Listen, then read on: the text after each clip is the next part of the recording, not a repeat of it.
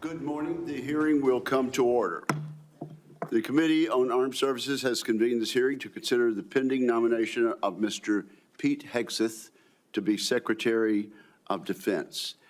And at this point, in light of the continued suffering and death in and around Los Angeles, California, I'm going to ask my colleagues and those in the audience to observe a moment of silence.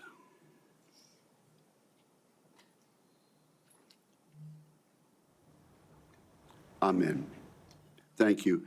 I also want to take this opportunity to thank my good friend, Ranking Member Jack Reed.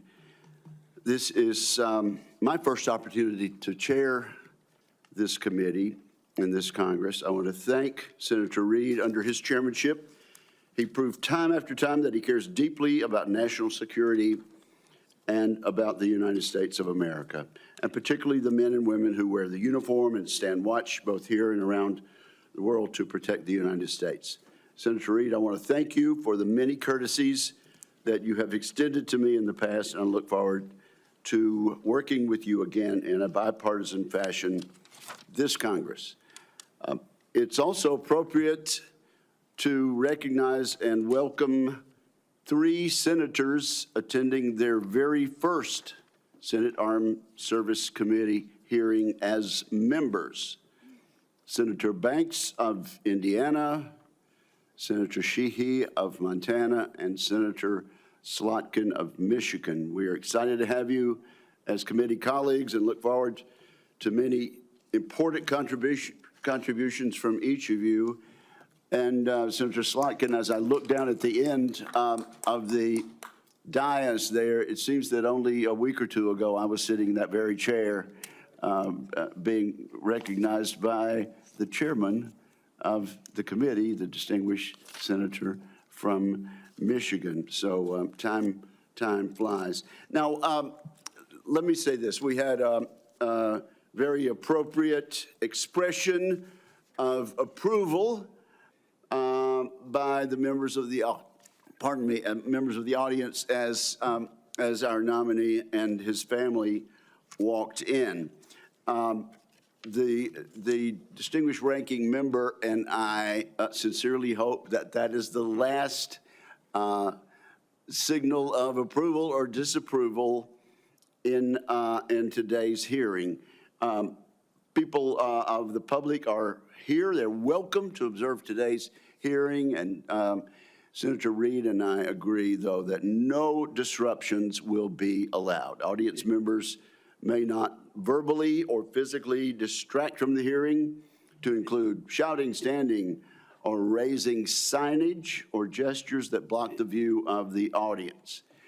And we're very serious about this, aren't we, Mr. Reed? And absolutely, sir. Those who do so will be immediately escorted from the room.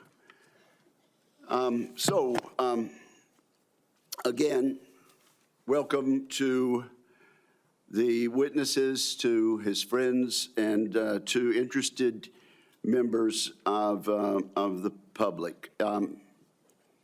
If confirmed, Mr. Pete Hegseth would assume the role in a moment of consequence.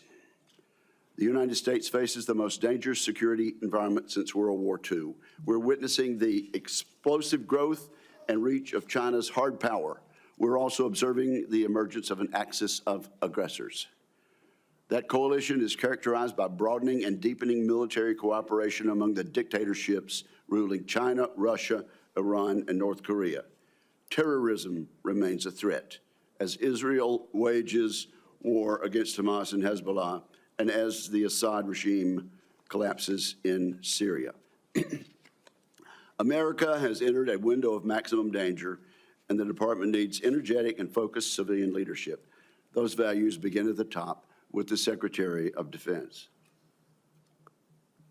Many of my distinguished colleagues have served in a significant tenure on this committee. and our meetings are fairly long. We should reflect over previous secretaries of defense and their hearings and ask ourselves a simple question. Has the civilian leadership of the Pentagon under the administration of both parties proven up to the challenge? Often the answer has been no. The civilian leadership has not built the Department of Defense to meet the moment. And this is our moment to correct that. A few examples illustrate how leaders in the past have fallen short. Most of the department's signature programs run years behind schedule and billions of dollars over cost. Vital initiatives have suffered, such as the F-35, the new Sentinel ICBM, and the Navy's shipbuilding program, including the Constellation-class frigate. The Department of Defense desperately needs civilian leaders who listen to the advice of combatant commanders, many of whom would benefit from innovative systems. Yet a risk-averse DoD culture has kept too many promising technologies on the wrong side of the so-called valley of death. That tenuous period between experimental prototypes and production contracts. Defense companies backed by venture capital receive less than 1% of defense contracts. As we all know, the Pentagon still cannot even pass an audit. The department must simplify and streamline its bureaucracy so it can respond to innovation. Staffs have ballooned. Organizations are top-heavy. Civilian leaders have promised time and again to slim down the bureaucracy, and perhaps genuinely hoped to. Every day, men and women in uniform make tremendous contributions to U.S. security. They and the American people deserve a Pentagon that does the same. Today's Department of Defense is no longer prepared for great power competition. It is not a national defense institution ready to achieve and sustain technological supremacy across the range of operations. Admittedly, this nomination is unconventional. The nominee is unconventional, just like that New York developer who rode down the escalator in 2015 to announce his candidacy for president. That may be what makes Mr. Hegseth an excellent choice to improve this unacceptable status quo that I just described. He is a decorated post-9/11 combat veteran.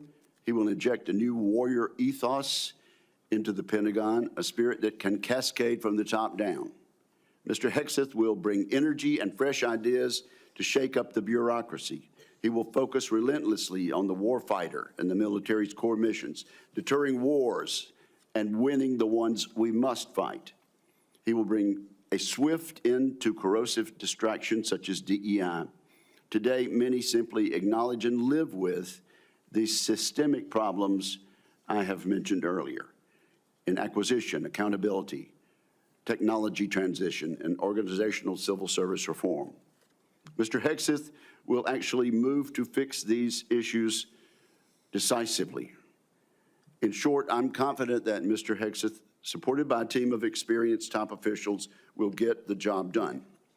The Secretary of Defense is an incredibly important position, but the Secretary's span of control is limited. The Pentagon is vast with 3 million plus personnel, uniformed civilian and contractor. A successful secretary understands that steering the ship means focusing his attention on strategic level priorities. The secretary must be supported with exceptional subordinates who will run the day-to-day affairs of the Office of the Secretary of Defense, the military services, and the other DoD components. I'm also confident that as an infantryman, Mr. Hegseth understands the military principle of commander's intent. Communicate the clear objective, empower subordinates to use initiative and judgment, and hold everybody accountable. We must not underestimate the importance of having a top-shelf communicator as Secretary of Defense.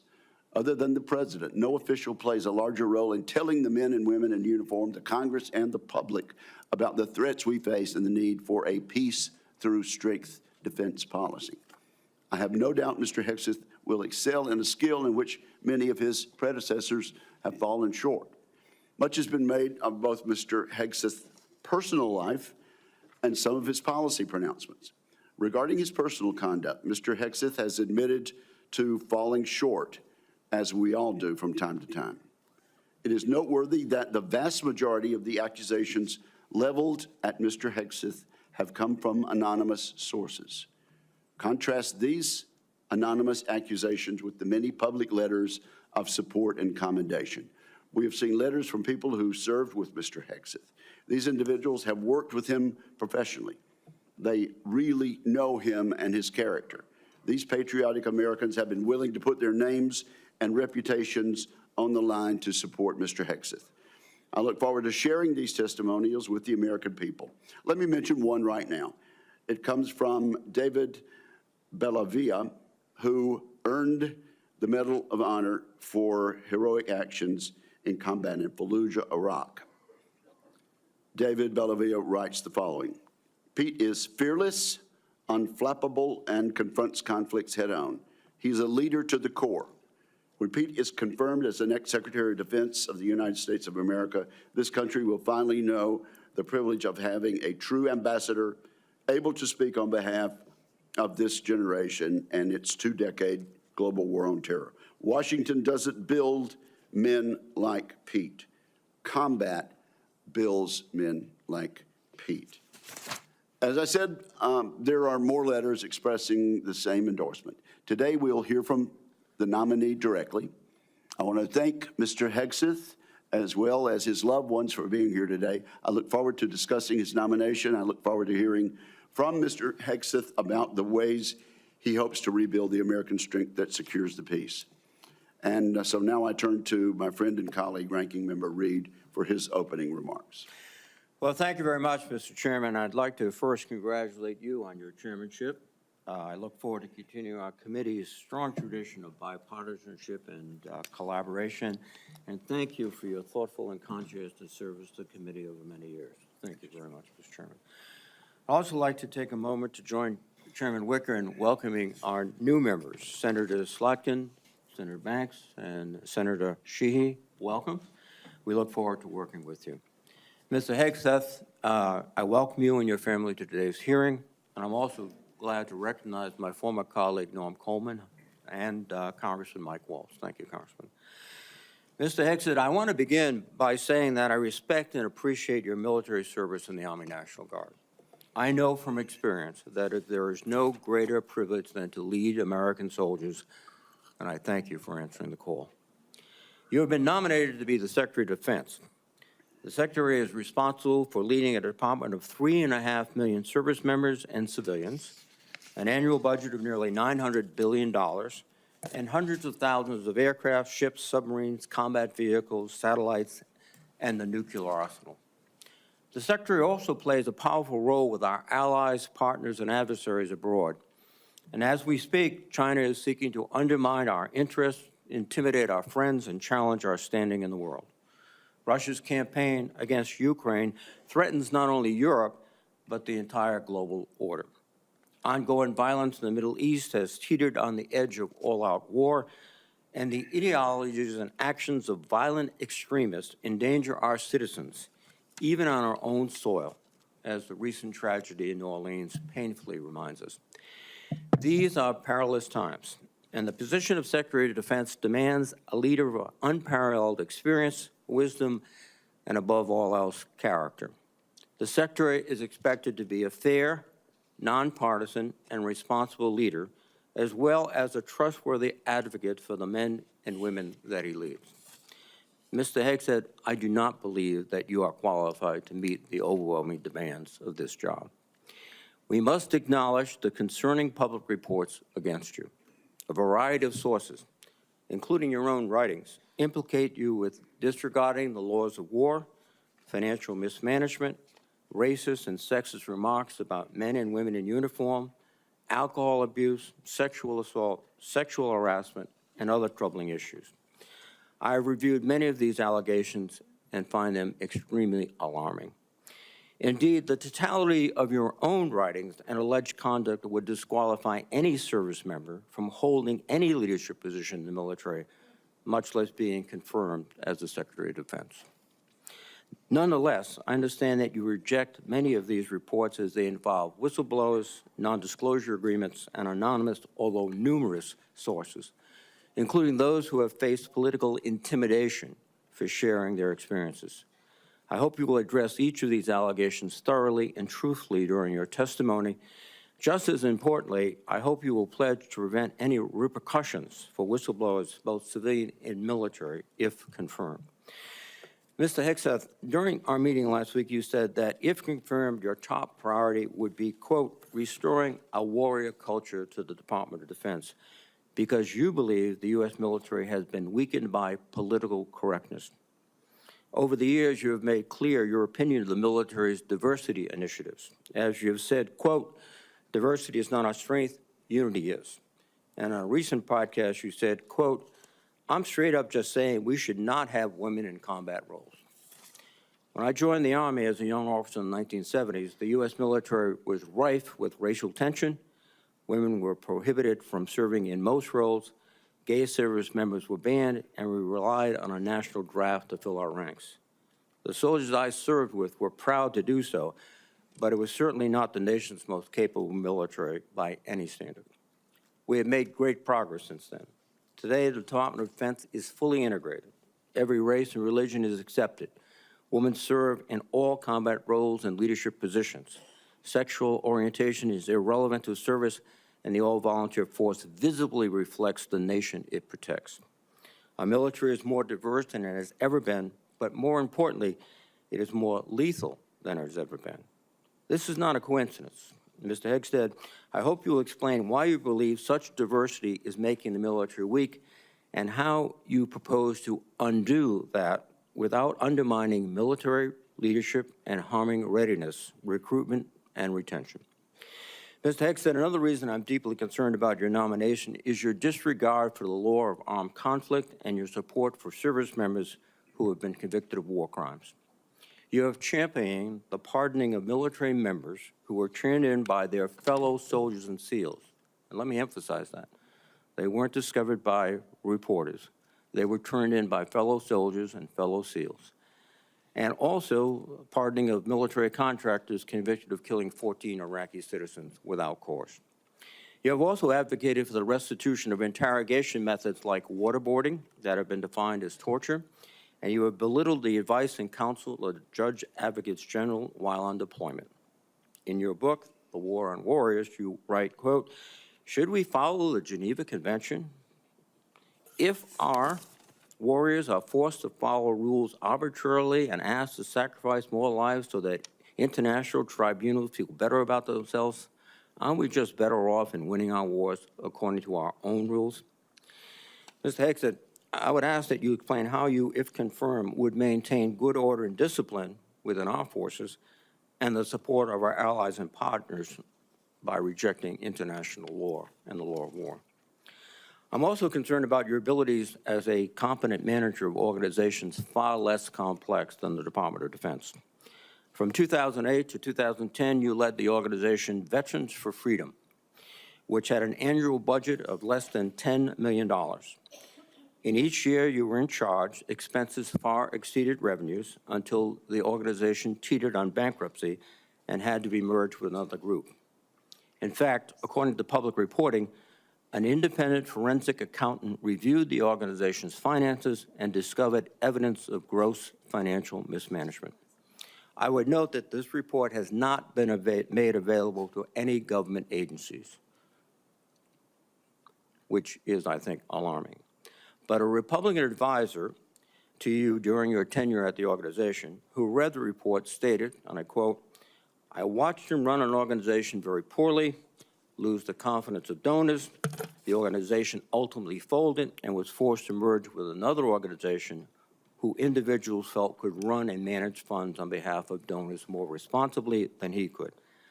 I don't know how he's going to run an organization with an $857 billion budget and 3 million individuals. And that is the only comment we've had and the only access we've had to the forensic report. A similar thing happened with the Concerned Veterans for America, a second veterans group that you led from 2011 until 2016. During those 5 years, tax records show that the organization spent more than it raised. Just as troubling are reports that a significant amount of debt was incurred from social events and parties filled with excessive drinking and questionable personal behavior. Mr. Hegseth, I hope you will explain what actions you will take, if confirmed, to be a better steward of Defense Department's large budget. Finally, while I appreciate our meeting last week, it is unacceptable that you did not meet with any other Democratic members of this committee before this hearing, as has been our bipartisan tradition. During my time in the Senate, I have voted for and worked closely with Secretaries of Defense appointed by Republican presidents. While we may disagree politically, there was always an understanding that rank partisanship should have no place when it comes to providing for the men and women who serve in uniform.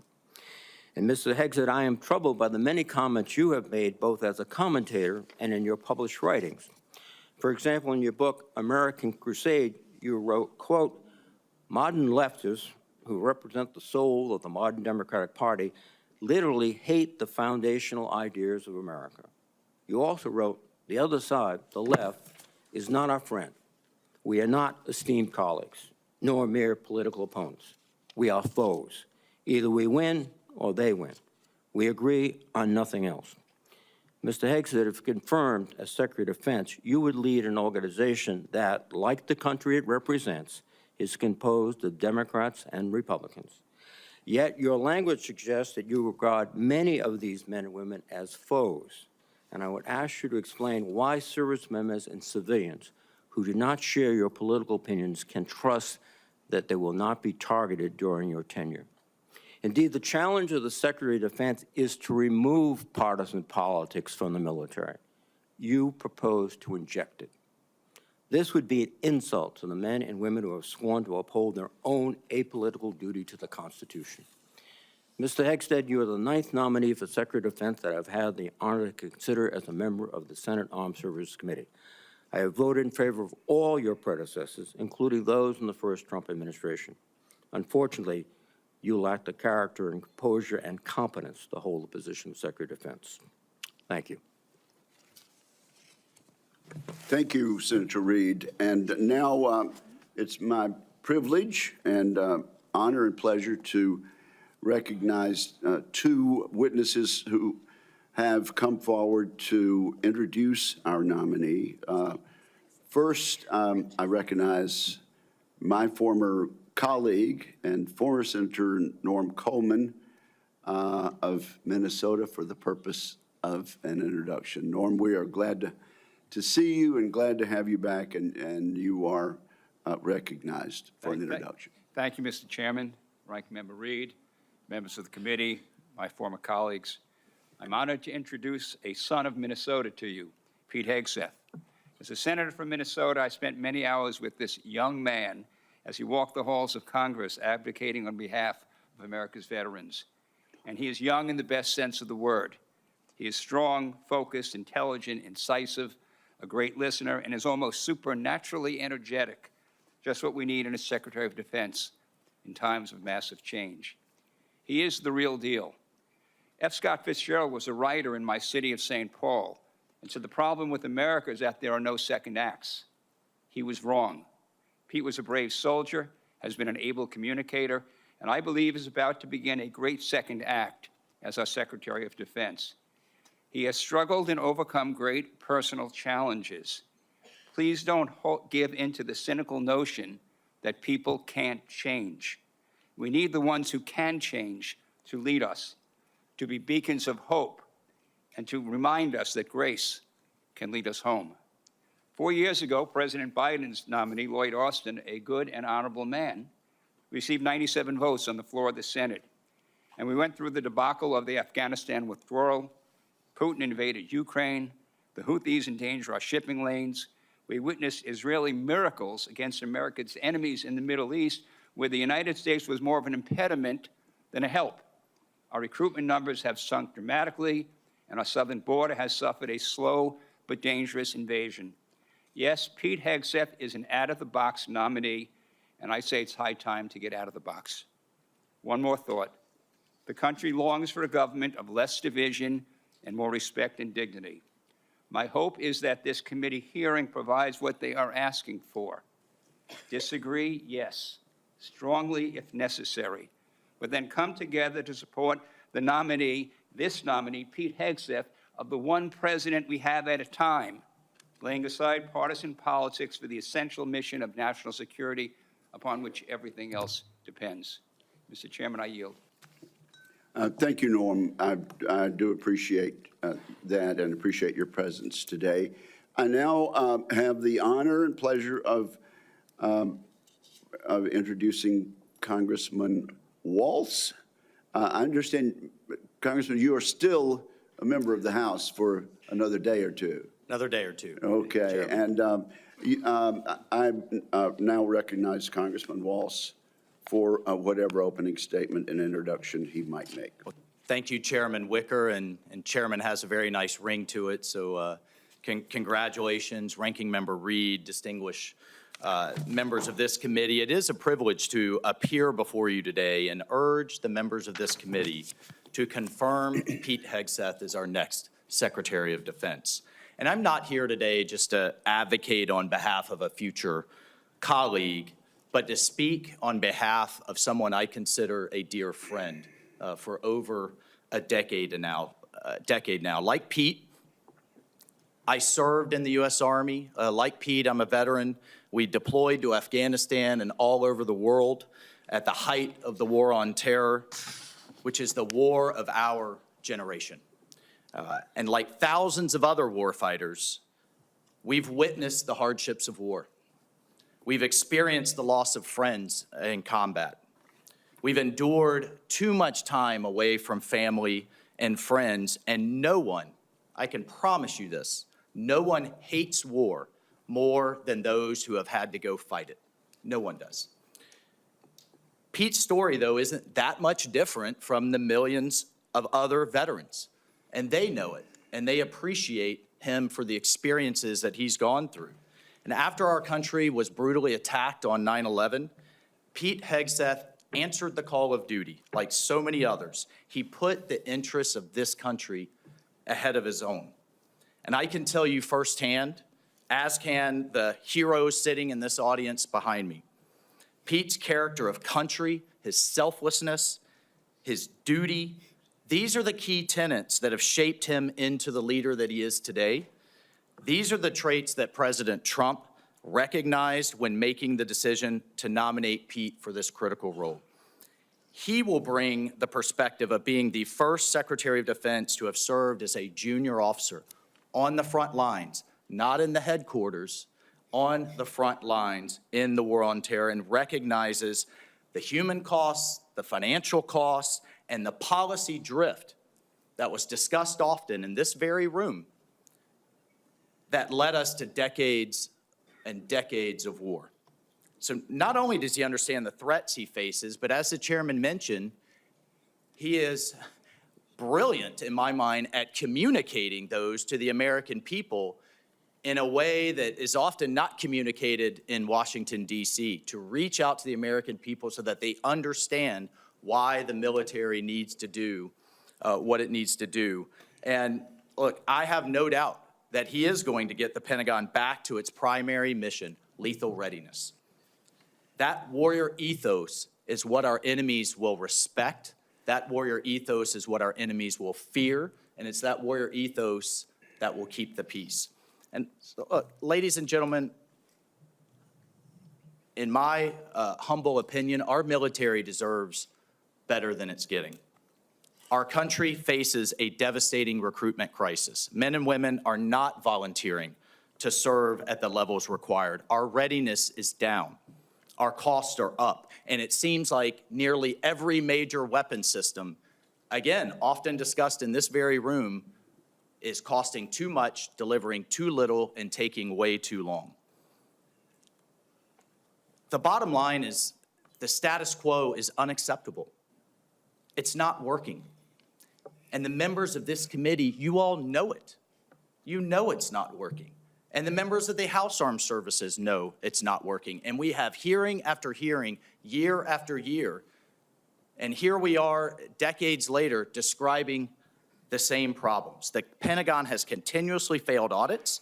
The businesses that want to do business with the Pentagon have to pass an audit, but the entity itself fails an audit. Innovation is stalled, morale is down, standards have been weakened, and meritocracy is less valued. And as a result, our adversaries have been emboldened all over the world. Ladies and gentlemen, it's time for change. It is time for change. You all have literally seen thousands of veterans, as the chairman cited one amazing Medal of Honor recipient. But we have seen thousands of veterans expressing their support for Pete. This is a man who can reinvigorate that warrior ethos, and this is a man that will lead. I can't imagine having a more capable partner in my position as National Security Advisor. Pete is a man of family, of faith, and he's committed to making our country strong again. And most importantly, and brother, I know this in my core, he will always have as a first principle the service members that are out there on the front lines for all of us at the heart of every decision he makes. So senators, I urge you to support this confirmation. It is critical that President Trump has his national security team in place for the challenges ahead, and I thank you. Thank you, Mike, for your testimony, and I'm guessing that each and every member of this committee will want to have you on speed dial for the next few years. So thank you both. Our two guests may stay, or I know they have other engagements and responsibilities also, but thank you both for your testimony. At this point, Mr. Hegseth, I'm required to ask you as a nominee a series of questions that the committee asks all civilian nominees who appear before it. If you would, please simply respond in the affirmative or negative to each question. Have you adhered to applicable laws and regulations governing conflicts of interest? Yes, sir. Have you assumed any duties or taken any actions that would appear to presume the outcome of the confirmation process? No, sir.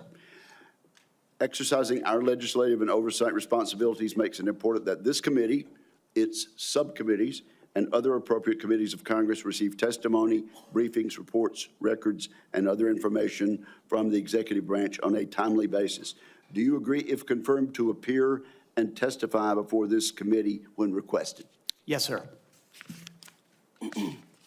Do you agree to provide records, documents, and electronic communications in a timely manner when requested by this committee, its subcommittees, or other appropriate committees of Congress, and to consult with the requester regarding the basis for any good faith delay or denial in providing such records?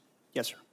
Will you ensure that your staff complies with deadlines established by this committee for the production of reports, records, and other information, including timely responding to hearing questions for the record? Yes, sir. Will you cooperate in providing witnesses and briefers in response to congressional requests? Yes, sir. Will those witnesses and briefers be protected from reprisal for their testimony or briefings? Yes, sir.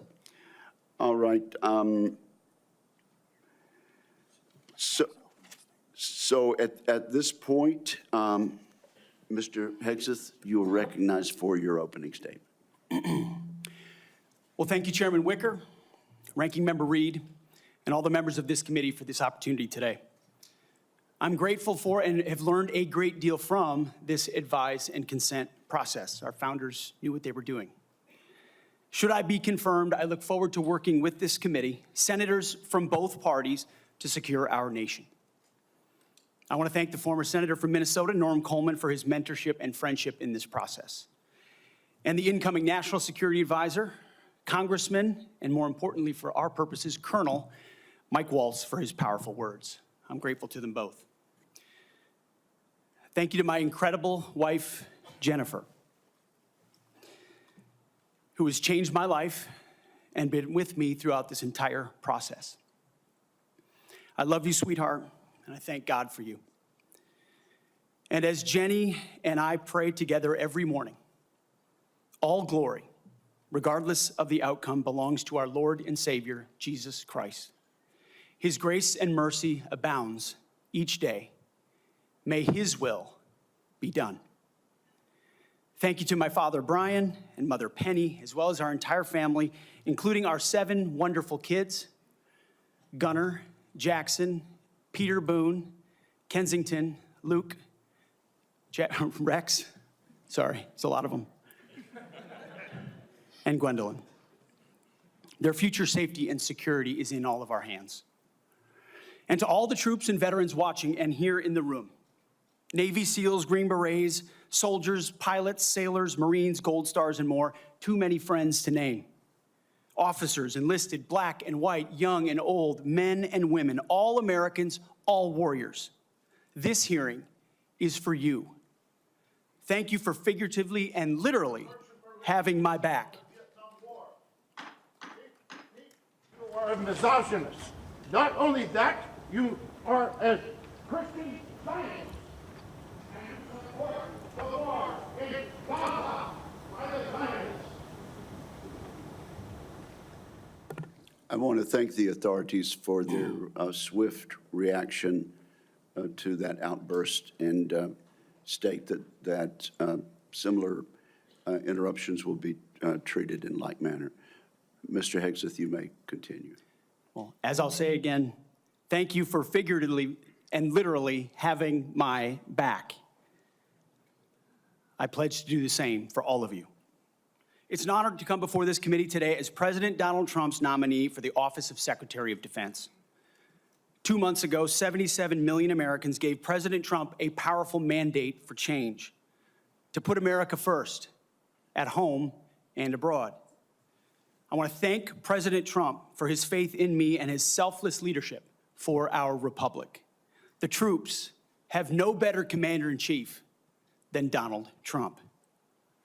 As I've said to many of you in private meetings, when President Trump chose me for this position, the primary charge he gave me was to bring the warrior culture back to the Department of Defense. He, like me, wants a Pentagon laser-focused on lethality, meritocracy, warfighting, accountability, and readiness.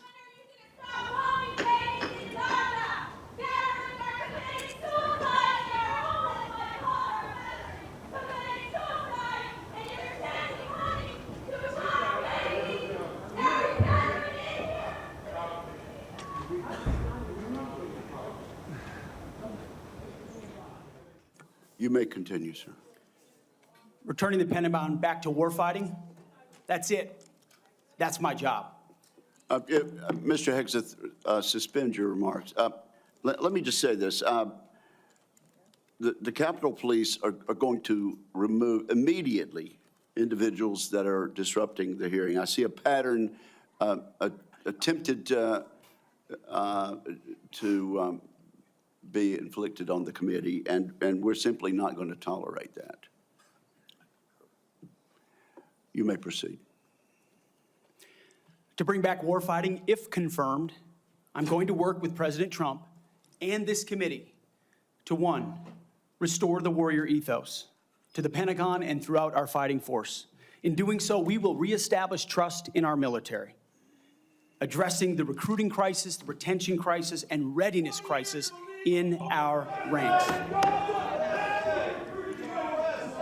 Members of the security force will remove members.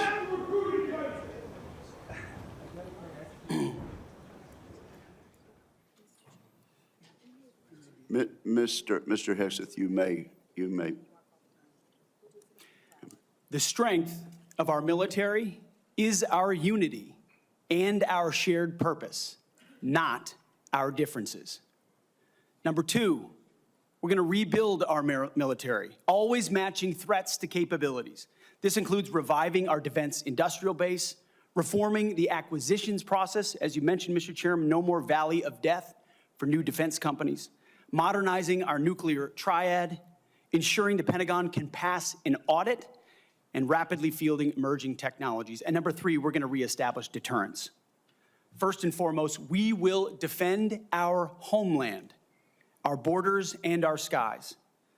Second, we will work with our partners and allies to deter aggression in the Indo-Pacific from the Communist Chinese.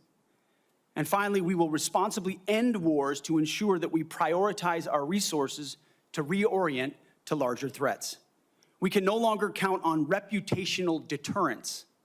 We need real deterrence. The Department of Defense under Donald Trump will achieve peace through strength. And in pursuing these America First national security goals, will remain patriotically apolitical and stridently constitutional. Unlike the current administration, politics should play no part in military matters. We are not Republicans, we are not Democrats, we are American warriors. Our standards will be high and they will be equal, not equitable. That's a very different word. We need to make sure every warrior is fully qualified on their assigned weapons system, every pilot's fully qualified and current on the aircraft they are flying, and every general or flag officer is selected for leadership or promotion purely based on performance, readiness, and merit. Leaders at all levels will be held accountable, and warfighting and lethality and the readiness of the troops and their families will be our only focus. This has been my focus ever since I first put on the uniform as a young Army ROTC cadet at Princeton University in 2001. I joined the military because I love my country and felt an obligation to defend it. I served with incredible Americans in Guantanamo Bay, in Iraq, in Afghanistan, and on the streets of Washington, D.C., many of which are with me here today. This includes enlisted soldiers I helped become American citizens, and Muslim allies I helped immigrate from Iraq and Afghanistan. Because when I took off the uniform, my mission never stopped. Now, it is true and has been acknowledged that I don't have a similar biography to defense secretaries of the last 30 years. But as President Trump also told me, we've repeatedly placed people atop the Pentagon with supposedly the right credentials, whether they are retired generals, academics, or defense contractor executives. And where has it gotten us? He believes, and I humbly agree, that it's time to give someone with dust on his boots the helm. A change agent, someone with no vested interest in certain companies or specific programs or approved narratives. My only special interest is the warfighter. Deterring wars, and if called upon, winning wars by ensuring our warriors never enter a fair fight. We let them win, and we bring them home. Like many of my generation, I've been there. I've led troops in combat. I've been on patrol for days. I've pulled a trigger downrange, heard bullets whiz by, flex-cuffed insurgents, called in close air support, led medevacs, dodged IEDs, pulled out dead bodies, and knelt before a battlefield cross. This is not academic for me. This is my life. I led then, and I will lead now. Ask anyone who's ever worked for me or with me. I know what I don't know. My success as a leader, and I very much look forward to discussing my organization's successes at Vets for Freedom and Concerned Veterans for America. I'm incredibly proud of the work that we've done. But my success as a leader has always been setting a clear vision, hiring people smarter and more capable than me, empowering them to succeed, holding everyone accountable, and driving toward clear metrics. Build the plan, work the plan, and then work harder than everyone else around you. I've sworn an oath to the Constitution before, and if confirmed, I will proudly do it again. This time, for the most important deployment of my life. I pledge to be a faithful partner to this committee, taking input and respecting oversight. We share the same goals: a ready, lethal military, the health and well-being of our troops, and a strong and secure America. Thank you for the time, and I look forward to your questions. Thank you very much, Mr. Hegseth. Before we begin with member questions, I would like to remind my colleagues that, consistent with the bipartisan staff agreement from December, and in concert with exactly how this committee dealt with the last Secretary of Defense nominee, each member will be recognized for one round of 7 minutes to question the nominee. Out of respect for the time of all members of this committee, the time limits will be tightly enforced. We've now been here 45 minutes, and I think we've done very well with the time. But at this point, I will begin my questioning of the nominee. Mr. Hegseth, you and your family have endured criticism of your nomination since it was announced in November. Let's get into this allegation about sexual assault, inappropriate workplace behavior, alcohol abuse, and financial mismanagement during your time as a nonprofit executive. I should note that the majority of these have come from anonymous sources in liberal media publications. But I want to give you an opportunity to respond to these allegations, sir. Mr. Chairman, thank you for that opportunity. You are correct. We undertook this responsibility with an obligation to the troops to do right by them for our warfighters. And what became very evident to us from the beginning, there was a coordinated smear campaign orchestrated in the media against us. That was clear from moment one. And what we knew is that it wasn't about me. Most of it was about President Donald Trump, who's had to endure the very same thing for much longer amounts of time. And he endured it in incredibly strong ways. So we, in some ways, knew it was coming. We didn't understand the depth of the dishonesty that would come with it. So from story after story in the media, left-wing media, we saw anonymous source after anonymous source based on second or third-hand accounts. And time again, stories would come out, and people would reach out to me and say, you know, I've spoken to this reporter about who you really are, and I was willing to go on the record. But they didn't print my quote. They didn't print any of my quotes. Or, I've worked with you for 10 years, or I was your accountant, or I was your chief operating officer, or I was your board member, or I was with you on 100 different tour stops for Concerned Veterans for America. No one called me. No one asked about your conduct on the record or off the record. Instead, a small handful of anonymous sources were allowed to drive a smear campaign, an agenda about me, because our left-wing media in America today, sadly, doesn't care about the truth. All they were out to do, Mr. Chairman, was to destroy me. And why do they want to destroy me? Because I'm a change agent and a threat to them, because Donald Trump was willing to choose me, to empower me, to bring the Defense Department back to what it really should be, which is warfighting. So I'm willing to endure these attacks. But what I will do is stand up for the truth and for my reputation. False attacks, anonymous attacks, repeated ad nauseum, printed as nauseum, as facts. We have provided to the committee, Mr. Chairman, and I know you're going to share, on-the-record statement after on-the-record statement from people who have served with me, worked with me at Fox News, Concerned Vets, Vets for Freedom, you name it, from the top of the chain to the bottom, who will say, I treat them with respect, with kindness, with dignity. That's men, that's women, that's black, that's white, that's every background. I have prided myself as a leader of respecting people, being professional. That is the balance of mine. I'm not a perfect person, as has been acknowledged. Saved by the grace of God, by Jesus and Jenny. I'm not a perfect person, but redemption is real. And God forged me in ways that I know I'm prepared for. And I'm honored by the people standing and sitting behind me, and look forward to leading this Pentagon on behalf of the warfighters. Thank you, Mr. Hegseth. And frankly, I'm sure there are millions of Americans watching who would agree that they've experienced that same sort of redemption. So I do appreciate that. I realize that it involves a little bearing of the soul, but thank you for that. Now let's talk about top-line defense spending. I have a plan. I think you've read it. I issued another plan, Freedom's Forge, which you've also had a chance to look at.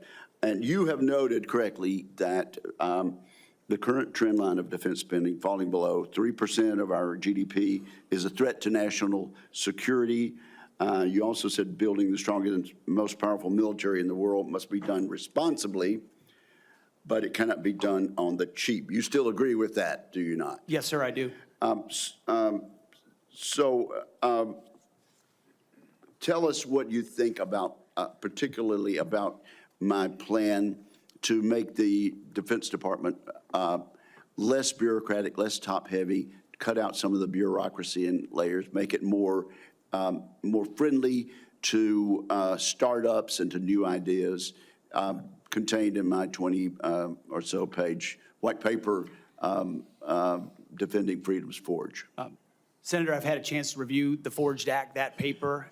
Those are precisely the kinds of ideas that need to be pursued. And I look forward to working with this committee to ensure we cut the red tape, we incentivize innovation, we rebuild the defense industrial base, cut out the bureaucracy, all the things that are preventing the platforms and the tools from getting rapidly from our great defense companies here that should, and those that want to compete, into the hands of warfighters. But past his prologue on this, sir, and I would just look at what President Trump did after the drawdowns of lead from behind under President Obama.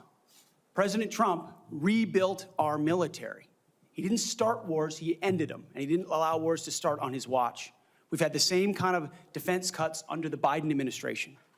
And so, look, I would present to the committee the reputation of President Donald Trump and me coming alongside him to ensure we have peace through strength by rebuilding our military, investing as necessary. Going under 3%, Mr. Chairman, is very dangerous. Okay, we've got 45 seconds. Tell us, in that point, get us started at least talking about deterring China and the Indo-Pacific. It starts with priorities. The 2017 National Defense Strategy was the first step in reorienting away from simply entanglement in the Middle East, which our generation knows a lot about, and reorienting the behemoth that is the Pentagon toward new priorities, specifically the Indo-Pacific. So that strategy has started and was barely followed through on under the Biden administration. So we're going to start by ensuring the institution understands that as far as threats abroad, the CCP is front and center, also obviously defending our homeland as well. Thank you very much, Senator Reed. You're recognized. Well, thank you very much, Mr. Chairman. Before I begin my questioning, I would like to make 3 requests. First, many of my members would like a second round. That has been the custom. Senator Hagel was afforded 3 rounds. Senator Ash Carter, 2 rounds. And that was done by a Republican chairman with the consent and the appropriate guidance of Democrats. I must say, too, my recollection is I've never denied anyone the opportunity to ask the second round of questions as I chaired. I would request the second round. And my time is running. I think these are administrative. Oh, yeah, you're using your time. No, if the timekeeper will pause the time. I must say, I think we're going to have adequate time for questioning. And I know Democrat members have coordinated their questions as much as we have. And we are following the same exact precedent on all things that we did with Secretary Austin. So I respectfully understand what you're saying, but I think we have an agreement. It's been known for quite some time, and I intend to stick with that agreement which we made last December. What is your second request? Second, as been publicly reported, you and I have both seen the FBI background investigation of Mr. Hegseth. And I want to say for the record, I believe the investigation was insufficient, frankly. There are still FBI obligations to talk to people. They have not had access to the forensic audit, which I referenced to, and the person who had access to was quite critical of Mr. Hegseth. And I think people on both sides have suggested that they get the report. I know your colleagues have asked for it. Senator Thune assured me personally that he thought it was an appropriate idea. So I would ask, and I would say too, as a precedent, one of President Trump's appointees had similar, very complicated personal issues. The report was made available to all the members of the committee. We would be following precedent. I ask that that be made possible. Again, there's been much discussion about this, and what I intend to do is follow the exact precedent that we've had for the last two hearings with regard to secretaries of defense. Not only Secretary Austin, but Secretary Mattis 8 years ago. And that was for the chair and the ranking member to see the report. And so that is my intention as chair of this committee. Finally, Mr. Chairman, I have several letters that I would include for the record. One from Count Every Hero, which is an organization of retired four-star generals and former secretaries of defense that is critical of the proposed purge panels. One from an organization for domestic violence. One for a Council on American Relations. And also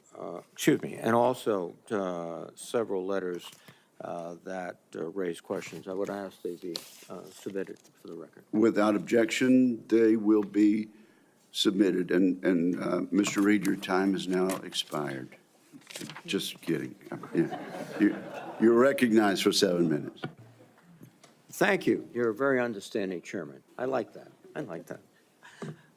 Ms. Hegseth, you've written, and it's quote, "Oh yeah, and fire any general who hasn't carried water for Obama and Biden's extra constitutional and agenda-driven transformation for our military. Clean house and start over." It's come to my attention that current serving military personnel have received emails threatening them with being fired for supporting the current DOD policies.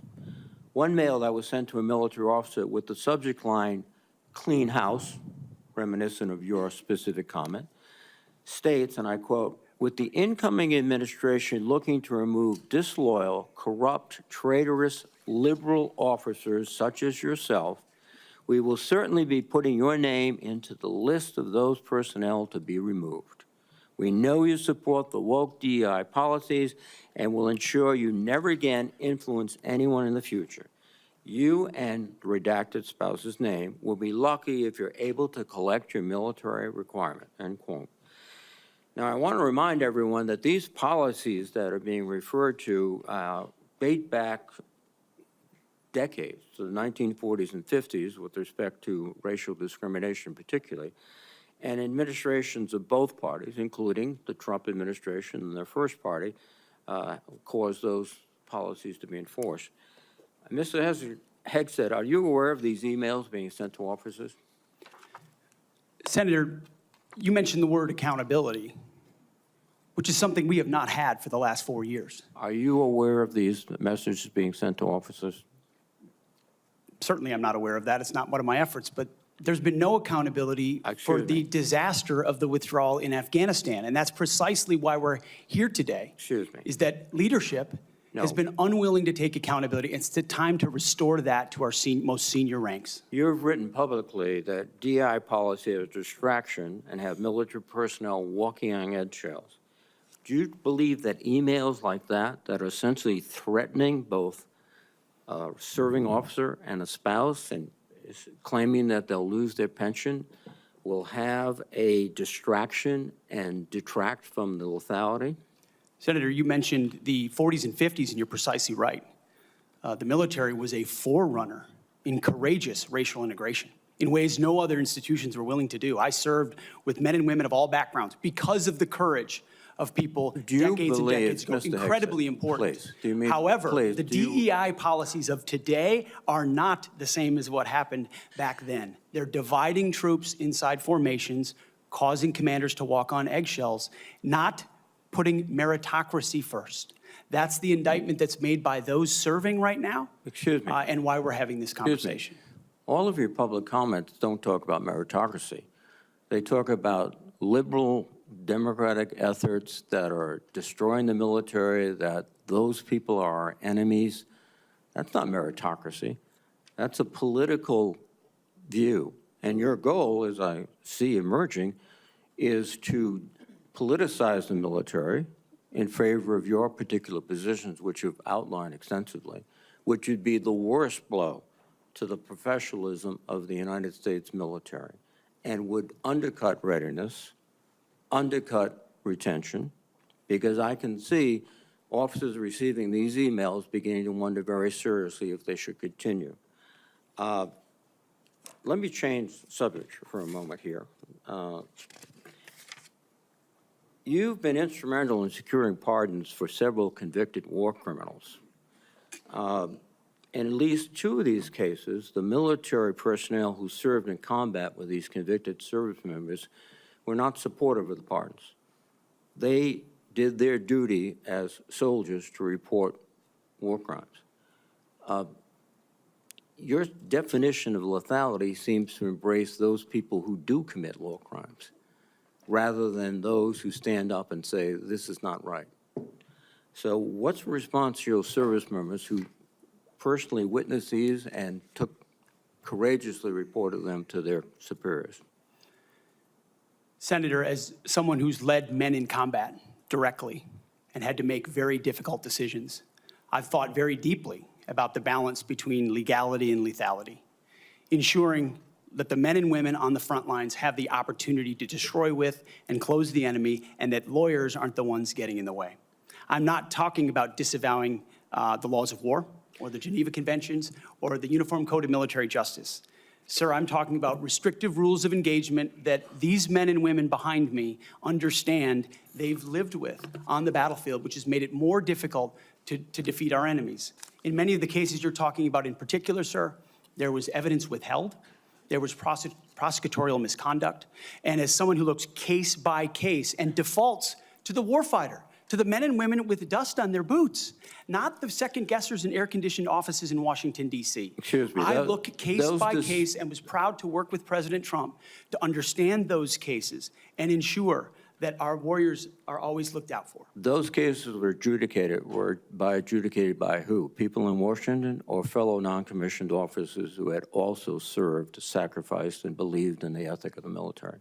Who were the court-martial? Senator, in multiple cases, they were actually acquitted, but some charges cases, lingered. yes, Regardless of where those some were convening convicted. authorities were, yes, sir. Some were, but others were convicted, and you asked for pardon. That's the only reason you asked for pardon, because they were convicted.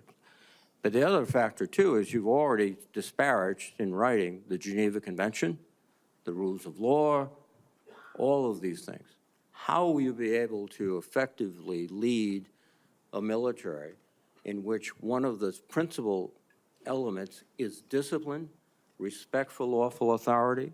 You have made statements to your platoon after being briefed by a JAG officer. Well, by the way, would you explain what a JAG-off is? I don't think I need to, sir, Why not? because the men and women watching understand. Well, perhaps some of my colleagues don't understand. It would be a JAG officer who puts his or her own priorities in front of the warfighters. Their promotions, their medals, in front of having the backs of those who are making the tough calls on the front lines. Thank you, Senator Reed. Interesting. Thank you, Senator Thank you Reed. very much. Senator Fisher. Thank you, Mr. Chairman, and welcome, Mr. Hegseth, to you and to your family. Thank you for the meeting that we had. We talked about a number of things. First and foremost was that nuclear weapons are foundational to our national defense, and having a safe, effective, and credible nuclear deterrent underpins our alliances, and as you know, it deters our adversaries. Nuclear deterrence has been, and you and I believe, agreed on this, it must continue to be unequivocally the highest priority mission of the Department of Defense. But deterrence only works if our adversaries believe our nuclear forces are effective and credible. All 3 legs of our triad are undergoing that generational recapitalization programs, and we cannot afford any more delays in those programs. Sir, do you believe and agree with President Trump's 2018 nuclear posture review that preventing adversary nuclear attacks is, quote, the highest priority of the United States? Senator, yes, I do. If confirmed, will you commit to supporting all 3 legs of the nuclear triad and using every tool available to deliver these systems on schedule? Senator, yes, I do, because ultimately, our deterrence, our survival is reliant upon the capability, the perception, and the reality of the capability of our nuclear triad. We have to invest in its modernization for the defense of our nation. While former secretaries of defense have stated that nuclear deterrence is the highest priority, we haven't really seen that translated into budget requests or using the tools like the Defense Production Act. You've spoken about increasing lethality. You've spoken about getting programs done faster. How would you actually implement a culture change so that we can see these delivery schedules move forward, be rewarded? I can tell you in most every briefing we have, the schedules we're on are too late. So what would you do? Well, ultimately focused first on the things that are most important, as we have discussed, Senator, the nuclear triad, understanding whether it's the B-21 or the Minuteman to the Sentinel, all aspects of the Columbia-class submarines, ballistic missiles. What are the priorities that need to be focused on and ensure that in those particular cases, you mentioned it, Senator, the Defense Production Act, emergency powers. If we're at a place where our nuclear capabilities are perceived to not be what they are, that is an emergency. And we have an ally in our incoming commander-in-chief, in President Donald Trump, who has spoken about these things, understands the power and strength of nuclear deterrence, will not allow them to be deprioritized. It's the existential threat. It's the existential threat to this nation. How do you change the culture? It's not just the Production Act that's going to be able to do it. How are you going to move forward faster? Competition, Senator, is important, critically important. The Death Valley that was talked about, leveraging the innovation of Silicon Valley, which for the first time in generations has shown a willingness, desire, and capability to bring its best technologies to bear at the Pentagon, a Pentagon that has become too insular, tries to block new technologies from coming in.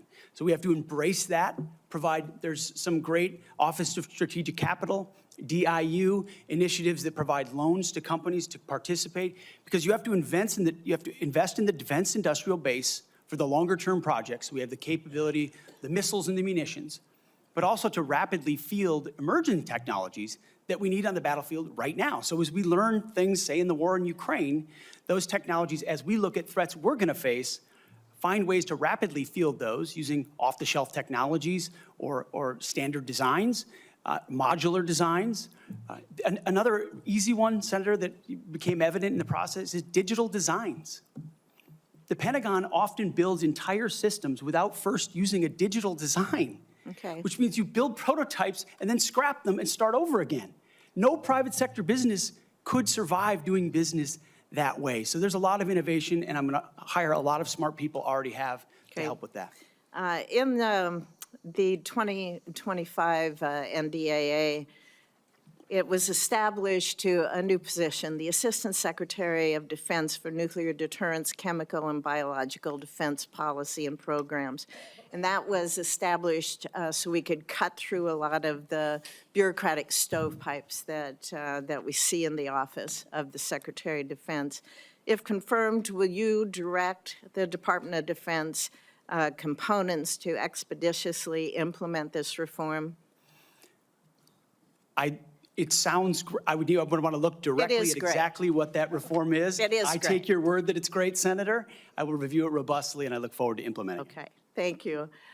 During the first Trump administration, the 2018 Nuclear Posture Review concluded that the U.S. needed to once again develop and deploy a nuclear-armed sea-launched cruise missile known as SLCM to offset significant Russian and Chinese advantages in theater-range nuclear capabilities. Since then, Congress, on a strong bipartisan basis, has directed the Navy and the National Nuclear Security Administration to continue this effort. Do you support the SLCM program? As of right now, Senator, based on what I know, I do, but one of my answers I'll have repeatedly throughout this morning is getting an opportunity to look under the hood, classified material, get an understanding of true capabilities vis-a-vis enemy capabilities. Because what we know right now on the nuclear, sorry, Senator, what I know on the nuclear side is that Russia and China are rushing to modernize and build arsenals larger than ours. We need to match threats to capabilities, and the systems we elevate will be tied to whether those capabilities are needed based on the adversaries we face. Yes, ma'am. Would you ensure that this program is executed according to law? Absolutely, absolutely, Senator.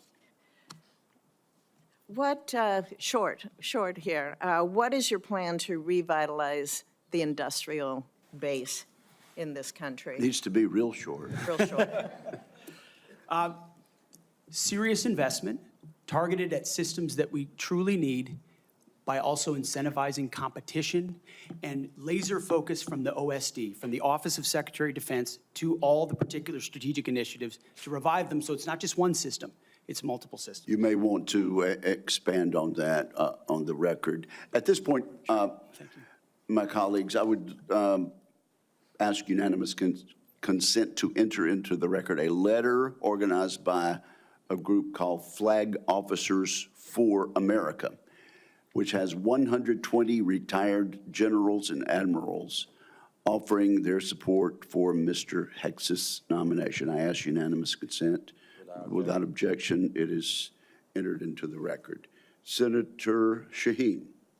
Good morning, Mr. Hegseth. Good morning, Senator. I was pleased when I was contacted on your behalf about meeting before this hearing. I've been on this committee since 2011, and during that time, I voted to confirm 6 nominees to be Secretary of Defense from 3 administrations, 2 Democratic and 1 Republican, the first Trump administration. Every one of those nominees met with me and my Democratic colleagues on this committee before the hearing. So, as you can imagine, I was disappointed when no one ever followed up. When we followed up with your office, you were not able to meet. Do you understand that if you're confirmed to be Secretary of Defense, that you will have a responsibility to meet with all members of this committee, not just Republicans?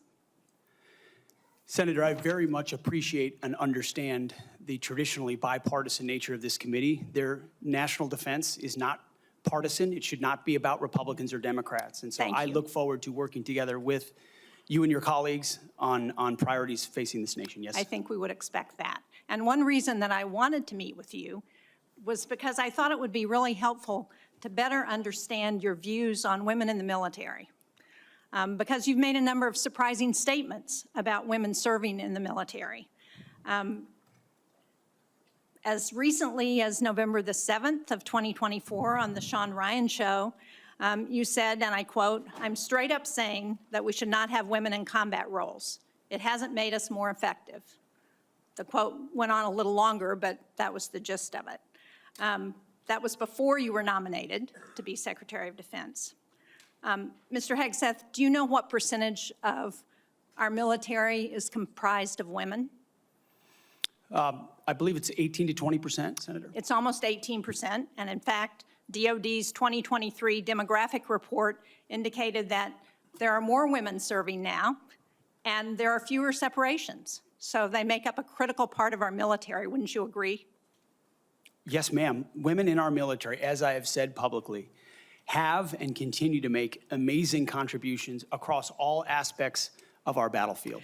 Well, you also write in your book, The War on Warriors, with the chapter, The Deadly Obsession with Women Warriors, that, quote, "Not only are women comparatively less effective than men in combat roles, but they are more likely to be objectified by the enemy and their own nation in the moral realms of war." Mr. Hegseth, should we take it to believe that you believe that the 2 women on this committee who have served honorably and with distinction made our military less effective and less capable? I'm incredibly grateful for the 2 women who've served our military in uniform and including in the Central Intelligence Agency, contributions on the battlefield, indispensable contributions. Senator, I would like to clarify, when I'm talking about that issue, it's not about the capabilities of men and women, it's about standards.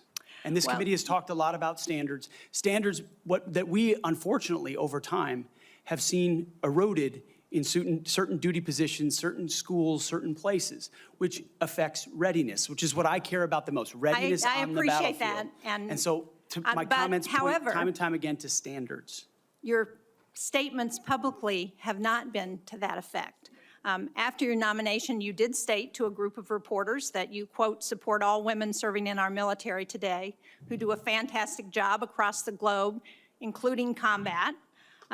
So what I'm confused about, Mr. Hegseth, is which is it? Why should women in our military, if you were the Secretary of Defense, believe that they would have a fair shot and an equal opportunity to rise through the ranks? If on the one hand, you say that women are not competent, they make our military less effective, and on the other hand, you say, oh no, now that I've been nominated to be the Secretary of Defense, I've changed my view on women in the military. What do you have to say to the almost 400,000 women who are serving today about your position on whether they should be capable to rise through the highest ranks of our military? Senator, I would say I would be honored to have the opportunity to serve alongside you, shoulder to shoulder, men and women, black, white, all backgrounds, with a shared purpose. Our differences are not what define us. Our unity and our shared purpose is what define us, and you will be treated fairly and with dignity, honor, and respect, just like every man and woman in uniform, just like the men and women that I've worked with in my veterans organizations, to include when I was a headquarters and headquarters company commander in the Minnesota National Guard. Well, I and we had women in appreciate our your ranks as 11th well. hour conversion, but Mr. Chairman, for the record, I would like to submit Chapter 5, The Deadly Obsession with Women Warriors, for the record. Mr. Hegseth, But without objection, it will be submitted. and are you accepted. familiar with the Women, Peace, and Security agenda at the Department of Defense? Yes, ma'am, I am. This is a law that was signed during President-elect Trump's first term. It was legislation that I sponsored with Republican Senator Capito of West Virginia. It was co-sponsored by Marco Rubio, the nominee to be the President-elect's Secretary of State. It was led in the House of Representatives by Kristi Noem, the President-elect's nominee to be the Secretary of Homeland Security. It mandates that women be included in all aspects of our national security, including conflict resolution and peace negotiations. And at the Department of Defense, it has been the law for 8 years under both the Trump and Biden administrations. The DoD has incorporated women throughout its decision-making as a result. Every single combatant commander across 2 administrations has told this committee that this law and its implementation at the Department of Defense provides them a strategic advantage operationally. Based on your comments, it appears that the example that you would like to set, not only for women in this country, but for women across the globe, 50% of the world's population, as the prospective nominee to lead the most combat-credible military in the entire world, is that women should not have an equal opportunity in our military. So will you commit to preserving the Women, Peace, and Security law at DoD and including in your budget the requisite funding to continue to restore and resource these programs throughout the DoD? Senator, I will commit to reviewing that program and ensuring it aligns with America First national security priorities, meritocracy, lethality, and readiness. And if it advances American interests, it's something we would advance. If it doesn't, it's something we would look at. Since former President Trump signed the law, I hope that he agrees with you. Thank you, Senator Shaheen. At this point, I would ask unanimous consent to enter into the record 5 letters of support from female service members and combat veterans who support Mr. Hegseth's nomination. These women represent diverse viewpoints, from a retired colonel with over 25 years of service to an active duty Navy surface warfare commander to a senior airman. They support Mr. Hegseth and comment on his focus on merit, warfighting readiness, military training status, and the warrior ethos. So without objection, it will be entered into the record. And now I'm honored to recognize Senator Cotton for 7 minutes. Mr. Hegseth, let's continue on this line of questioning about what's sometimes referred to as women in combat. I think that phrase is something of a misnomer. Many members of this committee have served in combat in the last 25 years, to include women and men. I'm sure all those men served with women, whether they were military police officers or they were pilots or whether they were intelligence analysts or medics or what have you. You served, I assume you served with women who were on the front lines as well, is that correct? Yes, sir. And were those women anything other than skilled, brave, and honorable in their service? They were some of the best soldiers I worked with, So Senator. women have been serving in combat for a long time. Women have even been serving in combat units like infantry battalions for a long time in roles like medics or mechanics or what have you. So what we're talking about here specifically is women in ground combat roles in jobs like infantrymen or artillerymen or special forces. Now, until about 10 years ago, that wasn't the case. Under Secretary Panetta, those roles were opened up to women to serve in. Has President Trump indicated at all that he plans to rescind or alter that guidance? You're correct to point out, Senator, that these are the decisions that the Commander-in-Chief will have the prerogative to make. He has not indicated to me that he has plans to change whether or not women would have access to these roles. However, I would point out, ensuring that standards are equal and high is of importance to him and great importance to me. Because in those ground combat roles, what is true is that the weight of the ruck on your back doesn't change. The weight of the 155 round that you have to carry doesn't change. The weight of the 240 Bravo machine gun you might have to carry doesn't change. And so whether it's a man or a woman, they have to meet the same high standards. And Senator, in any place where those things have been eroded or in courses, criteria have been changed in order to meet quotas, racial quotas or gender quotas, that is putting a focus on something other than readiness, standards, meritocracy, and lethality. So that's the kind of review I'm talking about, not whether women have access to ground combat roles. Okay, so thank you. So you expect no change to that guidance, but as you point out, in these specific jobs, there are irreducible physical demands. We expect our intelligence analysts and our mechanics to be physically fit in the military, but it's different when you're in the infantry or the artillery. You just mentioned a few things. Let me point it out. An artillery shell weighs almost 100 pounds. An Abrams tank round weighs around 50 pounds. The M240 Bravo machine gun with its tripod weighs almost 50 pounds. The average weight of a full kit, ammo, water, commo, body armor for a soldier is over 100 pounds. Nothing you can do can change any of those things, right? That is physical reality. Go ahead. Yes, Senator. And I would say the requirements to handle those things in a ground combat unit, as far as standards, can look different than those of a medic or a drone pilot. And so it's not that it has to be the same standard throughout, it's standards to maximize efficacy of that particular position. Let me read a quote here from one Army officer. While it may be difficult for a 120-pound woman to lift or drag 250 pounds, the Army cannot artificially absolve women of that responsibility. It may still exist on the battlefield. The entire purpose of creating a gender-neutral test was to acknowledge the reality that each job has objective physical standards to which all soldiers should be held, regardless of gender. The intent was not to ensure that women and men will have an equal likelihood of meeting those standards. I assume, based on your testimony, you agree with that Army officer? Absolutely. The standards need to be the same and they need to be high. And they need to be set by the people closest to the problem set, closest to the understanding of what is required by that job. Commanders, commanding officers, and COCOMs and elsewhere who understand the reality of what they face, that's the feedback we should get. That's what should be enshrined and enforced, and no other set of political prerogatives. When I talk about removing politics, ideological or political prerogatives should contribute to those determinations, nothing other than the execution of the mission. Thank you.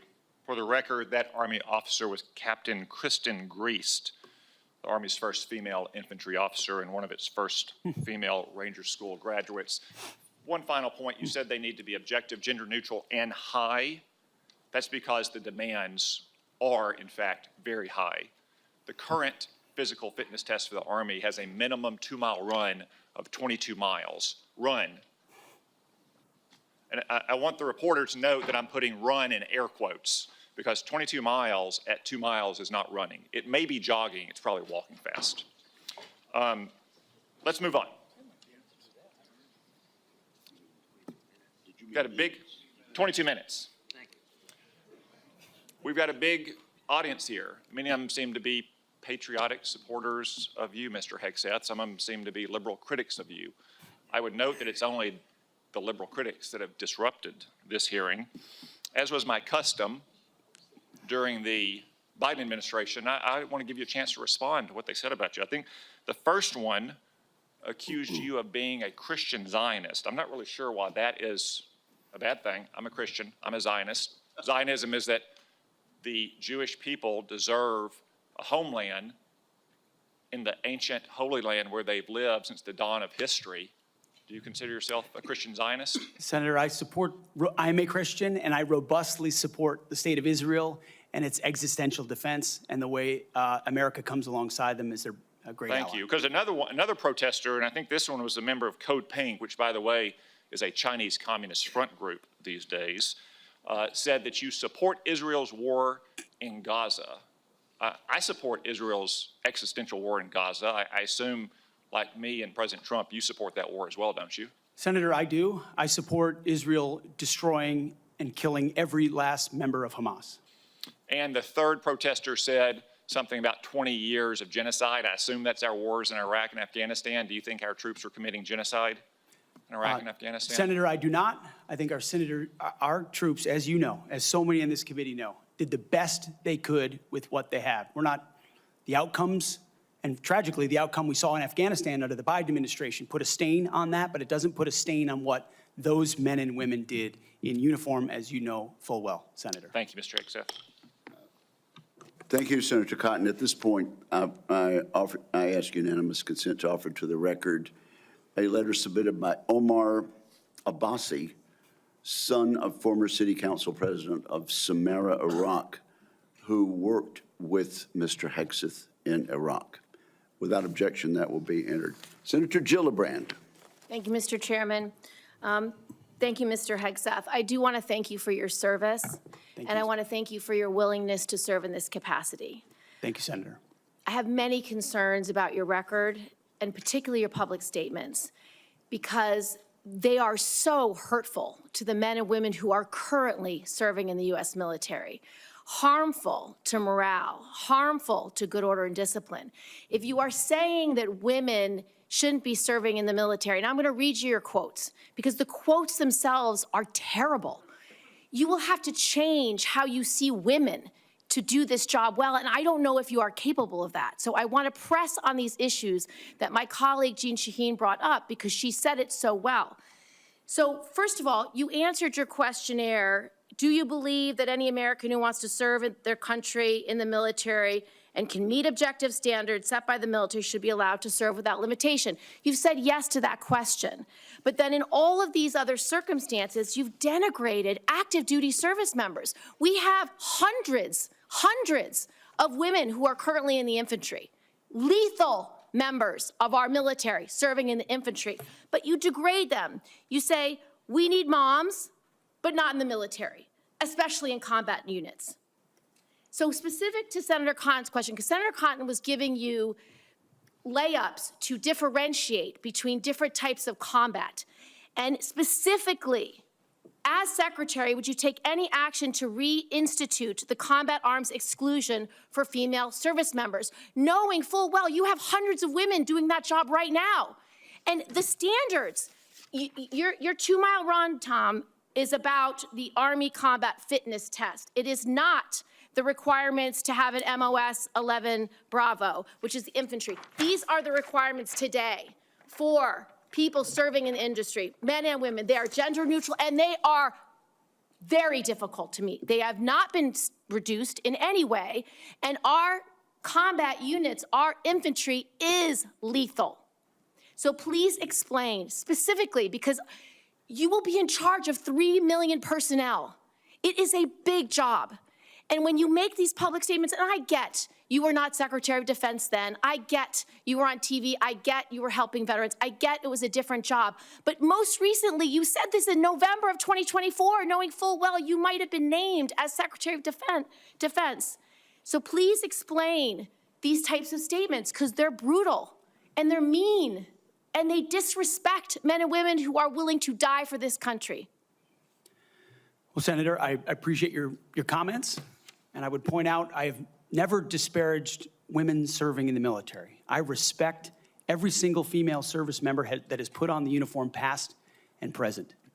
My critiques, Senator, recently and in the past, and from personal experience, have been instances where I've seen standards lowered, and you mentioned 11 Alpha, 11 Bravo, MOS, places in units, and the book that has been referenced multiple times here, The War on Warriors. I spent months talking to active duty service members, men and women, low ranks, high ranks, combat arms and not combat arms. And what each and every one of them told me, and which personal instances have shown me, is that in ways direct, indirect, overt, and subtle, standards have been changed inside infantry training units, ranger school, infantry battalions, to ensure that Give me one commanders meet. example. Please give me an example. I get you're making these generalized Commanders meet statements. quotas to have a certain number of female infantry officers or infantry enlisted, and that disparages those women who are Commanders do incredibly not have to capable meet of meeting quotas that for the infantry. standard. Commanders do not have to have a quota for women in the infantry. That does not exist. It does not exist. And your statements are creating the impression that these exist, because they do not. There are not quotas. We want the most lethal force. But I'm telling you, having been here for 15 years listening to testimony about men and women in combat and the type of operations that were successful in Afghanistan and in Iraq, women were essential for many of those units. When Ranger units went in to find where the terrorists hiding in Afghanistan or in Iraq, if they had a woman in the unit, they could go in, talk to the women in a village, say, where are the terrorists hiding? Where are the weapons hiding? And get crucial information to make sure that we can win that battle. So you cannot denigrate women in general, and your statements do that. We don't want women in the military, especially in combat. What a terrible statement. So please, do not deny that you've made those statements. You have. My critiques, Senator, recently and in the past, and from personal experience, have been instances where I've seen standards lowered, and you mentioned 11 Alpha, 11 Bravo, MOS, places in units, and the book that has been referenced multiple times here, The War on Warriors.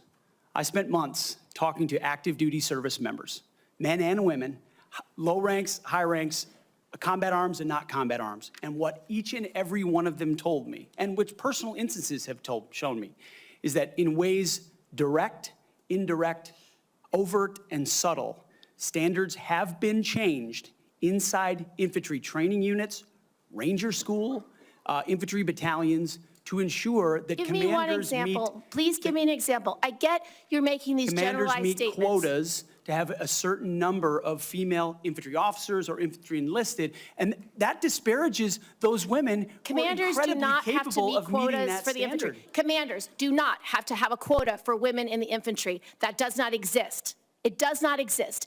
And your statements are creating the impression that these exist, because they do not. There are not quotas. We want the most lethal force. But I'm telling you, having been here for 15 years listening to testimony about men and women in combat and the type of operations that were successful in Afghanistan and in Iraq, women were essential for many of those units. When Ranger units went in to find where the terrorists hiding in Afghanistan or in Iraq, if they had a woman in the unit, they could go in, talk to the women in a village, say, where are the terrorists hiding? Where are the weapons hiding? And get crucial information to make sure that we can win that battle. So you cannot denigrate women in general, and your statements do that. We don't want women in the military, especially in combat.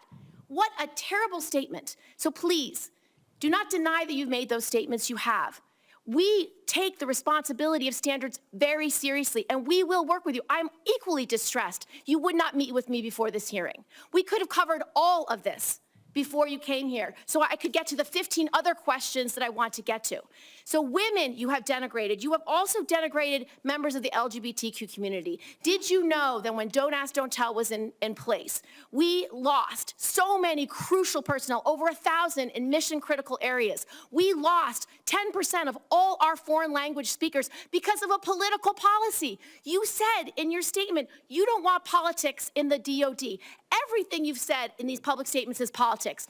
I don't want women, I don't want moms. What's wrong with a mom, by the way? Once you have babies, you therefore are no longer able to be lethal? I mean, you're basically saying women, after they have children, can't ever serve in the military in a combat role. It's a silly thing to say. It's a silly thing to say, beneath the position that you are aspiring to. To denigrate LGBTQ service members is a mistake. If you are a sharpshooter, you're as lethal regardless of what your gender identity is, regardless of who you love. So please know this to be a true statement. So you say it was a political thing. You say it undermined us, social engineering. I don't know why someone having to publicly say or not publicly say who they love is social engineering. I think having that policy in the first place was highly problematic. And as you said in your statement, do you agree anybody should be able to serve in the military if they meet the standards? Senator, as the president has stated, I don't disagree with the overturn of Don't Ask, Don't Tell.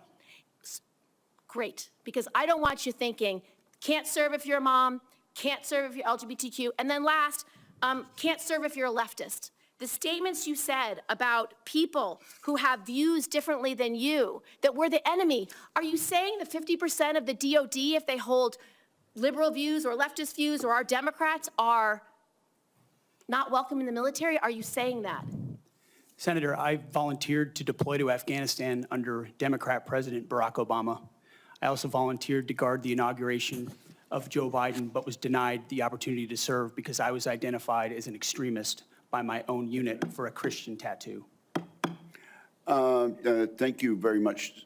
Senator Gillibrand, you held up a document and referred to it during your questioning. Would you like that entered into the record? It may be one without my marks. Okay, yeah, okay, we'll delete. We'll submit a clean clean it up. copy. Without objection, that will be admitted at the point of your question. And I would like to enter into the record at this point a letter of support from retired Air Force Colonel Melissa Cunningham. Colonel Cunningham supports Mr. Hegseth and mentions his warrior ethos, combat effectiveness, and maintaining military training standards. So without objection, both of those will be admitted, and I now recognize Senator Rounds.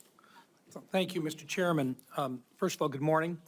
I'd like to thank you for your service to our nation in uniform and also your work on behalf of your fellow veterans and for your willingness to enter into this maelstrom of public service. I think the presence of so many veterans who have showed up to support you speaks volumes. I also want to recognize your family's service and sacrifice. You know as well as anyone that it's not just the man that enters the arena, but it's the entire family who also works their way through this process as well. I appreciated our meeting with you and with your wife Jennifer this last month. I thought that we had an excellent conversation, and I appreciate your statement and your answers to the advanced policy questions, especially your desire to bring a renewed focus on warfighting and lethality back to the Pentagon. I also respect and I appreciate my friend and colleague, Senator Gillibrand, and some of her questions, and I know that she had a number of them in there. You had an opportunity to respond very briefly. Were there any other responses that you would like to make or clarifications that you would like to make before I move on to my questions? Senator, thank you very much for the opportunity to meet and for the question. I would also acknowledge you were mentioning female engagement teams, which have shown a great deal of success on the battlefield. It would be and universally acknowledged as such. I've been in Iraqi homes where the language and gender barrier was real, and the ability to have someone there to help in that process would be a massive accelerant in mission success. So I recognize that reality. I also recognize that female engagement teams assigned to a SEAL team or a Green Beret team meet different standards also, which is okay because of the duty positions involved in that job. As far as politics, Senator, it has been the joy of my life to lead men and women in military outfits. When you're in combat or in training, there's a lot of conversations that happen. And you start to realize that a lot of people you're serving with share your political ideals or they don't. You find out there's Republicans, there's Democrats, there's Libertarians, there's Independents, there's Vegetarians, everything in between. None of that matters. It never mattered in how I led men and women, how I interacted with them, what missions we undertook. Politics has nothing to do with the battlefield, which is why President Trump has asked me to say, let's make sure all of that comes out. This is about warfighting capability, setting standards high, and making sure we give our boys, our men and women, everything they need to be successful on the battlefield. So politics can play no part in that, and I look forward to infusing that, as we always have inside our units. I appreciate you making that very clear. And one of the areas that we want to do our best is to provide for the equipment and the technical capabilities so that no young man or woman enters into a battle as a fair fight, and that they always have the advantage. Those are the types of questions that I'd like to get into right now, and I want to start by talking about something that sometimes gets a little bit into the weeds, but I think it's critical. Mr. Hegseth, from what I've heard from 24 senior DOD officials in hearings over the last 2 years, including the Secretary of Defense, every service chief, and 8 combatant commanders, is that sharing the portion of the spectrum, and this is in the weeds, I know, but I'm going to ask it to get it on the record, the 3.1 to 3.5 gigahertz band would have extremely serious consequences and very costly consequences on our warfighting capabilities. In fact, the Department of the Navy alone has estimated that relocating their systems to a different part of the spectrum band would cost them $250 billion. That's just for the destroyers that defend our coasts with the radars that they have in them. If confirmed, what will you do to make sure that the Department of Defense can maintain its access to and the use and to be able to maneuver within the electromagnetic spectrum at home and abroad? And would you be willing to literally go to the mat with the interagency to protect warfighter requirements for the use of the spectrum? Well, Senator, thank you for the question. And my job, in part, will be to go to the mat when necessary for things I believe are an absolute requirement for the Department of Defense and the men and women in uniform. There's no doubt about that. In this particular case, as far as spectrum, I look forward, as I've said before, getting a full class of, because this issue has come up a number of times in meetings. It's critically important with how our warfighters communicate across all services. So I'm going to get a classified briefing immediately about what that would, how it would impact the spectrum if it were to allow other companies or it to be Rest auctioned off. assured, China So we have would to know. China would love to have our ability to use that part of the spectrum restricted. They would And love that. Absolutely right. And so I will go in with eyes only toward ensuring we have the capabilities we need and there's no disruption when I take that brief. Thank you. In your advanced policy questions, you recognize a cooperative approach by China, Russia, Iran, and North Korea to undermine U.S. influence around the world. As you point out, aggression by any one actor would be an opportunity for others to engage the U.S. on multiple fronts along the continuum of the conflict. As we discussed in my office, neither of us wants to send our troops into a fair fight. We want to make sure that they have every advantage that the United States can give them, and that requires resources and reforms. Given the growing potential of a multi-theater conflict involving near-peer adversaries, what steps would you take to prepare the Department of Defense to simultaneously execute and sustain operations across multiple regions while maintaining readiness and deterrence globally? And I just have to make note, and I want to make it clear, we have language in this year's fiscal year 2025 National Defense Authorization Act calling for a review of the department's operational plans. And I just want to make sure that you're aware of that, and that we will have, if we have a fight with one, the chances are very good that we're going to have two battles or two different battlegrounds at the same time. Senator, which is why I believe our country's incredibly fortunate to have a new commander-in-chief in Donald Trump, who through the strategic approach he has taken with allies and against foes has prevented wars and is determined to do the same. That's our chief job, is deter and prevent wars. My job, should I be confirmed at the Secretary of Defense, is to ensure we have the right prioritization of assets and strategy, and then the tools in the toolbox necessary, the pointiest possible spear for President Trump to wield if necessary as the last resort. So President Trump at the helm, I think, will go a long way in making sure our enemies know there's a new sheriff in town. Thank you. Thank you, Mr. Chairman. And thank you very much, Senator Blumenthal. Thanks, Mr. Chairman. Thank you for having this hearing. Thank you for being here, Mr. Hegseth. And I want to join in expressing appreciation and respect for your service to our country. And thanks to all the veterans who are here today. And thank you for your service as the ranking member of the Veterans Affairs Committee. I hope we can focus on doing better for our veterans and doing better in management of the Department of Defense. There's always room for improvement. I think what we need in that position is not just better, but the best in financial management, because those decisions are life and death decisions affecting the 3.4 million Americans who serve our national security and our national defense and put their lives on the line. I want to talk about financial mismanagement at the two organizations that you headed, which are the only test of your financial management that we have before this committee, the Veterans for Freedom and Concerned Veterans for America. You took over the Veterans for Freedom in 2007. In 2008, you raised $8.7 million, but spent more than $9 million, creating a deficit. By January 2009, you told donors that the organization had less than $1,000 in the bank and debts of $434,000. By 2010, revenue at the Veterans for Freedom had dropped to about $265,000. In the next year, it had dropped further to $22,000. You don't dispute these numbers, do you? Senator, I'm extremely proud of the work me and my fellow vets did at Vets for Freedom.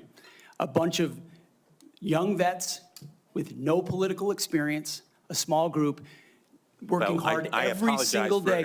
We raised donor funds.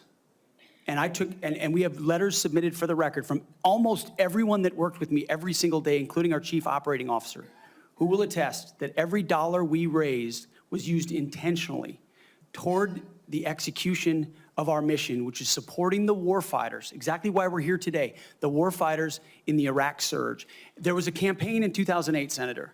It was Barack Obama versus John McCain. If I can just ask you another question. We believe John McCain would be the right person to win, and so we spent more. The tax returns from that organization. I'm glad they're for the record. I'm going to ask to be entered into the record, Mr. Chairman. Without objection. These tax returns are yours. They have your signature. And I'm going to ask that members of the committee review them because they're the only documents. I've asked for others. I've asked for the FBI report that would presumably document, it should have documented, this kind of financial mismanagement. And these are the 990s from that organization. By the year of 2011, donors had become so dissatisfied with that mismanagement, they, in effect, ousted you. They merged that organization with Military Families United, and thereafter, you joined a second organization as executive director. In between, Senator, I went to Harvard University for 2 years and Afghanistan. I want to ask you questions about Concerned Veterans for America. Again, another set of tax returns, the 990s from that organization. I ask they be made part of the record, Mr. Chairman. Without objection, both of those returns are now part of the record. 2011 to 2016. At the end of 2013, shortfall of $130,000. At the end of 2014, shortfall of $428,000. You had a surplus the following year, but then another deficit of $437,000. By the time you left, that organization had deep debts, including credit card transaction debts of about $75,000. That isn't the kind of fiscal management we want at the Department of Defense. We can't tolerate it at the Department of Defense. That's an organization with a budget of $850 billion, not 10 or 15 million, which was the case at those two organizations. And it has command responsibility for 3.4 million Americans. The highest number that you managed in those two organizations was maybe 50 people. Let me ask you, how many men and women now serve in the United States Army? What is Sen's strength?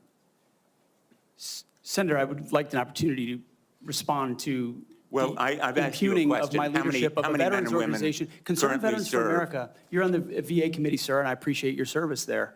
The VA Accountability Act and the Mission Act were all brainchilds of Concerned Veterans for America. We used our donor money very intentionally and focused to create policy that bettered the lives of veterans. Mr. Hegseth, I'm asking you a very simple question.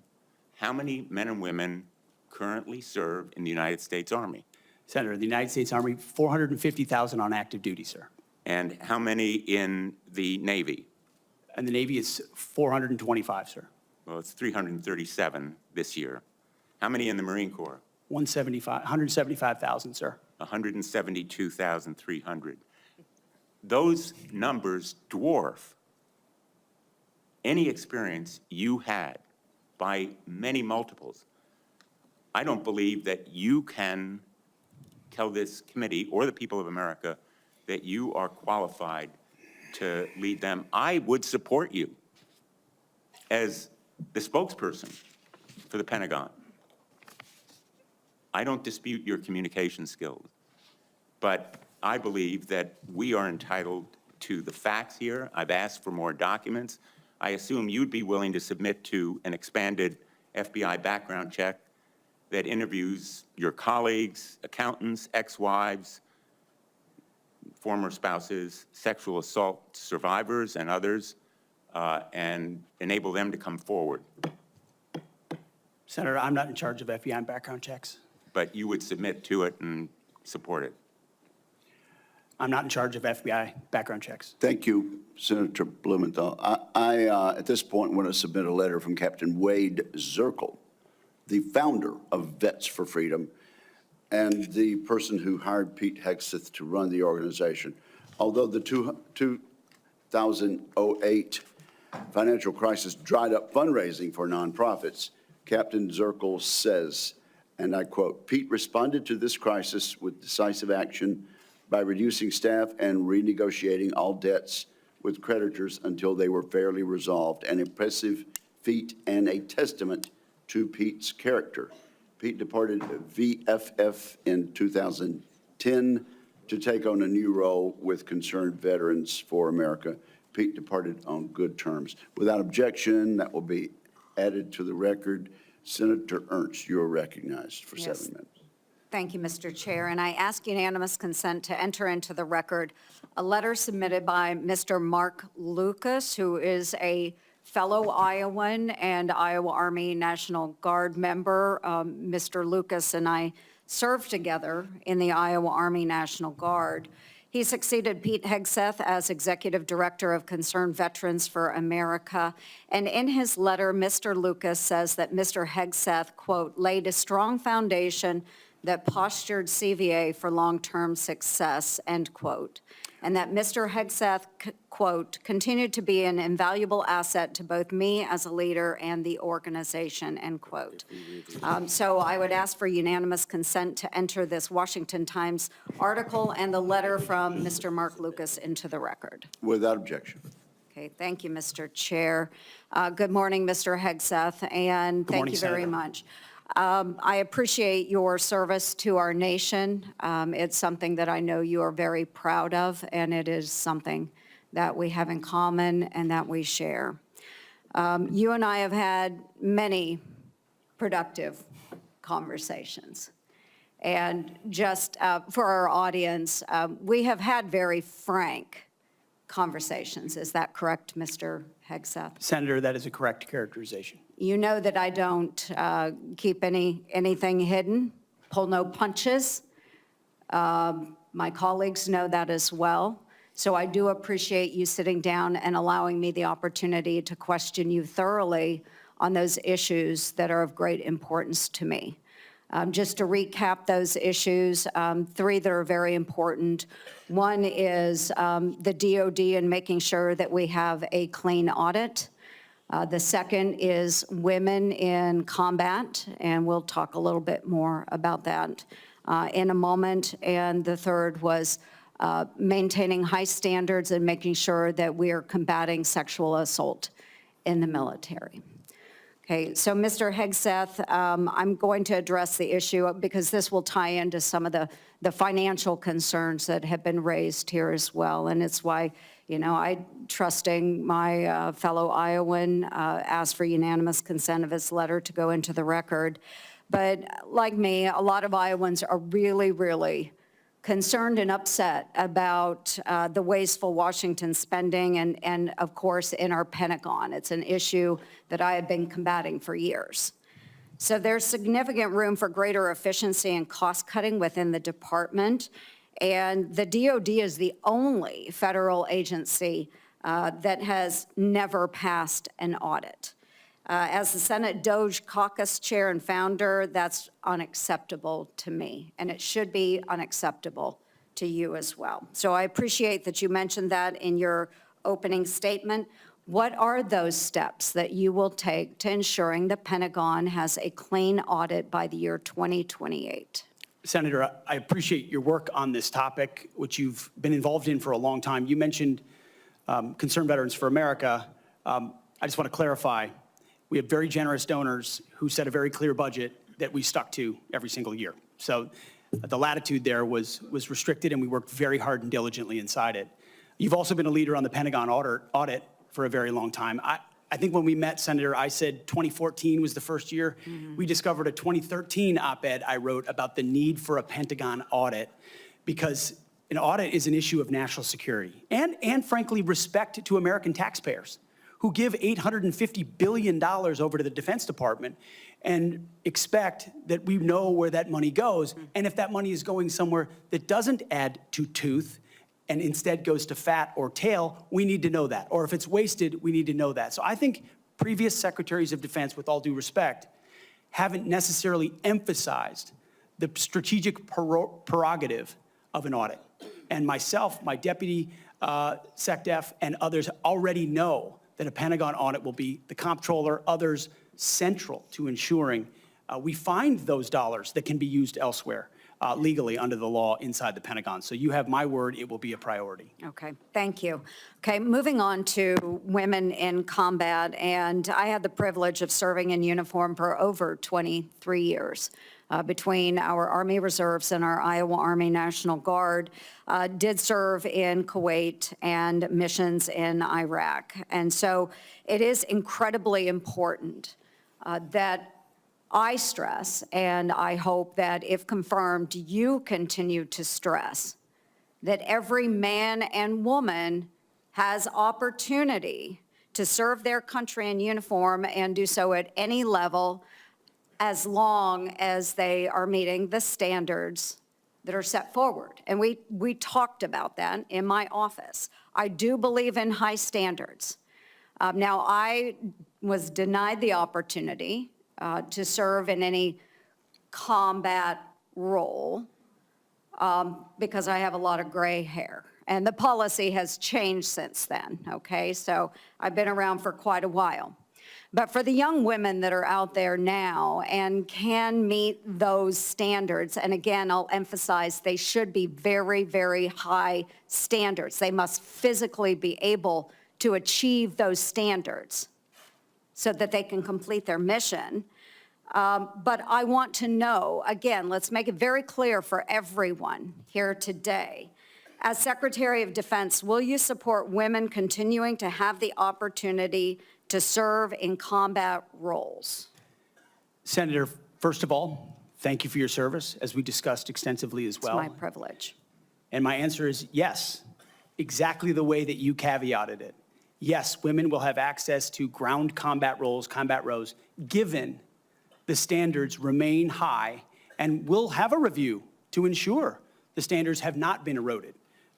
in any one of these cases. That'll be part of one of the first things we do at the Pentagon is reviewing that in a gender-neutral way, the standards, ensuring readiness and meritocracy is front and center. But absolutely, it would be the privilege of a lifetime to, if confirmed, to be the Secretary of Defense for all men and women in uniform who fight so heroic. They have so many other options. They decide to put their right hand up for our country, and it would be an honor to have a chance to lead them. Thank you. And just very briefly, we only have less than a minute left, but we have also discussed this in my office. A priority of mine has been combating sexual assault in the military and making sure that all of our service members are treated with dignity and respect. This has been so important. Senator Gillibrand and I have worked on this, and we were able to get changes made to the Uniform Code of Military Justice to make sure that we have improvements and on how we address the tragic and life-altering issues of rape, sexual assault. It will demand time and attention from the Pentagon under your watch if you are confirmed. So as Secretary of Defense, will you appoint a senior-level official dedicated to sexual assault prevention and response? Senator, as we have discussed, yes, I will. Okay, and my time has expired. Thank you for your answers. Senator Hirono. Thank you, Mr. Chairman. Mr. Hegseth, welcome. Thank you. I am focused on your fitness to serve, including your character and temperament and your overall qualifications to do the job. And I do appreciate the comments of Ranking Member Reed with his concerns regarding your nomination, because I share those concerns. As part of my responsibility as a member of this committee to ensure the fitness of all nominees to come before any of the committees on which I sit, I ask the following two initial questions. First, since you became a legal adult, have you ever made unwanted requests for sexual favors or committed any verbal or physical harassment or assault of a sexual nature? No, Senator. Have you ever faced discipline or entered into a settlement relating to this kind of conduct? Senator, I was falsely accused in October of 2017. It was fully investigated, and I was completely cleared. I don't think completely cleared is accurate, but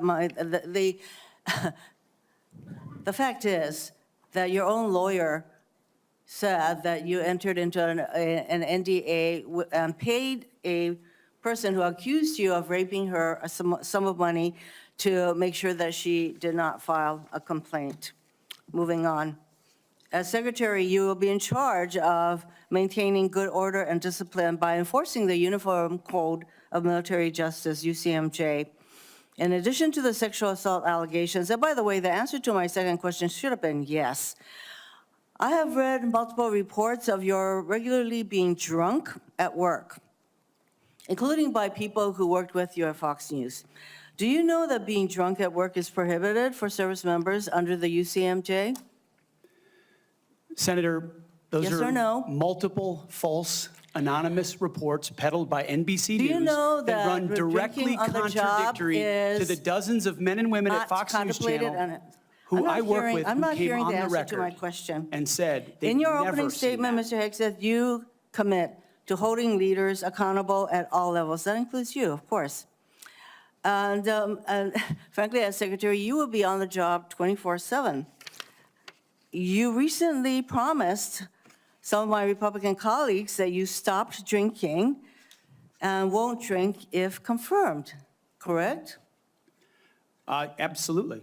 Will you resign as Secretary of Defense if you drink on the job, which is a 24/7 position? I've made this commitment on behalf of the Will men you and women I'm resign as serving. Secretary of Defense I've if made this you commitment drink on on the behalf of job? the men and women I'm serving. I'm not because it's the hearing- most important deployment I'm not of my hearing an life. answer to my question, so I'm going to move on. While you have made that commitment, you will not commit to resigning if you drink on the job. As Secretary of Defense, you will swear an oath to the Constitution and not an oath to any man, woman, or president, correct? Senator, on multiple occasions, including as a young second lieutenant, I have sworn an oath to the Answer is Constitution, yes. and I'm proud to do so. Yes, ma'am.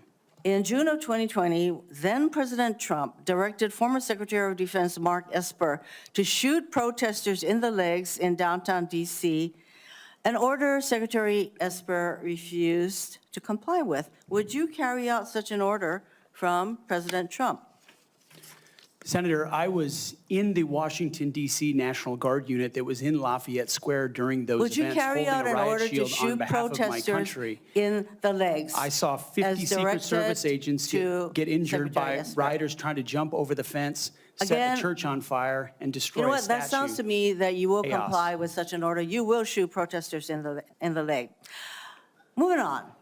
President-elect has attacked our allies in recent weeks, refusing to rule out using military force to take over Greenland and the Panama Canal, and threatening to make Canada the 51st state. Would you carry out an order from President Trump to seize Greenland, a territory of our NATO ally Denmark, by force, or would you comply with an order to take over the Panama Canal? Senator, I will emphasize that President Trump received 77 million votes to be the lawful We're commander-in-chief not of talking this about country. the election. My question is, would you use our military to take over Greenland or an ally of Denmark? Senator, one of the things that President Trump is so good at is never strategically tipping his hand. And so I would never in this public forum give one way or another direct what orders the president would give me in any context. That sounds to me that you would contemplate carrying out such an order to basically invade Greenland and take over the Panama Canal. Current DoD policy allows service members and eligible dependents to be reimbursed for travel associated with non-covered reproductive health care, including abortions. Will you maintain this common sense policy? Senator, I've always been personally pro-life. I know President Trump has as well, and we will review all policies, but our standard is whatever the president wants on this particular Okay, issue so with my advice, I will take a if the look at. president But tells you that this I don't common believe sense the federal- policy will not be maintained, you will not enable our service members to seek reproductive care. So it I sounds don't like to believe the me. federal government I'm not should be hearing funding answers to my questions, travel for Mr. abortion. Chairman. I just want to note that the other area that of serious concern to me is President Trump saying that he wants to use the military to help with mass deportations, which will cost billions of dollars. And what that will do to readiness is very, very concerning. Mr. Hegseth, I have noticed a disturbing pattern. You previously have made a series of inflammatory statements about women in combat, LGBTQ service members, Muslim Americans, and Democrats. Since your nominations, however, you have walked those back on TV in interviews and most recently in your opening statements. You are no longer on Fox and Friends, Mr. Hegseth. If confirmed, your words, actions, and decisions will have real impacts on national security and our service members' lives. There are close to 3 million personnel in the Department of Defense, $900 billion budget. I hardly think you are prepared to do the job. Thank you, Mr. Senator, Chairman. Thank you. That wasn't a question, Mr. Hegseth. Thank you, Senator Rono. Senator Sullivan. Thank you, Mr. Chairman, and Mr. Hegseth. Congratulations on your nomination, and thank you and your family for your service and sacrifice. thank you, Senator. Now for the most important question you will receive all day.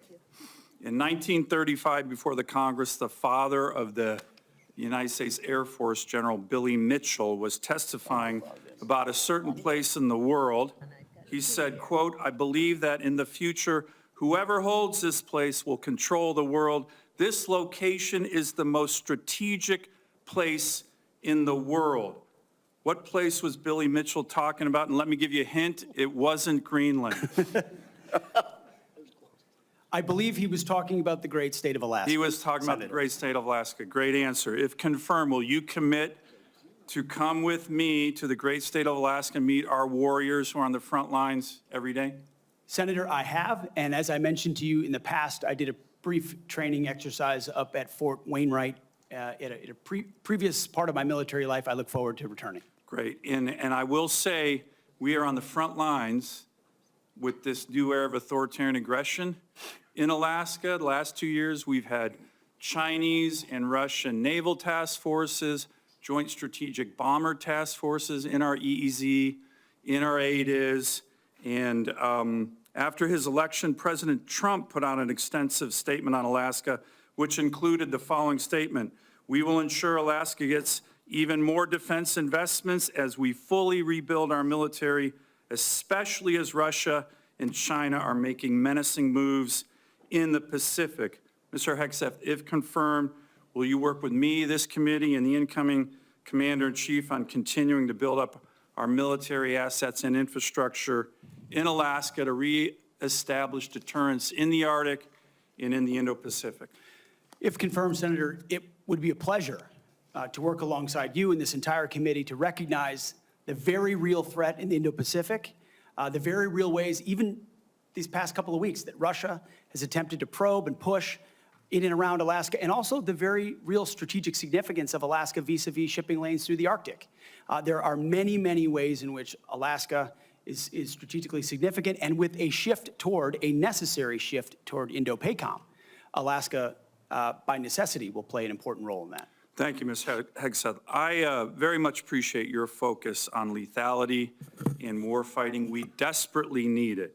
I want to provide a few examples of the Biden woke military, which is not focused on readiness or lethality, and want to get your comments on it. Nobody wants an extremist or racist in our military, but one of the most disgraceful and shameful things I've seen over the past 4 years as a senator on this committee and as a Marine Corps Reserve officer was on day one, the Biden administration played up a false and insulting narrative that our military was chock full of racist and violent extremists. This reached a pinnacle in this committee when Biden's Undersecretary of Policy, Colin Kahl, the number 3 guy at the Pentagon, testified that one of his top goals would be to, quote, ending violent extremism and systemic racism within the ranks of the military. He had no data on this. The media loved it, fanned the flames, wrote baloney stories on this false narrative. Disappointingly, some of my colleagues on the other side of the aisle here reinforce this ridiculous narrative, one even suggesting that almost 10% of our uniformed military was extremists, 200,000 members, ridiculous, by the way, from this committee on the other side of the aisle. Mr. Hegseth, unlike Undersecretary Kahl, you have a lot of experience with our military. Do you believe the military is a systemically racist organization? And if confirmed, will you commit to defend, not denigrate our troops? Senator, I was also offended by those comments because anyone who's been on active duty in the National Guard, man, woman, in units, understand that is fundamentally false. By the way, there's 3 studies, to his credit, Secretary Austin put out one of them, that said exactly what you just said. Fundamentally false. Senator, they knew it. Anyone who'd been in a unit knew it. One could argue that if not the least, one of the least racist institutions in our country is the United States military. That's Being right. a racist in our military has not been tolerated for a very long time. One of the Never in my greatest civil formations, rights never in other organizations in formations. America. Would you agree the U.S. military is one of the most forward-leaning, probably one of the greatest civil rights organizations in American history? No doubt. No Let me doubt, turn Senator. to another one. Last year at a hearing before this committee, I called on the Biden Secretary of the Navy to resign because he's failing in his ability to build ships. We are being completely outbuilt in terms of ships by the Chinese, and yet this Secretary of the Navy has been focused on climate change, not building ships in lethality. Mr. Hegseth, if your Secretary of the Navy ends up focusing on climate change more than shipbuilding and lethality, will you commit to me to fire him? My Secretary of the Navy, should I be confirmed, sir, will not be focused on climate change in the Navy. Just like the Secretary of the Air Force won't be focused on LG-powered fighter jets, or the Secretary of the Army will not be focused on electric-powered tanks. Let me ask, We're going to be focused on lethality I have 1 minute and left. defeating our enemy. and I appreciate that. The other thing President Biden did, his first executive order as president was to focus on transgender surgeries for active duty troops. This is all, I'm describing the woke military here under Biden over the last 4 years. If confirmed and you issue an order saying we are going to rip the Biden woke yoke off the neck of our military and focus on lethality and warfighting, how do you think the troops will react? Senator, I know the troops will rejoice. They will love it. They will love it. And we've already seen it in recruiting numbers. There's already been a surge since President Trump won the election of recruiting. The Army says And you it's think now our military will surpass its and our recruiting military goals. will follow that order? Our military will follow that order, Senator. Gladly. Gladly, because they want to focus on lethality and warfighting and get all the woke, political prerogative, politically correct, social justice, political stuff out of the military. Thank you, Senator Sullivan. Thank you, Mr. Senator Kane. Thank you, Mr. Hegseth. I'm looking forward to this opportunity to talk. I want to return to the incident that you referenced a minute ago that occurred in Monterey, California in October 2017. At that time, you were still married to your second wife, correct? I believe so. And you had just fathered a child by a woman who would later become your third wife, correct? Senator, I was falsely charged, Hey, fully you- investigated and completely cleared. So you think you were completely cleared because you committed no crime? That's your definition of cleared? You had just fathered a child 2 months before by a woman that was not your wife. I am shocked that you would stand here and say you're completely cleared. Can you so casually cheat on a second wife and cheat on the mother of a child that had been born 2 months before, and you tell us you are completely cleared? How is Senator- that a complete clear? Senator, her child's name is Gwendolyn Hope Hegseth, and she's a child of God, and she's 7 years old. And she I'm was, glad and she's you here. cheated on the mother of that child less than 2 months after that daughter was born, didn't you? Those were false charges. Well, It no, was fully investigated, and I was completely cleared. And I am so you've grateful you've for the marriage admitted- I have to this No, amazing woman behind me. you've admitted that you had sex at that hotel in October 2017. You said it was consensual, isn't that correct? Anything, You've admitted that it was consensual, and you were still married, and you just had a child by another woman. again, How do you explain your completely judgment? false charges against me, You no, fully wait. investigated, and I was You- completely cleared. You have admitted that you had sex while you were married to wife 2 after you just had fathered a child by wife 3. You've admitted that. Now, if it had been a sexual assault, that would be disqualifying to be Secretary of Defense, wouldn't it? It was a false claim then and a false claim now. If it had been a sexual assault, that would be disqualifying to be Secretary of Defense, wouldn't it? That was a false claim.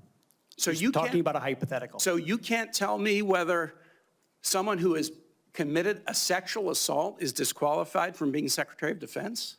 Senator, I know in my instance, and I'm talking about my instance only, it was a false claim. But you acknowledge And you it was cheat, but fully you acknowledge investigated. that you cheated on your wife and that you cheated on the woman by whom you had just fathered a child. You have admitted that. I will allow your words to speak for themselves. You're not retracting that today. That's good. I assume that in each of your weddings, you've pledged to be faithful to your wife. You've taken an oath to do that, haven't you? Senator, as I've acknowledged to everyone in this committee, not a perfect person, not claiming to But be. no, I just asked a simple question. You've taken an oath, like you would take an oath to be Secretary of Defense in all of your weddings to be faithful to your wife. Is that correct? I have failed in things in my life, and thankfully, I'm redeemed by my Lord and Savior, Jesus Christ. In finalizing divorces from your first and second wives, were there non-disclosure agreements in connection with those divorces? Senator, not that I'm aware of.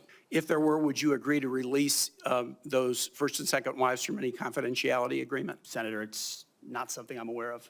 But if there were, you would agree to release them from a confidentiality agreement? Senator, that's not my responsibility. Did you ever engage in any acts of physical violence against any of your wives?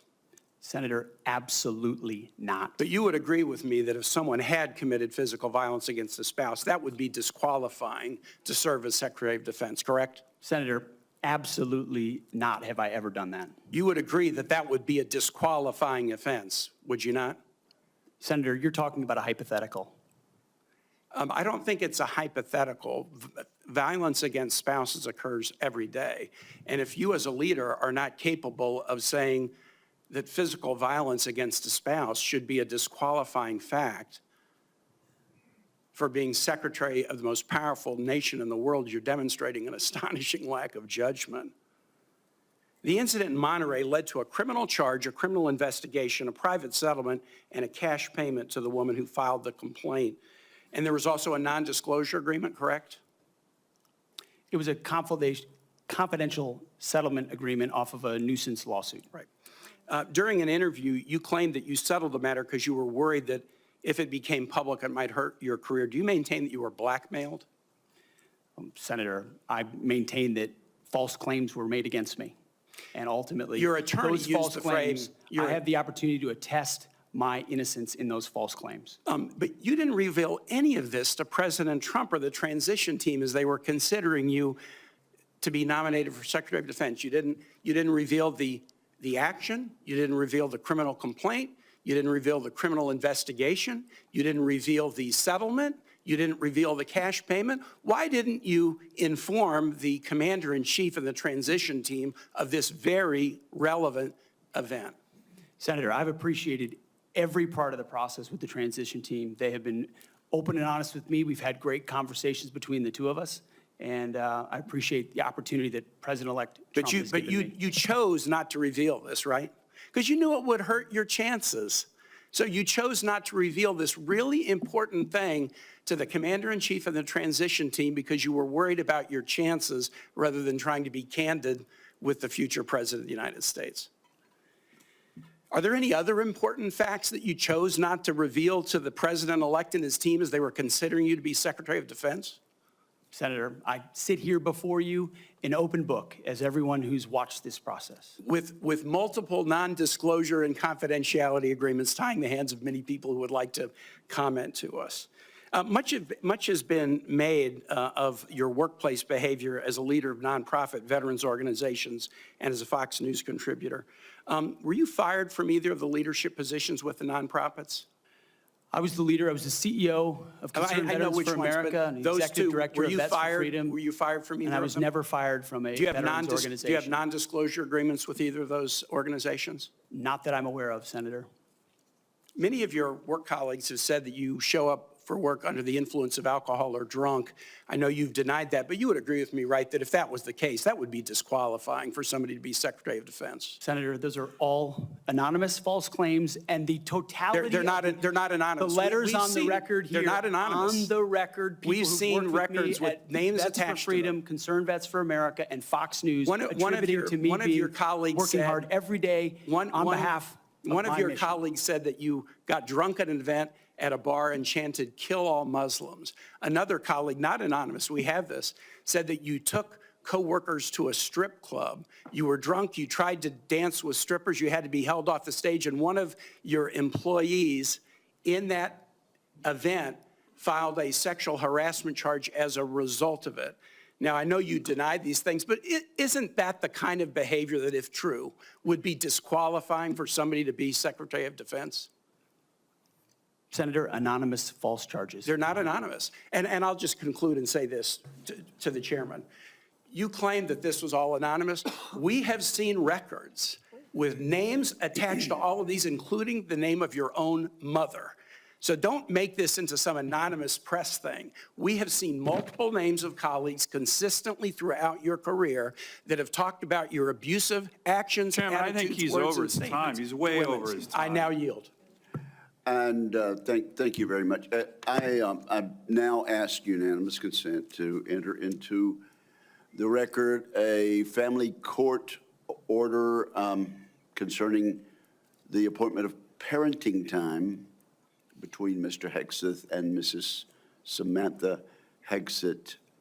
It states that there were no claims of domestic abuse or probable evidence of abuse in the relationship. Without objection, that will be added to the record. And we now move to Senator Kramer. Thank you, Mr. Chairman. Thank you, Mr. Hegseth, for your service, for your willingness to endure this. And I'm sorry for what has been happening to you, particularly the very idea that you should have to sit there and answer hypothetical potential in somebody's imagination, crimes that may take place at some point, and wouldn't that disqualify you if you were a murderer or if you were a rapist? Unfair, and I'm embarrassed for this behavior. But first, I want to say thank you for your strong proclamation, unapologetic proclamation of faith in Jesus Christ. I sat here and listened to your opening statement and thought, wow, this is a guy who in today's culture is willing to stand up and say the first thing is first, faith in Jesus Christ. And I was reminded of what Christ said in Matthew, seek ye first the kingdom of God and his righteousness, and these things shall be added unto you. You are going to have a great future as our secretary, and I look forward to that day happening.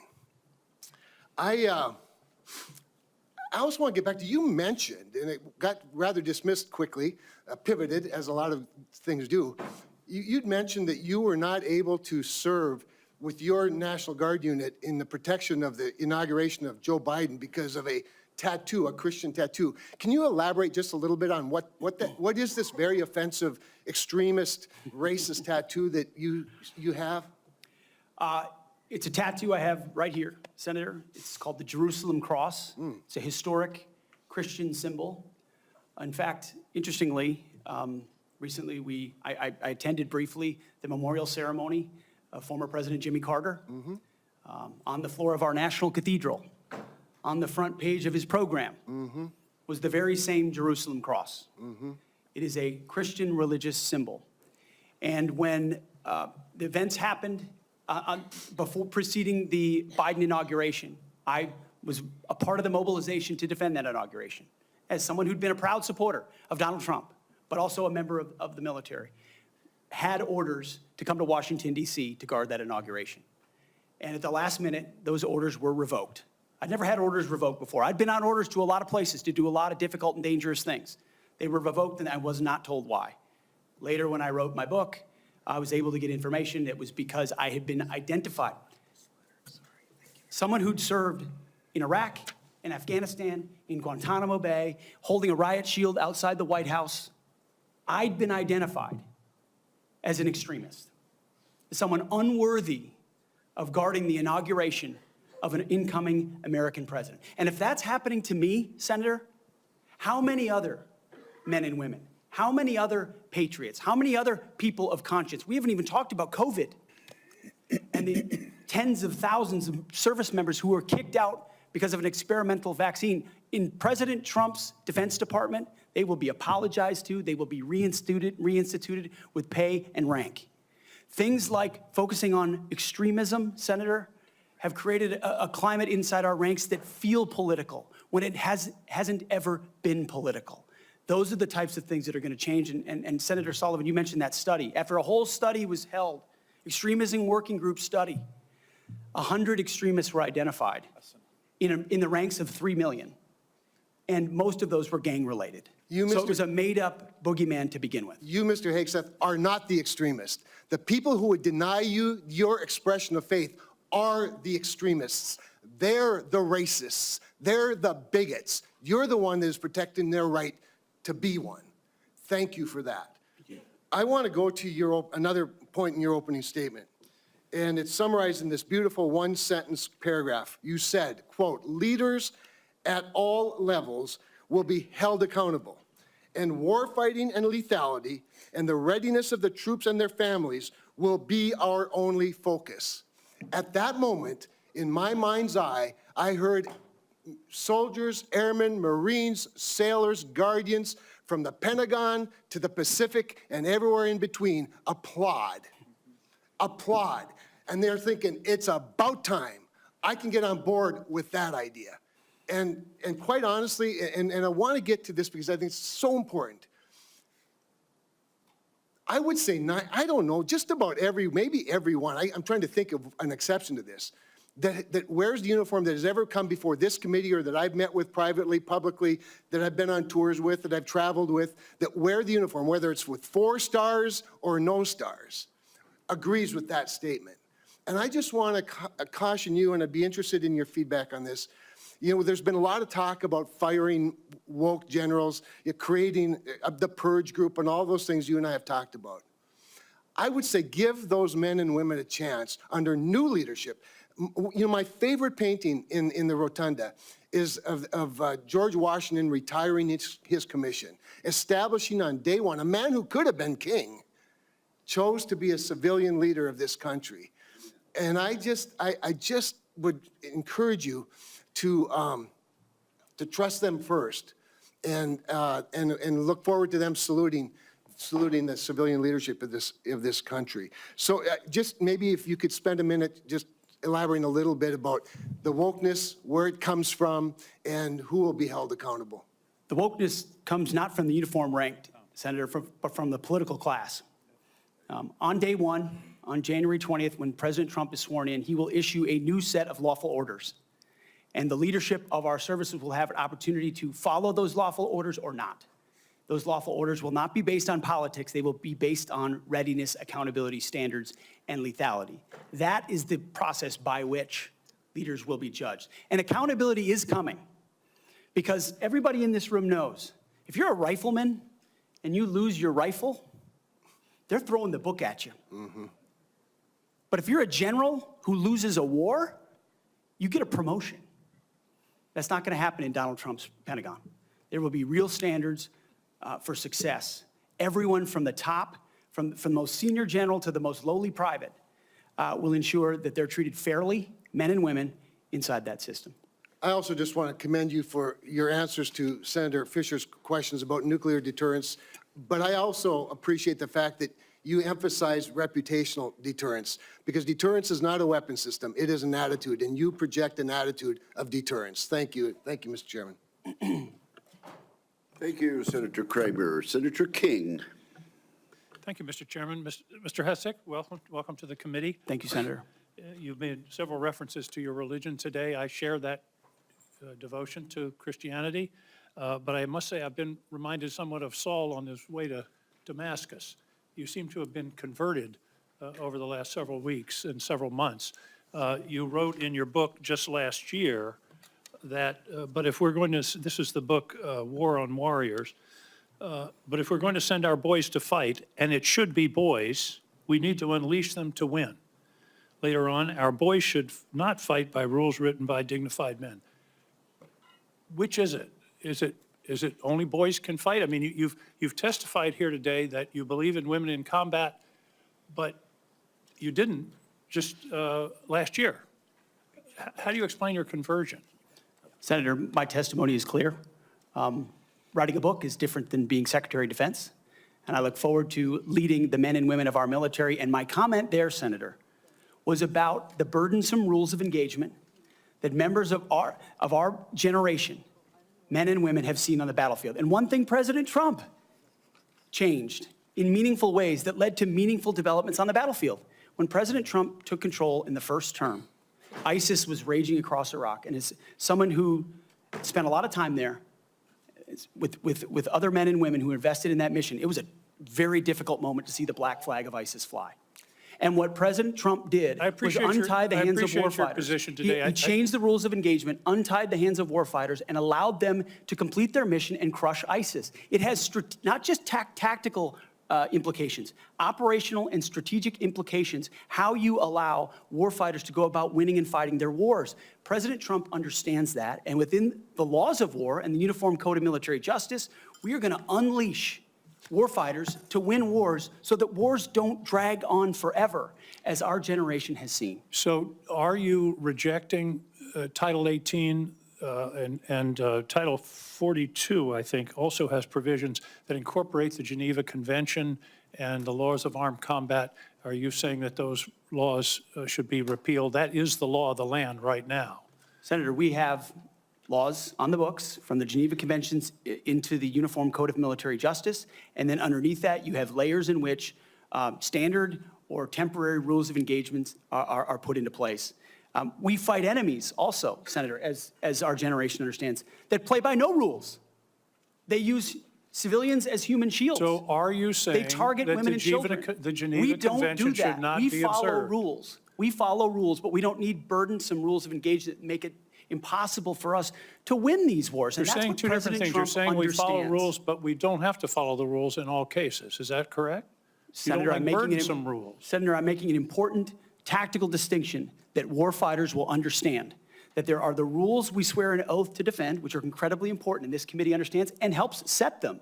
And then there are those echelons above reality from, corps to division to brigade to battalion, and by the time it trickles down to a company or a platoon or a squad level, you have a rules of engagement that nobody recognizes. And then it makes you incredibly difficult to actually do your job on the battlefield.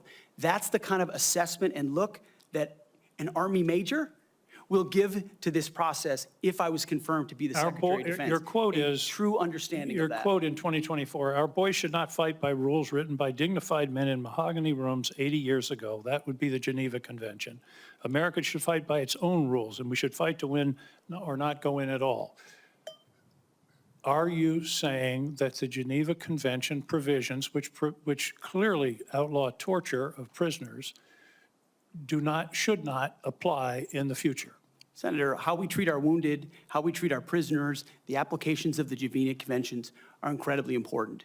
But we would all have to acknowledge that the way we fought our wars back when the Geneva Conventions were written are a lot different than the asymmetric, non-conventional environment of counterinsurgency that I confronted in Iraq and Afghanistan. I was the senior counterinsurgency instructor in Afghanistan. My job was to understand how the Taliban and al-Qaeda operated so that NATO units coming in could be informed of what was happening. They knew our rules of engagement, and when they were more restrictive, they took advantage of them, and it put our men and women in a more dangerous and difficult place. And you believe For that future wars we fight, we need to have someone atop the Pentagon, sir, who understands how those ripple effects Well, I just want to understand your uniform. position. Your position is torture's okay. Is that correct? Waterboarding, torture is no longer prohibited given the circumstances of whatever war we're in. Is that correct? Senator, that is not what I said. I've never been party to torture. We are a country that fights by the rule of law, and our men and women always do. And yet we have too many people here in air-conditioned offices that like to point fingers at the guys in dark and dangerous places, the gals in helicopters in enemy territory who are doing things that people in Washington, D.C. would never dare to do, or send, in many cases. In one of your interviews, you said they're willing to do this. You're talking about Donald Trump and Senator Cruz. They're willing to do something like waterboarding if it's going to keep us safe.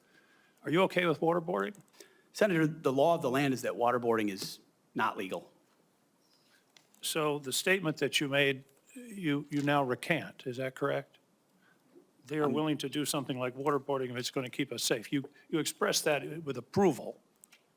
Senator, I'm very familiar with that as a concept, having spent a year at Guantanamo Bay, Cuba, guarding 700 of those that attacked us on 9/11. I just want to be clear. Are we going to abide by the Geneva Convention and the prohibitions on torture, or are we not? Is it going to Senator, depend on the circumstances? As I've stated multiple times, the Geneva Conventions are what we base ours, but what an American first national security policy is not going to do is hand its prerogatives over to international bodies that make decisions about how our men and women make decisions on the battlefield. America First understands we send Americans for a clear mission and a clear objective. We equip them properly for that objective. We give them everything they need, and then we stand behind them with the rules of engagement that allow them to fight decisively to defeat America's enemies, which is why we say I just have a quietly few and seconds peacefully in left, this Mr. conference Hegseth, room. if you could. I was very disturbed in your opening statement where you talked about the priorities that you have. We will work with our partners and allies to deter aggression in the Indo-Pacific from the communist Chinese. There's not a single mention in this statement about Ukraine or Russia. Is this code for we're going to abandon Ukraine? Senator, the president, that's a presidential level policy decision. He's made it very clear that he would like to see a end to that conflict. We know who the aggressor is. We know who the good guy is. We'd like to see it as advantageous for the Ukrainians as possible, but that war needs to come to You an talk a end. lot about deterrence of China. I would submit that Xi Jinping is watching what we do very carefully. If we abandon Ukraine, that would be the strongest signal possible to Xi Jinping that he can take Taiwan without significant resistance from this country. Thank you, Senator King. Senator Scott of Florida. Mr. Chairman, I'd like to enter into the record two letters which testify to Mr. Hegseth's leadership record at Concerned Veterans for America. The first letter submitted by Mr. Darren Selnick, a senior advisor at CFA, stated that there's been no better leader, policy champion, or fighter for the military and veterans than Pete. He was instrumental in 2014 and 2017 in ensuring that veterans had health care choice. The second letter submitted by Mr. Kason Spiro, Digital Media Director of CVA from 2015 to 2017, stated, Pete brought incredible energy, focus, and a clear vision to the organization and showed everything that the team accomplished together. And I similarly asked to submit to the record a letter from Paul J. Roberts, retired Colonel, U.S. Army Special Forces, speaking to the unwavering integrity of Mr. Hegseth. Is there objection? Without objection, those three will be admitted. Senator Scott. All right. First, congratulations on your nomination. Thank you, Senator. And thank you for being willing to serve our nation. I served in the Navy. I'm really proud of my dad. He was crazy. He did all 4 combat jumps with the 82nd Airborne. He, after that, survived all that and fought in the Battle of the Bulge. And what they went through, it was hell. So I have a lot of respect for him and for everybody that puts on the uniform and serves in battle and has to lead people in battle, because being on a ship, that didn't happen to me, but I had a lot of friends that happened to, and it clearly happened to my dad. I've served on this committee for 6 years, 2 years under President Trump and the past 4 under President Joe Biden. I've seen how the Biden-Harris administration pushed the DOD to prioritize wokeness over being the most lethal military force in the world. It's our readiness, our national security, and our ability to recruit people who are willing to put their lives on the line for our country. Can you talk about some of the changes we can make to improve recruitment and rebuild our military into the most lethal force in the world? First of all, Senator, thank you for the question. Thank you for your time. I think the first and most important thing we could have done is elect Donald Trump as the new commander-in-chief, because past is prologue. Our warfighters understand what kind of commander-in-chief they're going to get in President Donald Trump, someone who stands behind them, someone who gives them clear missions, someone who ends wars decisively, and the issue of Ukraine was mentioned, and ensures new wars are not started. There was a minor incursion under Barack Obama into Crimea, followed by nothing under President Trump, followed by an all-out assault by Vladimir Putin into Ukraine under the Biden administration. That did not happen under Donald Trump. Donald Trump managed the Taliban.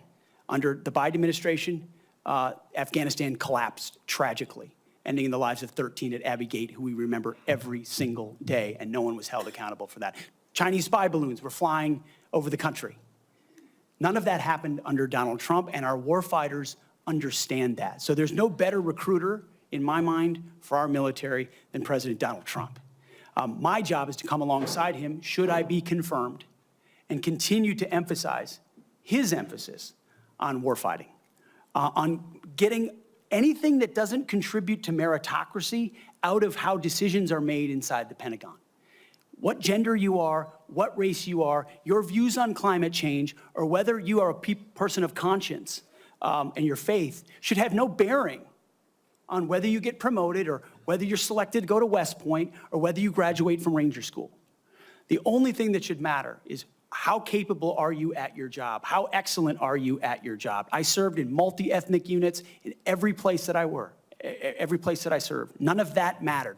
But suddenly, we re-inject DEI and critical race theory, dividing troops into different categories, oppressor and oppressed, in ways that they otherwise just want to work together. That's why I've pointed out before, and I'll say it again, and because I'm sure it'll be quoted to me at some point. The dumbest phrase in military history is our unity is our strength. No, our shared purpose is our strength. Our shared mission is our strength. We are one DOD community of all committed to the same mission.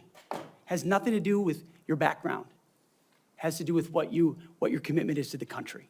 And that is my solemn pledge to every single person that would put the uniform on and reflects President Trump's priorities as well. Senator. Thank you. You know, we talked a little bit about the fact the Pentagon can't do an audit, all right? Can you talk about, and I mean, to me, I've run big businesses. It's all about accountability. If you want to get an audit done, you can get an audit done. You might get a letter saying there's things you have to fix, but it all goes to accountability, and we haven't had it. So can you talk about how you bring accountability to the table, what you've done in the past, and what you're going to do with regard to bringing accountability to the Pentagon? I meant it when I said it in the opening statement, Senator. I know what I don't know. I know I've never run an organization of 3 million people with a budget of $850 billion. But what I do know is that I've led men and women. I've led people. And it's leadership of people and motivation of people and a clear vision of people where you build a team, cast that vision, empower people properly. I want smarter and more capable people around me than me. And you will get that at the department. I cast the clear vision, build the plan, work it, we set the metrics, and everyone is held accountable. I know our incoming businessman president believes in accountability and holding people accountable. That will happen at the Pentagon. I mean, this has been a problem for a long time. Secretary Rumsfeld gave a speech on September 10th, 2001, that's mostly forgotten. But it was about the need for acquisition reform, cutting tail to give to teeth to warfighters. And then 9/11 happened. And these are problems that have been persistent for a long time. But now we have new threats. And we need the urgency of this moment. As you said, Mr. Chairman, the most dangerous moment we've been since the end of the Cold War and possibly since World War II.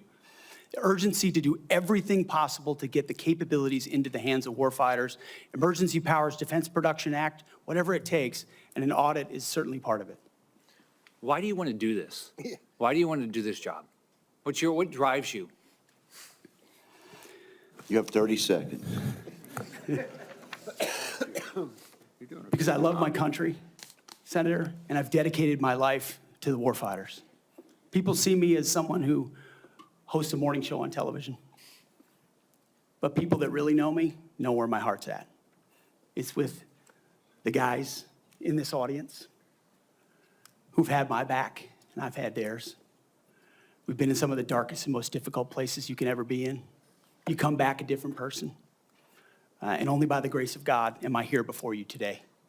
I'm doing this job for them, for all of them. Thank you, Mr. Hegseth. Senator Warren. Thank you, Mr. Chairman, and Mr. Hegseth, thank you. Thank you for your service. So if you're confirmed as Secretary of Defense, you will oversee our military, including about 250,000 women who currently serve on active duty in the Army, the Navy, the Air Force, the Space Forces, and the Marines. And I have serious concerns that your behavior toward women disqualifies you from serving in this role. Now, I've been trying to get answers from you for quite some time on this. You haven't wanted to meet or to answer any of my questions, so we'll just have to do it here and dive in. I want to pick up on some of the questions asked by Senators Shaheen and Gillibrand and Hirono, and I just want to make sure we have a list of some of the facts that I think are undisputed. I'm not going to talk about anonymous sources. I'm just going to quote you directly. We've got the video. We've got it in print. So going back to January 2013, you told a Fox News interviewer that women in the military simply couldn't measure up to men in the military, saying that allowing women to serve in combat roles would force the military to lower the bar. You picked up on that same theme in 2015, making remarks on Fox News, referring to women in combat as, quote, it would erode standards. June 2024, you said on Ben Shapiro's podcast, quote, women shouldn't be in combat at all.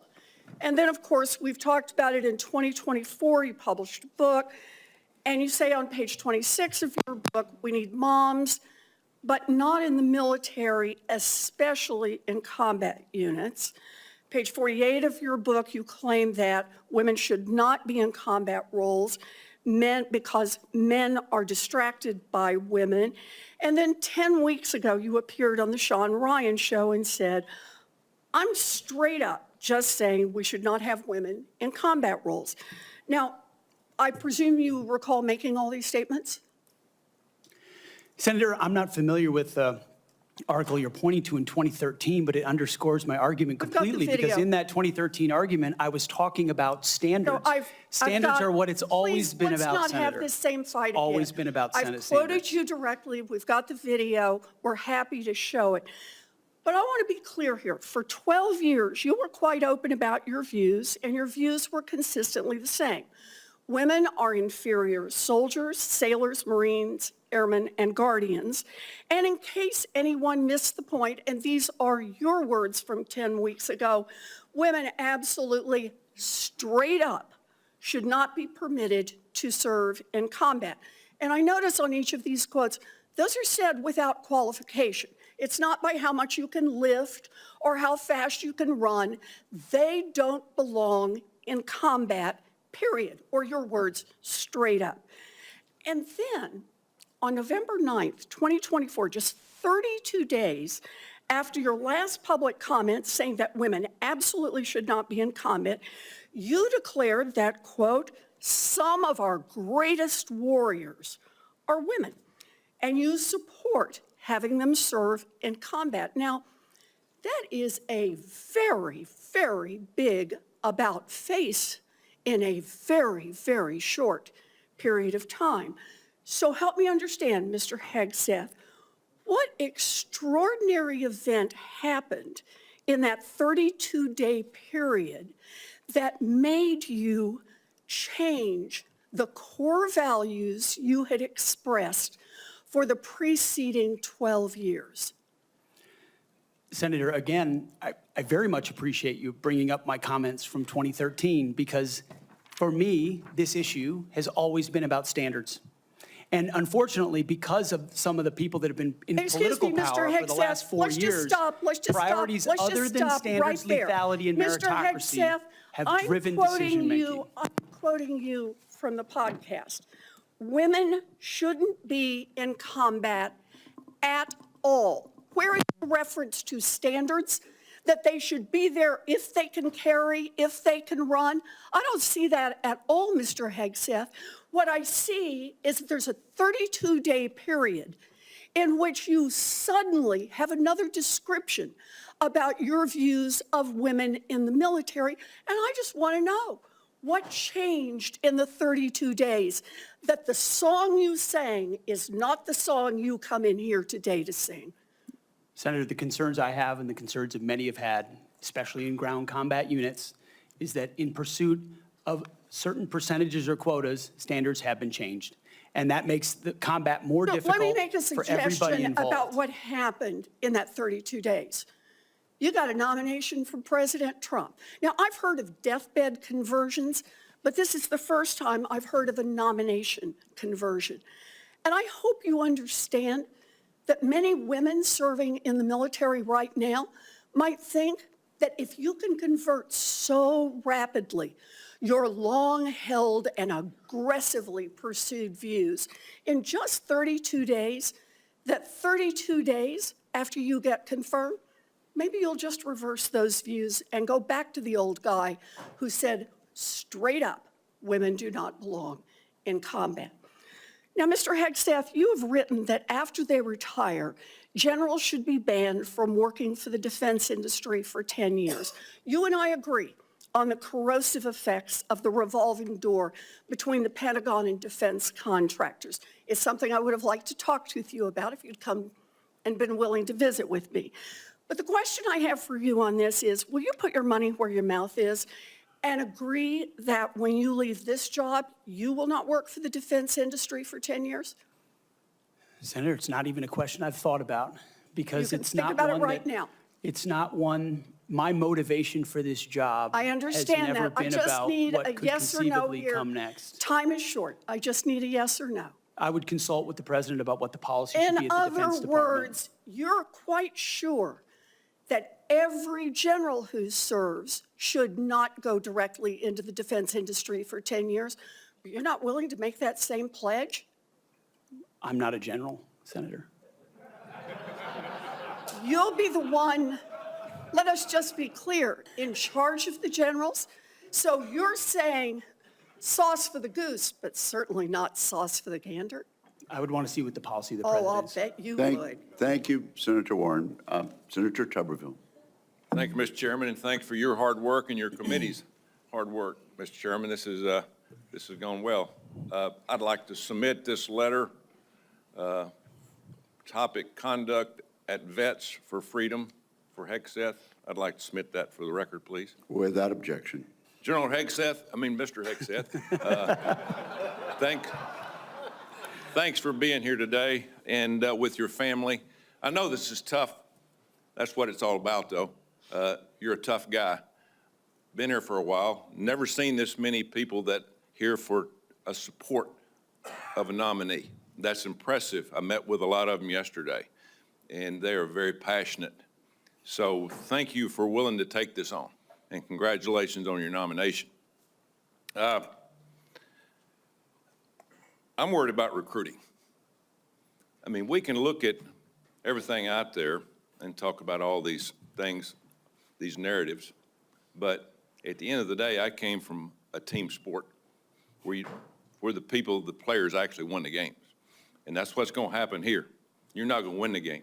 Now, you're going to set the precedent. You're going to get the blame or the credit, but there's going to be people that's going to be under you that's going to set the precedent for the future of our country. Now, the war games that we play on our computers with our adversaries right now, for us, it don't look good because our military, we're in trouble. Our whole country's in trouble. Thank God President Trump got elected November the 5th. We couldn't have kept down this same path. That could not happen. I met with a couple of generals this summer. Coach, we're spending more money on transgender restrooms than we are coverings for $100 million airplanes. That's not acceptable. We can't do that. That's not what this is about. Met with a couple of Navy SEALs not too long ago. They just got back from crawling around in the mud and the muck overseas, unknown places. Couldn't tell you where they've been, carrying a weapon, obviously protecting us and our allies. And the first week they're back, what'd they do? They had to go through a week of DEI training. Both are now out. They give it up. It was embarrassing to them of what they had to do. We've lost all sight of what we're doing in our military, lost all sight. It starts with leadership, and it starts with recruiting. Well, I was a young man, used to when I was growing up, if you couldn't afford to go to college, you had the opportunity to go to the military where you could learn a trade. You could learn, you could make a living for your family, and eventually possibly get an education. That was a good alternative. We've forgotten that. We've forgotten it. We can't give up on our young people. Young people are our number one commodity in this country, and they're the ones that's going to live and die for the freedom of this country in the future. So, again, thank you for taking this on. Recruiting. Our service academies are meant to serve as our primary commissioning source of officers. It now appears that they are a breeding ground for leftist activists and champions of DEI and critical theory. Now, not all, but some. And some is way too much. How are we going to eliminate this, Mr. Hegseth? How are we going to get this back on track to where we grow our leaders? I had a young man that forever he wanted to go to West Point. I got him a nomination, I got him accepted, and he turned it down. He says, Coach, I'm not getting involved with that mess. How are we going to overcome this? Senator, thank you for the question. And I think it comes down to leadership, clear leadership. From President Trump through me, should I be nominated? And that's what soldiers, sailors, airmen, Marines, and Guardians see, is clear leadership. It says, this is what we believe. This is the mission we're going to give you. Here's the equipment we're going to give you, and here's how we're going to support you. Because the military, at a lot of levels, Senator, has been for generations a family business. You know, my grandfather served, my father served, I served, my daughter served. That chain has started to break with generations of people my age and older talking to their kids and grandkids, wondering, pondering, do I want them to serve? Will my country use them responsibly? When that kind of doubt is cast, you get serious recruiting problems like we do right now. You get questions about whether I want my son or daughter to follow my path in West Point, which I've heard multiple times. Would I want and so you have to rip, root, and branch the politics and divisive policies out of these institutions and then focus them on creating and preparing actual future military leadership. West Point traditionally is focused on engineering, and rightfully so, because in our fighting forces across all services, we need the best and brightest minds in engineering, in addition to military studies. That's what I did at ROTC at Princeton, military science. And we need more uniformed members going back into West Point, the Air Force Academy, the Naval Academy, as a tour to teach with their wisdom of what they've learned in uniform. instead of just more civilian professors that came from the same left-wing woke universities that they left, and then try to push that into service academies. When that changes, Senator, I truly believe under Donald Trump, we will have a recruiting renaissance. That sends signals to the world, to our enemies and our allies alike, that America's back. And thankfully, then we have the men and women of our country willing to want to serve. Thank you, and it's about attitude, too, and I love your attitude.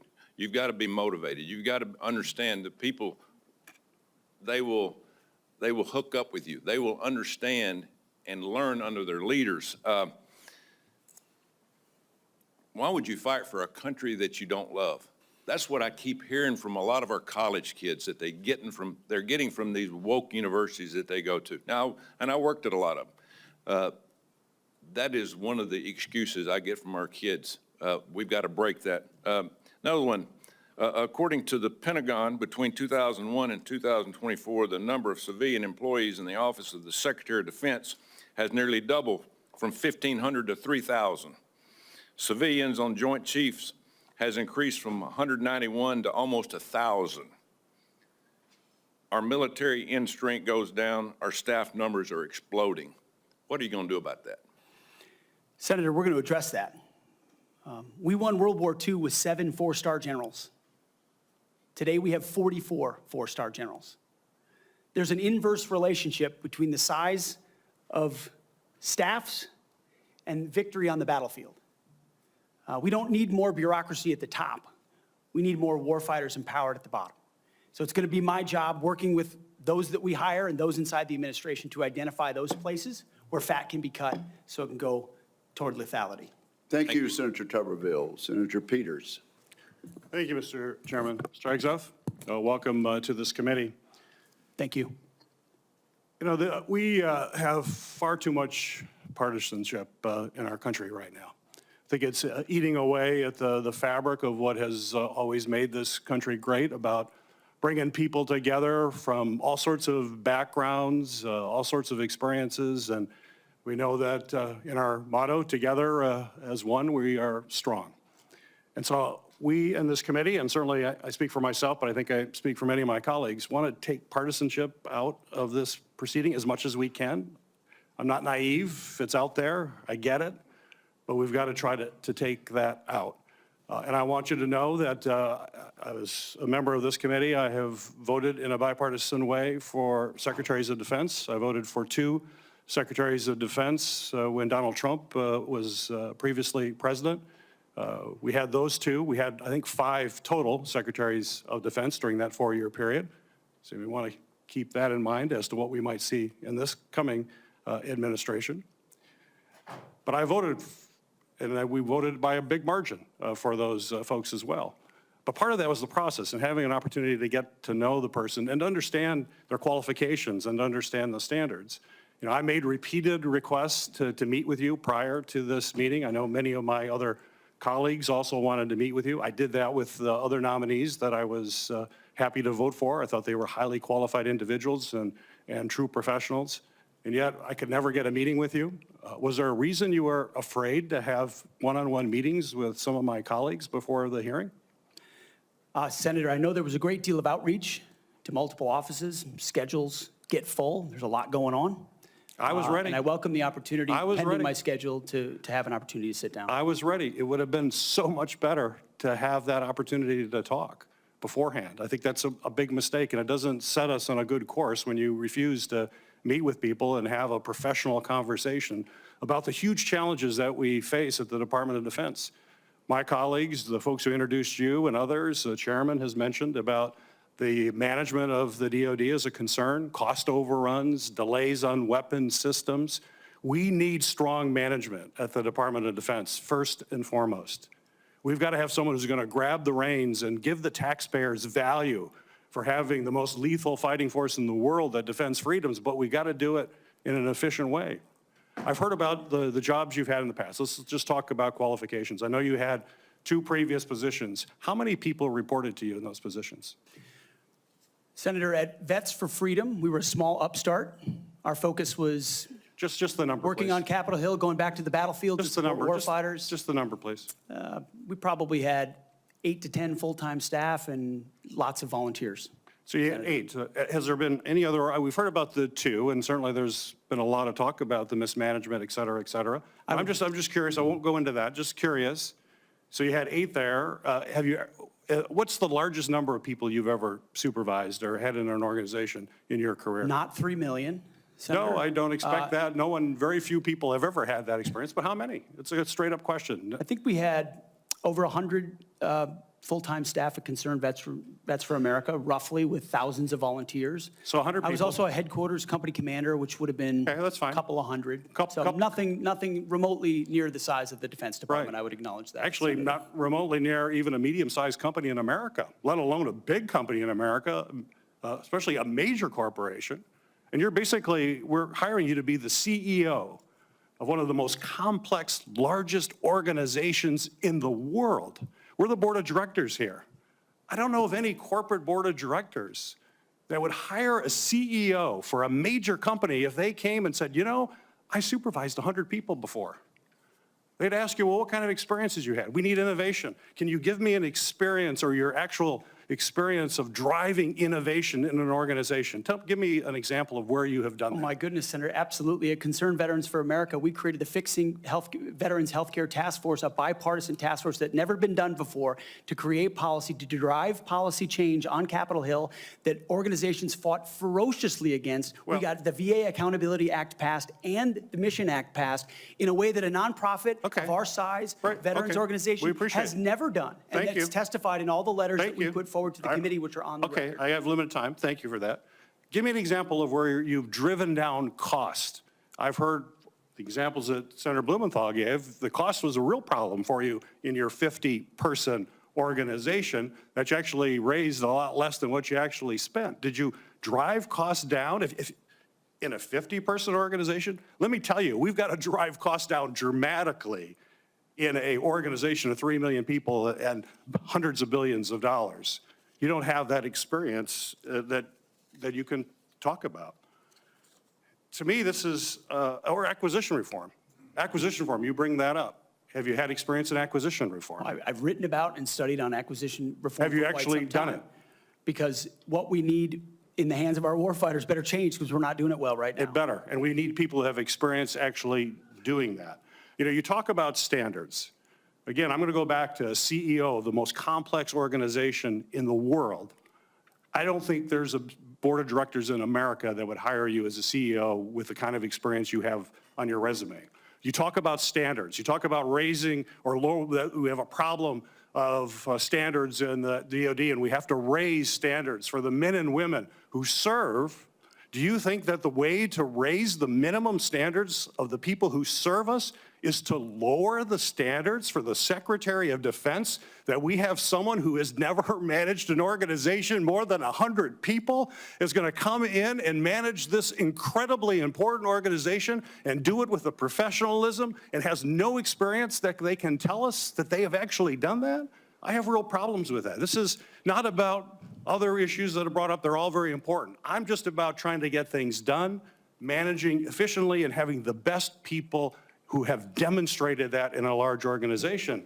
And I'm sorry, but I don't see that in your background. There are a lot of other things you can do very well. You're a capable person, but you have not convinced me that you're able to take on this tremendous responsibility with a complex organization and having little or no significant management experience. Senator, I'm grateful to be hired by one of the most successful CEOs in American history, should I be confirmed.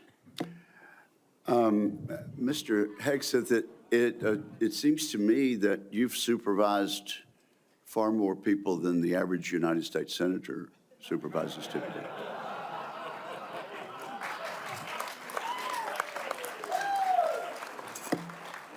And Except for former governors, Mr. Chairman. Senator Mullen, I understand you are yielding back your time and do not wish to ask questions. I was misinformed. Senator Mullen, Okay. you're recognized. Caught me totally off guard there. I'd like to submit for the record signatures by 32 members of the House of Representatives who are veterans. The signatures call on the Senate to honor the constitutional duty of advise and consent by conducting a fair, thorough confirmation process that evaluates nomination solely on the substance and merits. His distinguished military service, academic credentials, and a bold vision for revitalizing the national defense. I ask unanimous consent to enter into the record. Without objection. You know, there's a lot of talk going about, talking about qualifications and then about us hiring him if we are the board, but there's a lot of senators here I wouldn't have on my board because there is no qualifications except your age, and you got to be living in the state and you're a citizen of the United States to be a senator.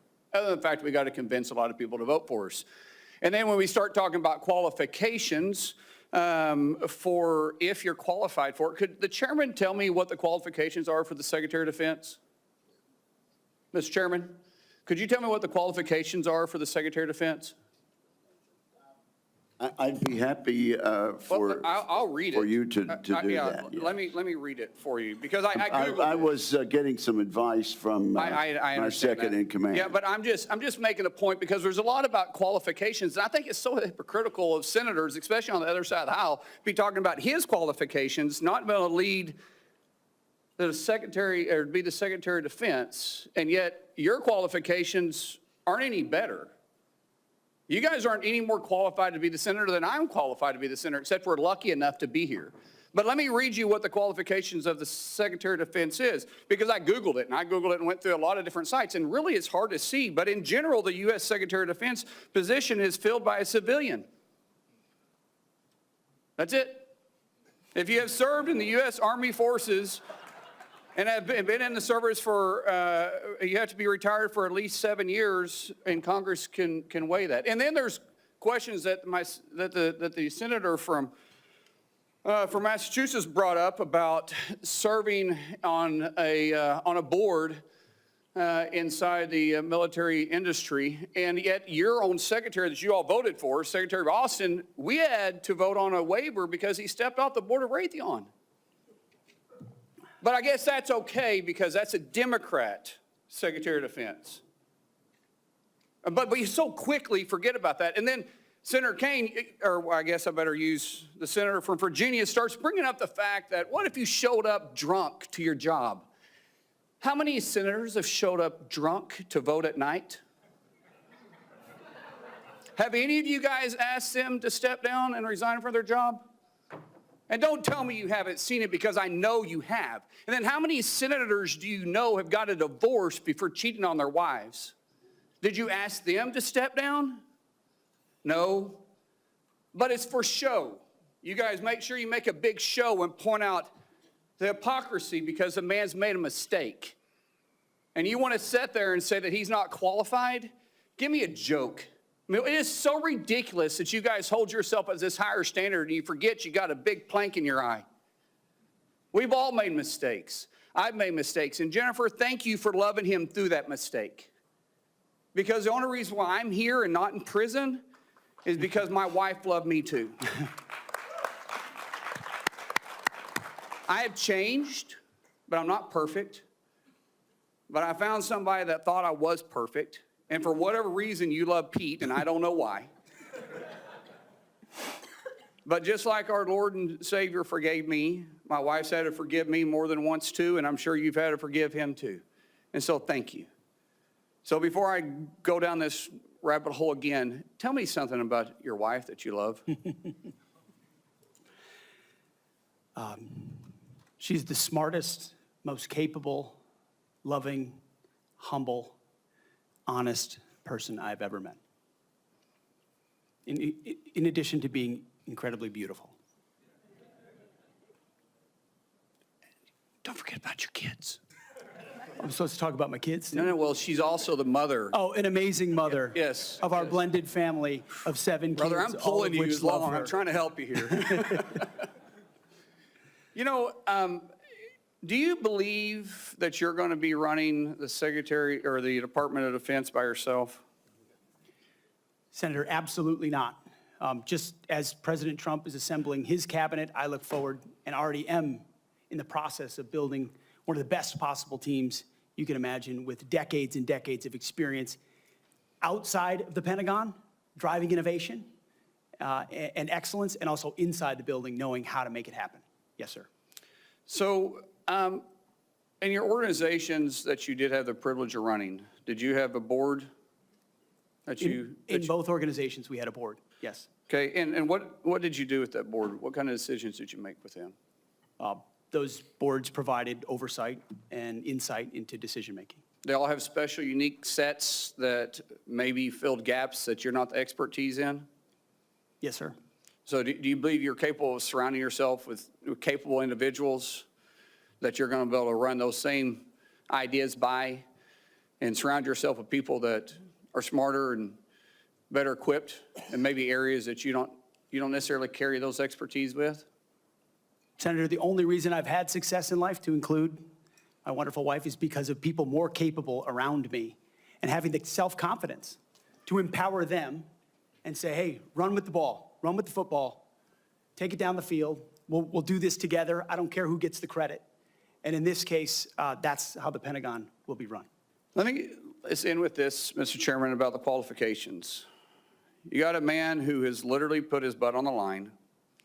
He served 20 years in the service, multiple deployments, has heard the bullets crack over the top of his head, has been willing to go into combat, been willing to see friends die for this country. And he's willing to still put himself through this. His wife is willing to still stand beside him, knowing he wasn't perfect, knowing that all this was going to be brought up, and he's still willing to serve the country. What other qualifications does he need? That I yield back. Thank you, Senator Mullen. Senator Duckworth. And again, we really are going to strictly enforce the rule about no demonstrations or noise. The distinguished ranking member. Just a point of personal privilege to make a correction. The reason that General Austin required a waiver was not because of his participation in a corporate enterprise. It was because he did not have 7 years of interruption between his service and his appointment. Second point is that if any of us were appointed as Secretary of Defense, we would be subject to the same types of questions. And the case in point is Senator John Tower was nominated for Secretary of Defense.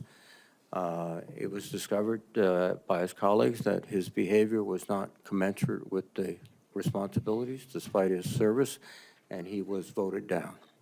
Thank you. Thank you, Mr. Chairman. Senator Duckworth, you are recognized. Thank you, Mr. Chairman. And also, Secretary Mattis had to have this waiver as well. Mr. Hegseth, this hearing is about whether you are qualified to be Secretary of Defense, and one of the qualifications, to answer my colleague's question, is to actually win the votes of every member of this committee and to be confirmed by the United States Senate. And you need to convince us that you're worthy of that vote, because the people of the state of Illinois voted for me to be their senator so that I could cast that vote when it comes to picking who is going to be the next Secretary of Defense. This hearing now seems to be a hearing about whether or not women are qualified to serve in combat, and not about whether or not you are qualified to be Secretary of Defense. And let me just say that the American people need a SecDef who's ready to lead on day one. You are not that person. Our adversaries watch closely during times of transition, and any sense that the Department of Defense that keeps us safe is being steered by someone who's wholly unprepared for the job puts America at risk, and I am not willing to do that.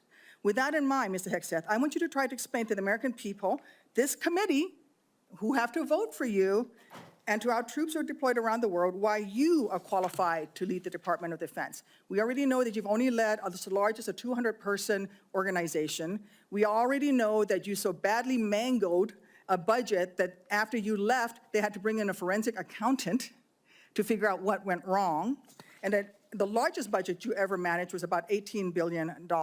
You know, that is about 51,560 times fewer, lower than the Department of Defense budget of $825 billion. $16 million is 51,568 times smaller than the defense budget. Please describe to me, Mr. Hegseth, you talk about DOD passing an audit.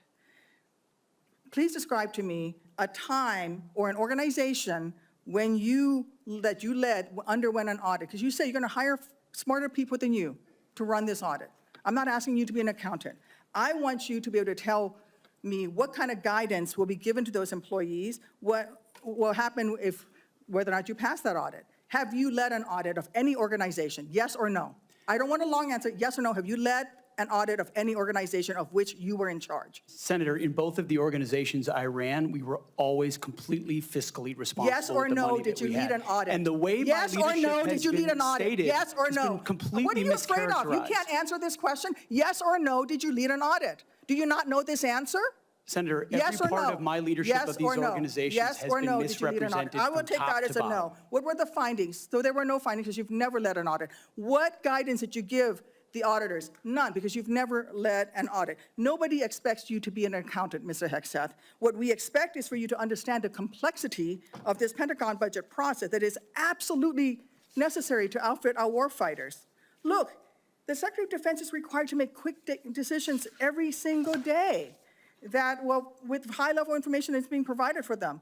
A Secretary of Defense has to have breadth and depth of knowledge. Right now, I am concerned that you have neither. Mr. Hegseth, what is the highest level of international negotiations that you have engaged in, that you have led in? Because the Secretary of Defense does lead international security negotiations. There are three main ones that the Secretary of Defense leads and signs. Can you name at least one of them? Could you repeat the question, Senator? Sure. What is the highest level of international security agreement that you have led? And can you name some that the Secretary of Defense would lead? There's three main ones. Do you know? I have not been involved in international security arrangements because I have not been in government other Okay. than serving in the military. So my job has been So to no, the lead answer is no. men Can and you women in name one of the combat. three main ones that the You're Secretary talking of about Defense defense signs? arrangements. I mean, NATO might be one that you're referring to. Status of Forces Agreement would be one of them. Status of Forces Agreement. I've been a part of teaching So- about Status of Forces Agreements But you don't inside remember to Afghanistan. mention it? You're not qualified, Mr. Hegseth. You're not qualified. You talk about repairing our defense industrial complex. You're not qualified to that. You could do acquisition and cross-servicing agreements, which essentially are security agreements. You can't even mention that. You've done none of those. You talked about the Indo-Pacific a little bit, and I'm glad that you mentioned it. Can you name the importance of at least one of the nations in the ASEAN, and what type of agreement we have with at least one of those nations? And how many nations are in ASEAN, by the way? I couldn't tell you the exact No, you amount of couldn't, nations because in you've that. not But I even know we have bothered to allies do- in South Korea and Japan and in AUKUS with Australia, and trying to work Okay. on submarines with them. Mr. and data Hegseth, transfers none with of those them. countries We are have in allies ASEAN. across. None of those three countries that you've mentioned are in ASEAN. I suggest you do a little homework before you prepare for these types of negotiations. Listen, Mr. Hegseth,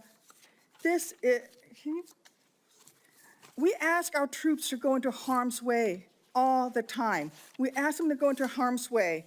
And this behind me is a copy of the Soldier's Creed, a copy that usually hangs over my desk here in the Senate, and you should be familiar with it. It's the same copy that hung over my desk at Walter Reed every single day that I woke up and fought my way back because I wanted to go back and serve next to my buddies who'd saved my life. This same copy, these words are repeated over and over and over again. And let me read out two things to you, two sentences.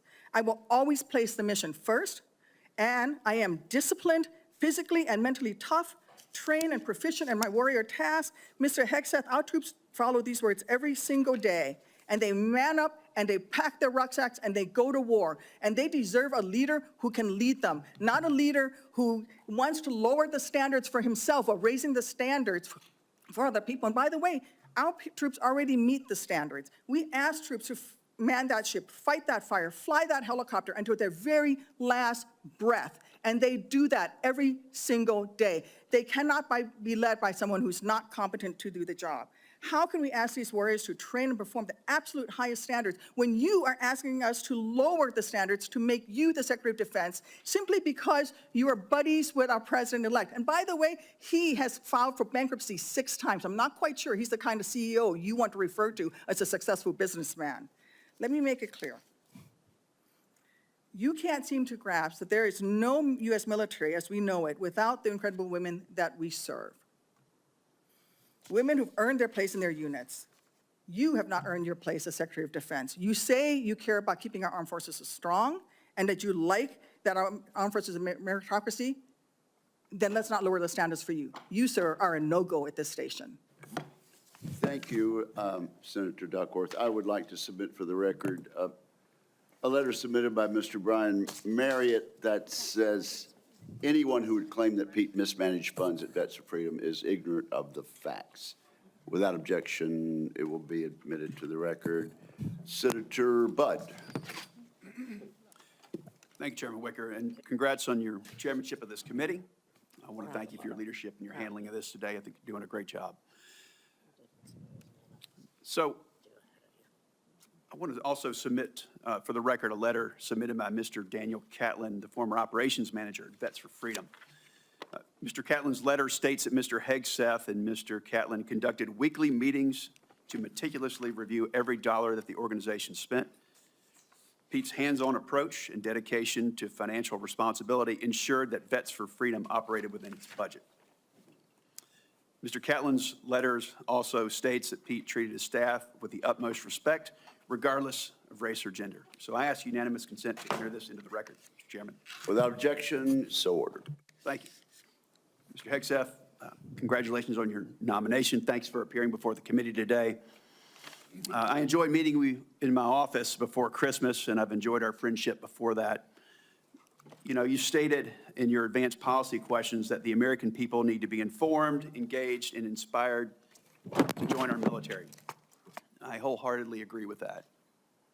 We also have a problem, though, with obesity and falling academic standards. It's very concerning.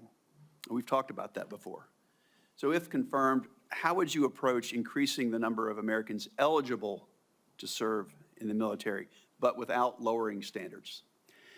Well, Senator, I think there are already, to the credit of, I believe, the Army and other services have now caught up to that, which have piloted programs that have had some success, that have allowed young Americans who want to serve in the military but can't necessarily pass the ASVAB or pass the APFT to get into basic training, an opportunity to get caught up, a preparatory class. Sure. Unfortunately, yes, we do have a problem of obesity in our country, not necessarily something that the, if I'm confirmed, Secretary of Defense is able to address. But I do think leading from the front matters. I do think having a Secretary of Defense that will go out and do PT with the troops matters, that has been out there and done that before. And hopefully that's a motivating factor for young people. But the reality of obesity and criminal backgrounds and medical problems have long been an issue of recruitment in America, unfortunately. What changed is the perception of military service because of the condition of the services, and frankly, because of, in some ways, the way our schools don't teach young people to love the country anymore. And if you don't love the country, why do you want to serve that country? That's a deeper problem. But all of those things need to be addressed to revive recruiting, and obesity is certainly a part of it. Thank you for that. So I've had multiple conversations with young folks back in North Carolina, young men, young women, and we get to meet a lot of them. But, you know, I hear from some of these folks who I encourage to join the military. They say that they're concerned that it's become politicized.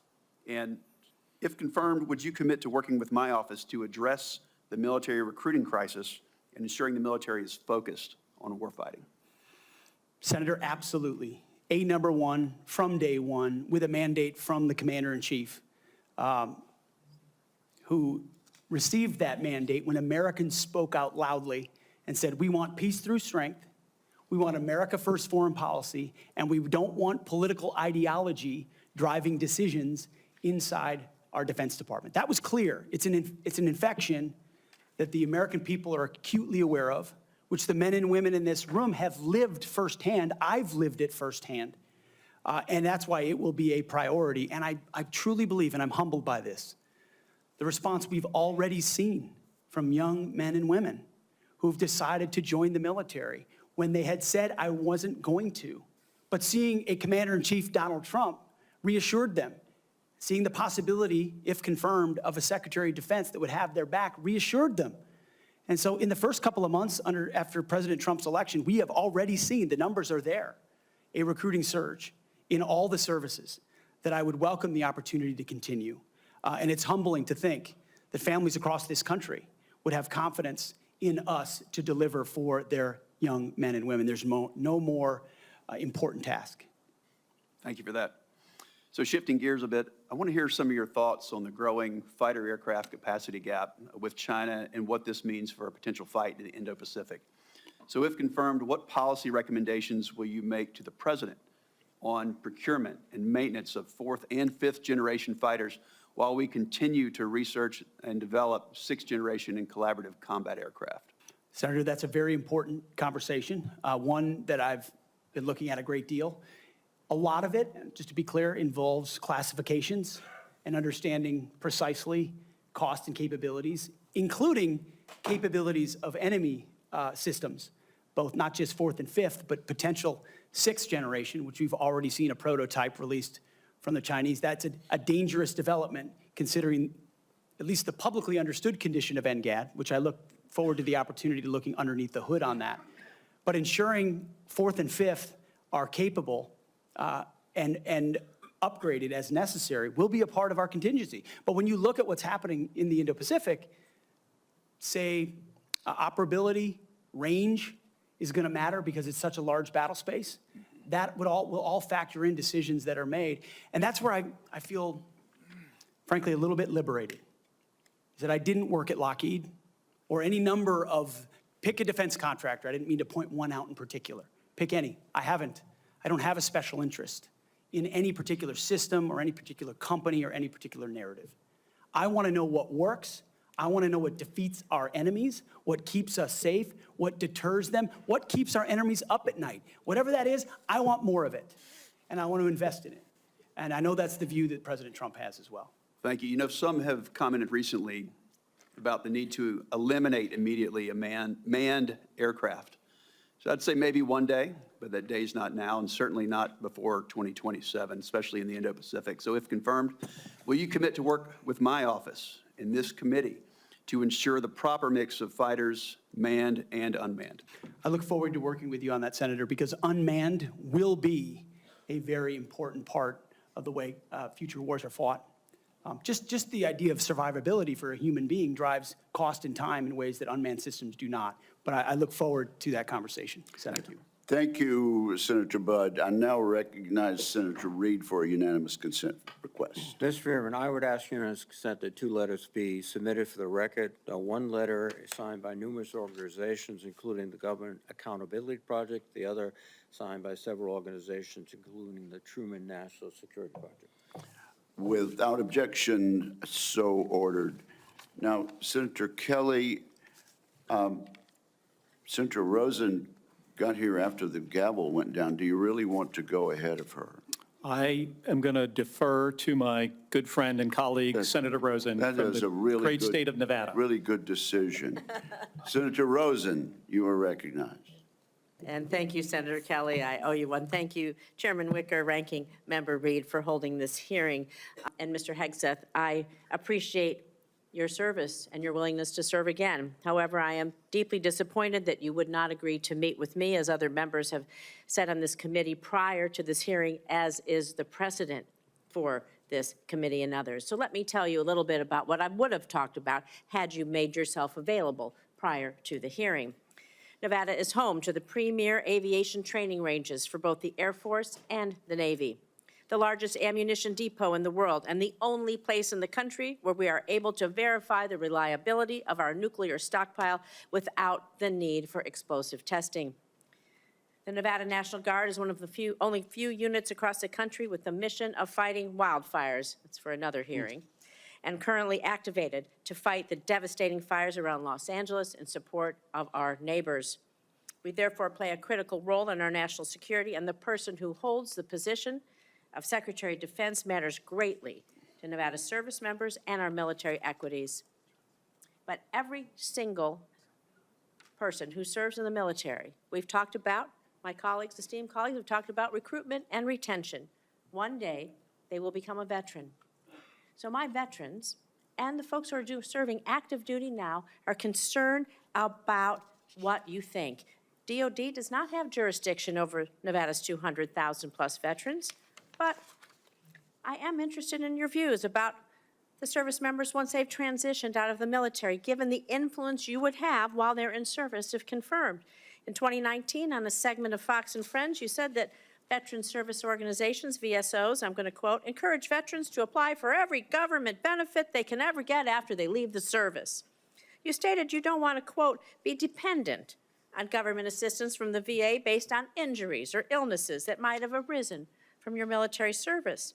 So I'm just going to ask you a few yes or no questions about veterans, understanding you don't have jurisdiction, but this is important to our morale, it's important to our recruitment, and is important to our retention, and it is important to how we respect others in this country.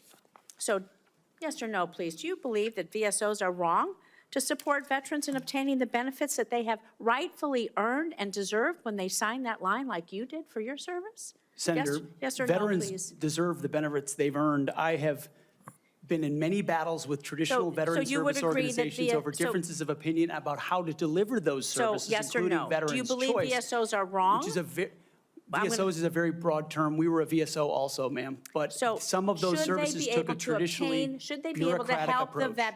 the veterans obtain the benefits that they have earned? Yes or no? Should anyone be able to help? Every veteran should have Thank rapid you. access to Do you all the believe that benefits that veterans they've should earned. be ashamed for Absolutely. having sought and obtained the benefits that they have earned? Do you think veterans should be ashamed to seek out benefits? Senator, I think Yes or we no? should be ashamed as a nation of the amount of veterans that commit You think suicide veterans because they hit a should brick be wall. ashamed They because- commit suicide because This is they hit not a the brick question, wall sir. of the I'm going to bureaucracy move on. of the I'm going to VA. take that And as a reformers yes. are not courage enough. How about veterans who suffer lasting it on. injuries or illnesses due to their military service? Do you think they deserve our support and assistance? I mean, your answers to these, they're too broad. People want to know, are you willing to support our veterans organizations that will help our veterans get every damn thing that they deserve because they signed on the dotted line to keep us safe, just like you did? I respect that. Will you? Senator, with all due humility, I don't know that there's anyone in this room over the last 20 years that have worked harder to ensure that our veterans are taken care of. It has So been do a you think passion veterans of are my life, dependent on the- alongside with so many on this dais, to make sure that veterans receive, and it is a recruiting crisis. But you've When said that veterans veterans are not treated dependent well, on the government. they don't You've want said their veterans are sons and daughters dependent to on the join. government. Do you believe that veterans getting these benefits are dependent on the government? Or do you believe it's a benefit they've earned and deserved through their service? It's a Are they benefit they've dependent? earned and Then- a hand up to the But these are next your chapter of their words life. then. So you have again Absolutely. changed your position. Where you believe the veterans are dependent, now you believe they've earned and deserved it. I just think it's disrespectful to change that position. These are benefits that people may need throughout their life and may not know when they need them or how they're going to need them, and they need to be there when they do. Thank you. I'm going to move on to my next question. America's role in the world. Our alliances, the threats America's facing, they're serious, they're wide-ranging, from China to Russia to Iranian-backed terrorism. So do you agree with the National Defense Strategy that the U.S. cannot compete with China, Russia, and their partners alone, and certainly cannot win a war that way? And this is a quote from the National Defense Strategy. Is your interpretation that American first foreign policy is America alone? Does that include abandoning our allies and partners such as NATO, Taiwan, Israel, and others? And if we can't win alone, and we don't strengthen our strategic partnerships, I would say that position, your position, places on a strategic path to lose to our adversaries. So maybe you're okay with choosing that path for America. I want to know how you square that position with the positions you articulated in your book, where you wrote that NATO is at relic, at best a distraction, and should be scrapped and remade. Are you okay with sending us down a path where we can't win? Senator, the world has had, our friends in the world have had no better ally. Our allies and partners have had no better friend than President Donald Trump, who's I'm not talking reinvigorated about a NATO President alliance, Donald Trump. who's I'm stood talking about behind your Israel words. in every way, in ways this administration has not. He has ensured that the NATO alliance has become far more robust. He worked, Donald Trump going to with stand allies behind in the Ukraine? Pacific as well. Is Donald Trump going to stand behind Ukraine? Are you going to stand behind Ukraine? You say he's the strongest president. President-elect Trump said he will end the war in Ukraine before he takes office. Okay, it's less than a week before he's inaugurated, to the best of your knowledge.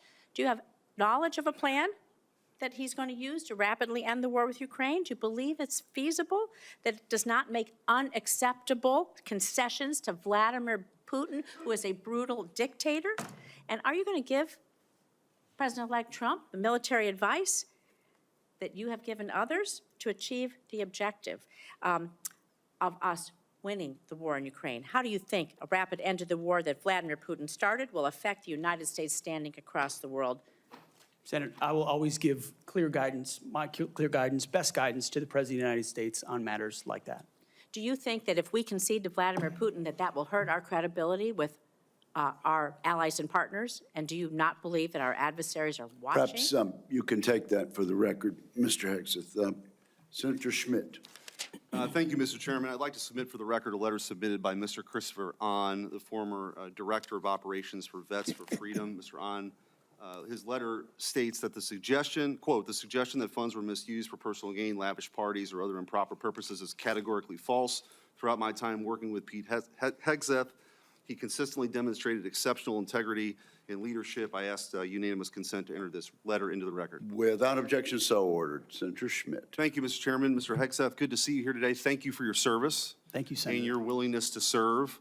I also want to thank you for your clarity in articulating the vision you have for the Department of Defense in restoring an ethos, a warrior ethos,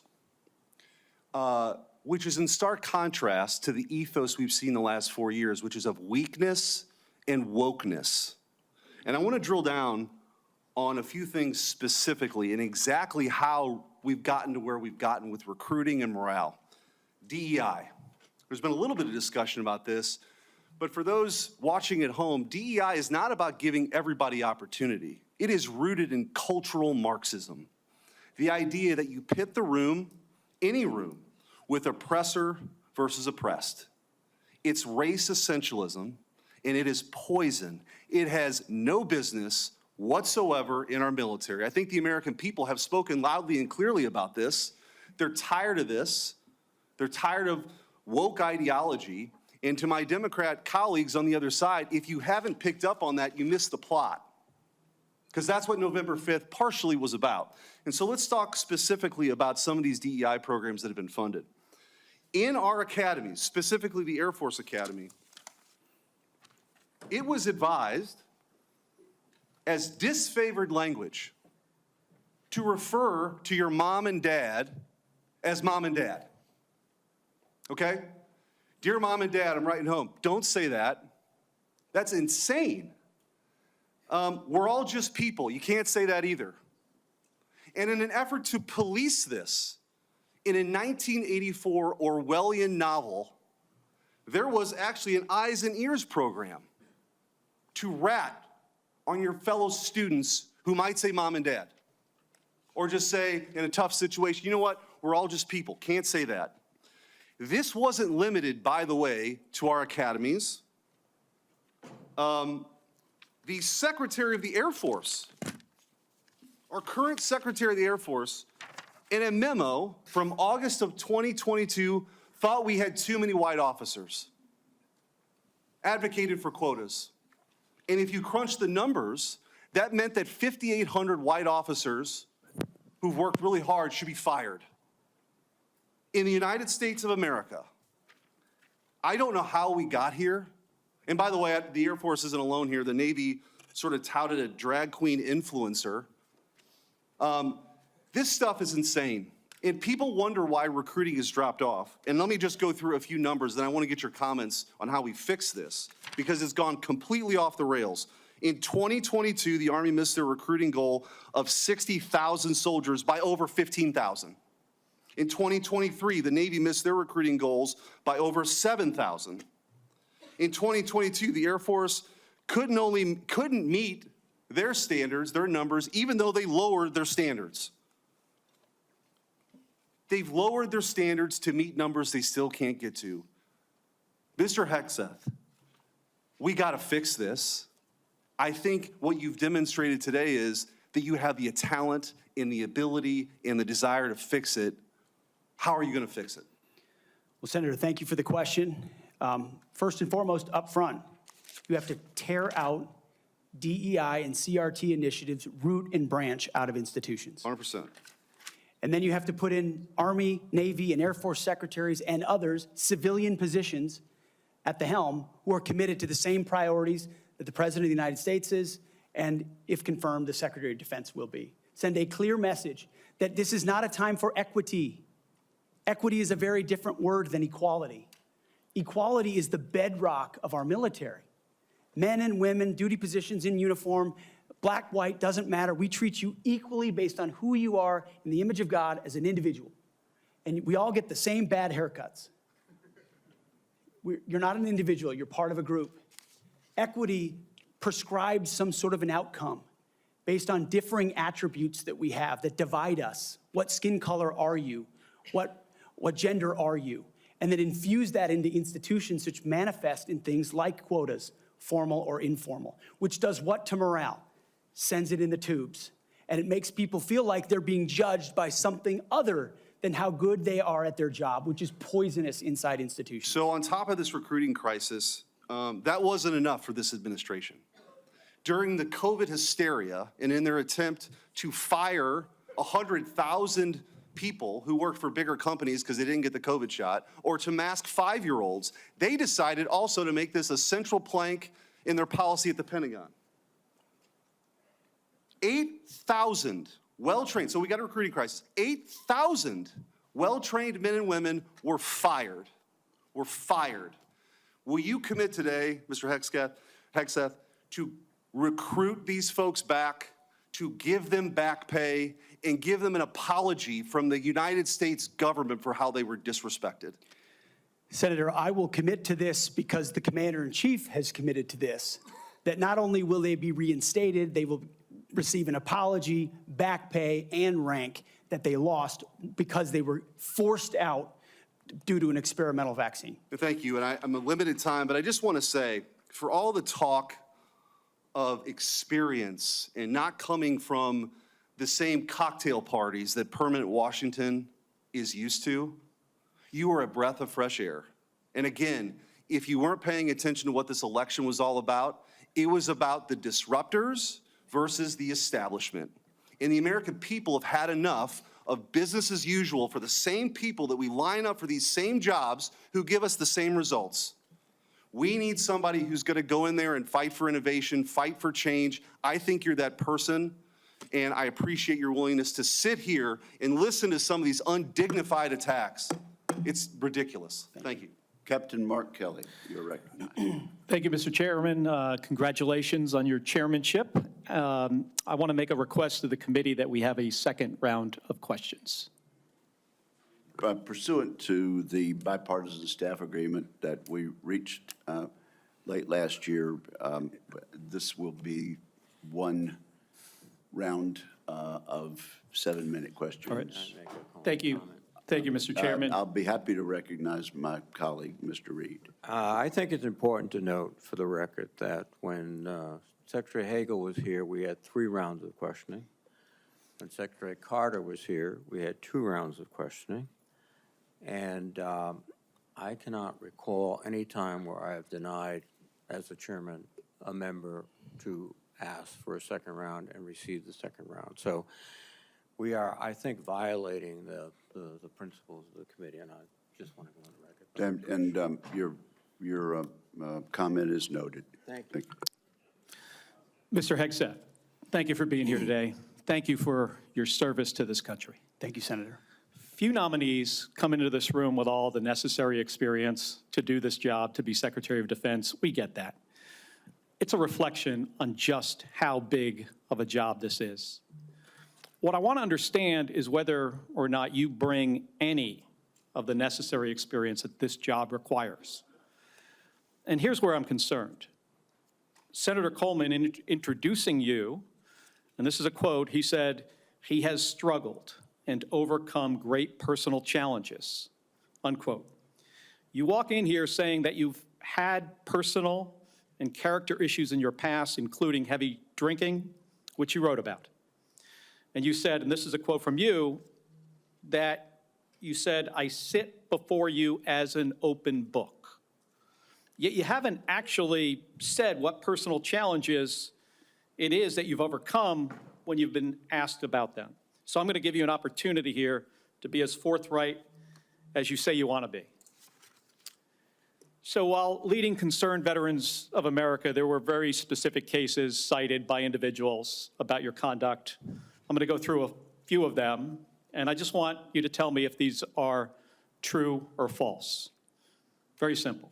On Memorial Day 2014, at a CVA event in Virginia, you needed to be carried out of the event for being intoxicated. Senator, anonymous smears. Just true or false? Very simple. Summer of 2014 in Cleveland, drunk in public with the CVA team. Anonymous smears. I'm just asking for true or false questions, true or false answers. An event in North Carolina, drunk in front of 3 young female staff members after you had instituted a no alcohol policy and then reversed it. True or false? Anonymous smears. December of 2014 at the CVA Christmas party at the Grand Hyatt at Washington, D.C., you were noticeably intoxicated and had to be carried up to your room. Is that true or false? Anonymous smears. Another time, a CVA staffer stated that you passed out in the back of a party bus. Is that true or false? Anonymous smears. In 2014, while in Louisiana on official business for CVA, did you take your staff, including young female staff members, to a strip club? Absolutely not. Anonymous smears. So, is it accurate that the organization reached a financial settlement with a female staffer who claimed to be at a strip club with you, and there was a colleague who attempted to sexually assault her? Was there a financial settlement? Senator, I was not involved in that. I don't know the nature of how that played out. But you understand there was a financial settlement for a young female staffer who accused another member of the organization, not you, of sexual assault in a strip club. We have multiple statements on the record referring to that. But you claim you were not there when that occurred. Absolutely not. Now, the behavior I cited, if true, do you think that this behavior of intoxication, going into these type of establishments, women on your staff being so uncomfortable that they have to file these sort of harassment claims, do you think this is appropriate behavior for a leader? Senator, the overwhelming majority of anyone who's worked for me, including the on-the-record statements that have been submitted to this, with their name on it, on the record, men and women who worked with me every day, are the overwhelming preponderance of evidence that testify to my leadership and professionalism in leading Vets for Freedom and Concerned Veterans for America. My leadership has been completely impugned on these veterans organizations that did fantastic work. Mr. Hegseth, I'm not even going to go into the And we managed our accusations. financial books with integrity across the board. How many people, everybody who runs a campaign. I have limited time. I'm not going to get into the accusations that come from Fox News. I know you have some of your Fox News colleagues here. There were multiple instances of accusations against you about drinking on the job. All anonymous, all false, all refuted by my colleagues who I worked with for 10 years at 6 a.m. to 9 p.m. and everything The challenge here for me, Mr. Hegseth, they've only seen me be professional is when there is every discussion single time. about personal challenges, and you admittedly had issues with heavy drinking. It's hard to kind of square this, to square the circle here. It's kind of a difficult thing to do. Let me ask you, if I have about 90 seconds left here, if you had to answer these questions about sexual assault against you and your drinking and your personal conduct, would it have been different if you were under oath? Senator, all I'm pointing out is the false claims against me. Okay, I take it you do not want to answer that question. I walked into this hearing this morning concerned that you haven't demonstrated adequate leadership in your civilian roles. And this is a dangerous world we're living in here. And America cannot afford a Secretary of Defense who is unprepared for that mission. I'm going to leave with concerns about your transparency. You say you've had personal issues in your past, yet when asked about those very issues, you blame an anonymous smear campaign, even when many of these claims are not anonymous? Which is it? Have you overcome personal issues, or are you the target of a smear campaign? It can't be both. It's clear to me that you're not being honest with us or the American people because you know the truth would disqualify you from getting the job. And just as concerning as each of these specific disqualifying accusations are, what concerns me just as much is the idea of having a Secretary of Defense who is not transparent. Thank you, Mr. Chairman. I yield back my 2 seconds. Thank you, Senator Kelly. I would, at this point, ask unanimous consent to introduce into the record letters by Tina Kingston, Louisiana State Director of Concerned Veterans for America, and Holly Talley, Louisiana Local Director of Concerned Veterans for America, attesting to the appropriateness of Mr. Hegseth's conduct with regard to female staffers. Without objection, that is added to the record. And Senator Banks, you are now recognized. Thank you, Mr. Chairman. Welcome, Mr. Hegseth. You have conducted yourself very well today. In fact, so well that I believe it's incumbent upon this committee to confirm you ASAP to get you on the job, to clean up the mess that we have at the Pentagon ongoing at this moment because of the leadership there over the last 4 years that's failed us. In President Biden's first year in office, the Department of Defense spent over 5 million man-hours on quote-unquote counter-extremism and diversity training, what you and I might call woke training or DEI. The administration has refused to provide us any more recent data than that first year, but we know that it's exponentially more man-hours wasted on DEI over the last 4 years. And I wonder, what do you make of that? What could those 5 million man-hours in that first year of Secretary Austin and President Biden's administration, what could those 5 million man-hours have been used for? Senator, that's a lot of service members sitting in a lot of briefs, hearing about a lot of threats or political perspectives that might be dangerous, that do not comport to threats that actually exist inside the force, or ideas that introduce critical race theory or DEI or climate change initiatives that they and their commands have to conform to. And every time one of those happens, it gets pushed down the chain of command. That also includes new layers of leadership that have been created under this administration, committed to enforcing those types of DEI and CRT initiatives. So we hear 5 million man-hours, and that sounds like a lot. The more troubling aspect is how many training hours that takes away from a company commander or battalion commander or a wing commander who's out there trying to maintain their force, which is already constrained because of what the Biden administration has done to the defense budget and defense capabilities. So they're having to choose between the political prerogatives of the civilians who are demanding more DEI and CRT and gender quotas and the readiness of their forces. And I believe this Pentagon is prepared, because of our commander-in-chief, for a Secretary of Defense, should I be confirmed, that laser focuses on these issues, and they're ready to respond. They want to pack their rucksacks and go train because they understand we live in a dangerous world. I think that's an important point, a key point, because months later, while the priority of the Biden-Austin-led Pentagon was on DEI and woke training, one of the biggest embarrassments in American history happened when we lost 13 of our heroes in the botched withdrawal from Afghanistan. Secretary Austin testified before the House Armed Services Committee a couple of years ago, and responding to a question from me said he had, quote, no regrets about what happened in Afghanistan. I wonder, what do you make of that? Senator, it's shameful.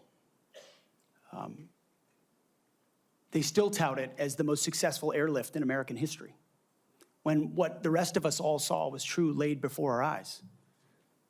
Utter failure, a destruction of a military legacy there, abandonment of our allies, death of American troops, detriment to our reputation, and then no answers and no accountability on the other side. And then what was unleashed because of what happened in Afghanistan?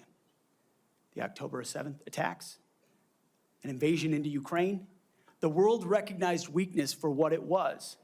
And who bore the brunt for it? The troops on the front lines at Abbey Gate doing an impossible job, whose external security was the Taliban, because there was no actual plan for this under the Biden administration. And yet, not a single person, the only person held accountable in those moments was a Marine Corps lieutenant colonel who had the courage to stand up and say someone should be held accountable for that. His name is Stu Scheller. No one else involved has ever taken accountability for it.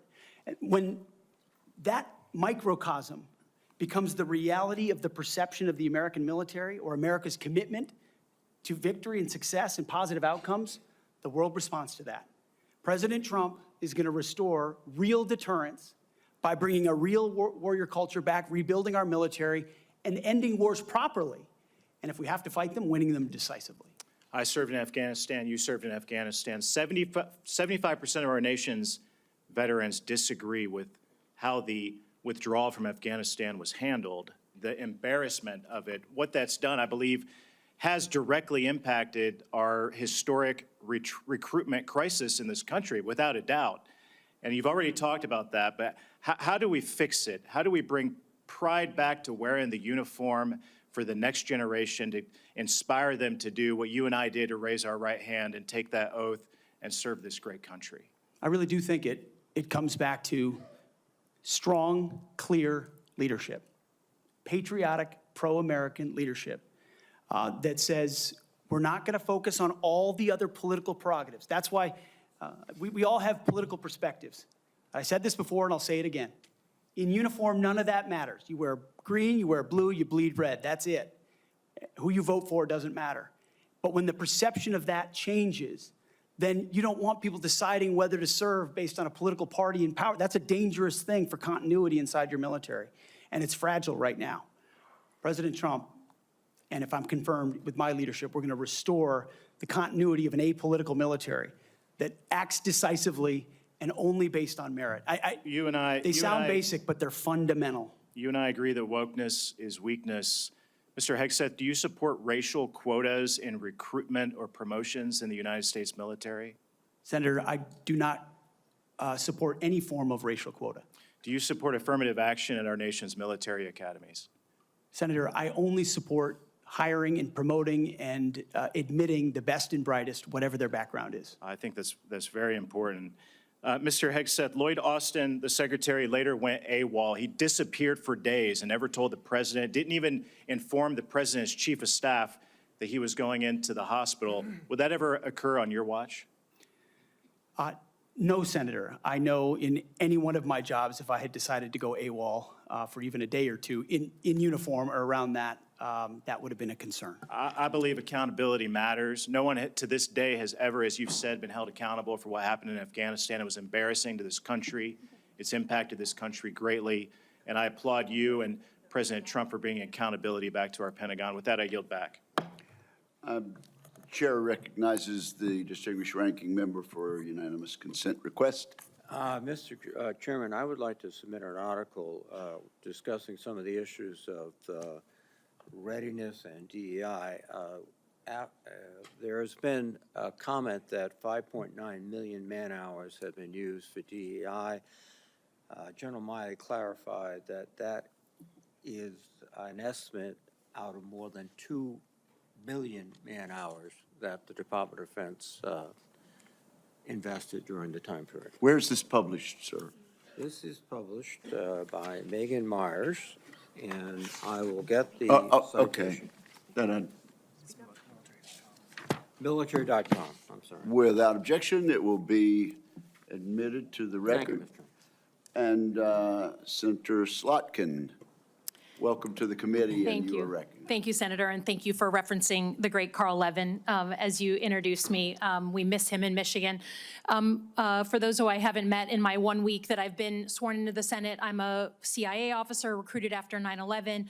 I did 3 tours armed in Iraq alongside the military, and have worked for 4 different secretaries of defense, both Democrat and Republican, proudly, and watched them make decisions that literally determine the life and death of Americans in the dark of night.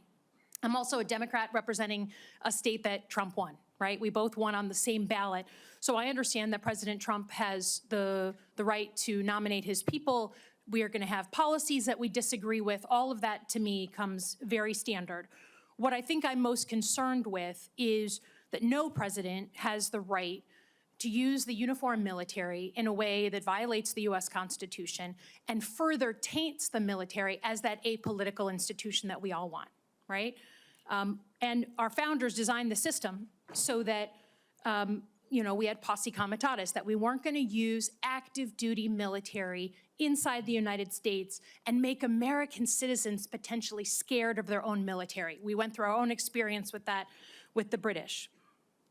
As the Secretary of Defense, you will be the one man standing in the breach should President Trump give an illegal order, right? I'm not saying he will, but if he does, you are going to be the guy that he calls to implement this order. Do you agree that there are some orders that can be given by the Commander-in-Chief that would violate the U.S. Constitution? Senator, thank you for your service. But I reject the premise that President Trump is going to be giving illegal orders. No, I'm not saying he will, but do you believe there is such a thing as an illegal order that Joe Biden or any other president, Donald Trump, could give? Is there anything that a commander-in-chief could ask you to do with the uniformed military that would be in violation of the U.S. Constitution? Senator, anybody of any party Right. could give an order that is against the Constitution or against the law. Right. Okay. So are you saying that you would stand in the breach and push back if you were given an illegal order? I start by saying I reject the premise that President I Trump will be understand. You've giving done your any genuflecting illegal to him, orders but at all. This isn't a hypothetical, okay? Your predecessor in a Trump administration, Secretary Esper, was asked and did use uniformed military to clear unarmed protesters. He was given the order to potentially shoot at them. Helos flew low in Washington, D.C. as crowd control.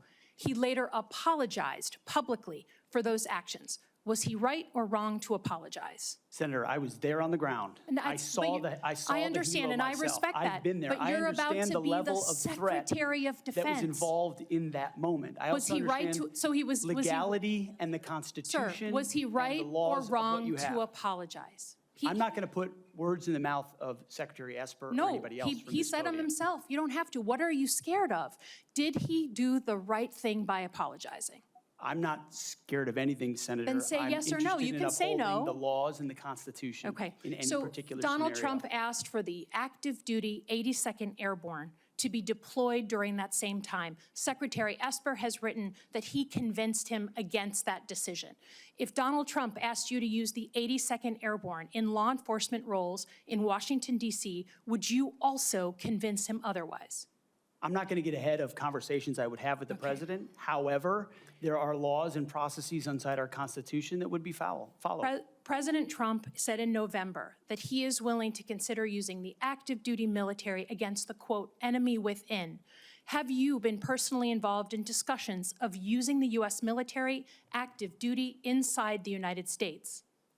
Senator, I'm glad we finally got to the topic of border security equaling national security because it's been abdicated and ignored for the last 4 years. That wasn't my question. I'm just asking, have you been involved? You're about to be the Secretary of Defense potentially. Have you been involved in discussions about using the active duty military inside the United States? Senator, I am not yet the Secretary of Defense. Right. I'm if just confirmed, I would be party to any number of So you conversations. haven't been in any of these which I would not conversations? reveal what I have discussed with the President of the United States. Just have you been in conversations? You're going to be in charge of 3 million people. The active duty that I know you care about, I believe you care about. So have you been in conversations about using the active duty in any way?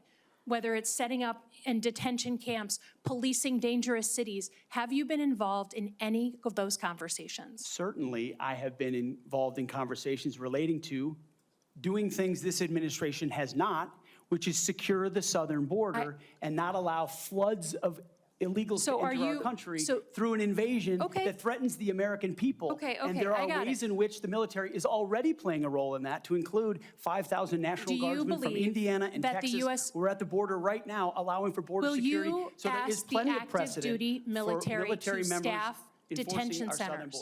border. Our U.S. military is not trained in law enforcement roles. I think you know that, right? We've seen how that mission is difficult for them in places like Iraq and Afghanistan because that's not the training a uniformed military comes with.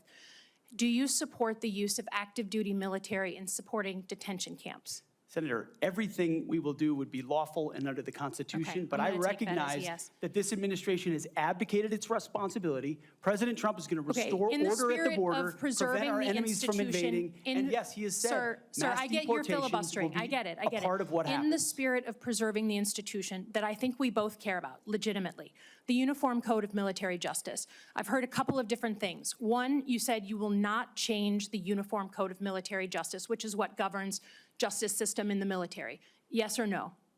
You said that earlier. Those are I'm just laws, confirming. Senator, set by Congress. Okay, so you will not go to change it. You will not attempt to change it. You also said that JAG officers are potentially people who put their own interests in their own medals and promotions ahead of the troops.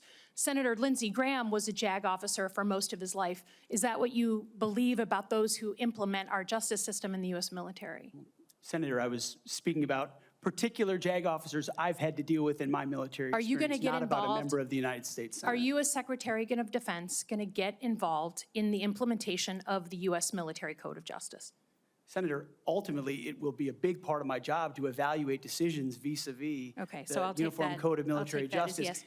Have and you seen do it fairly. is CQ Brown on your list in the Warrior Boards to be removed from his position? Senator, every single senior officer will be reviewed based on meritocracy, standards, lethality, and commitment to lawful orders they will be given. Thank you, Senator Slotkin. I now recognize Senator Shaheen for a unanimous consent request.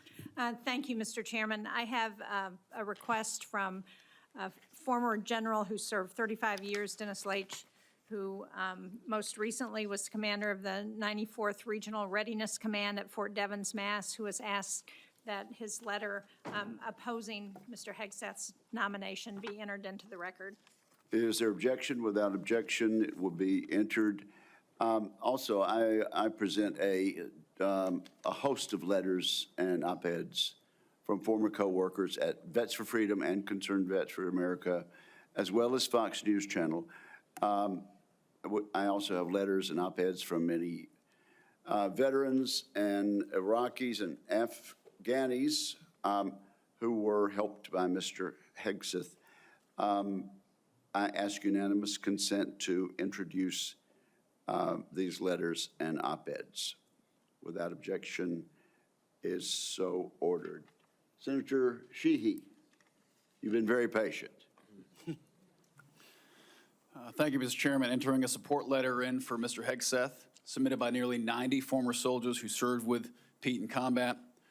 I would like to submit a statement from 86 of them who support his nomination, although they come from different units and ranks. The signatories commend Mr. Hegseth for his selfless leadership, love of his soldiers, and commitment to our country. 2 items. Sorry, 1 item. I ask unanimous consent to enter this into the record. Without objection, it will be entered. Thank you, Mr. Chairman. Pete, I'm actually going to ask you questions because I want to hear your answer. How many genders are there? Tough one. Senator, there are 2 genders. I know that well. I'm a she-he, so I'm on board. What is the diameter of the rifle round fired out of an M4A1 rifle? That's a 5.56. How many push-ups can you do? I did 5 sets of 47 this morning. What do you think our most important strategic base is in the Pacific? In the Pacific, Guam is pretty strategically significant.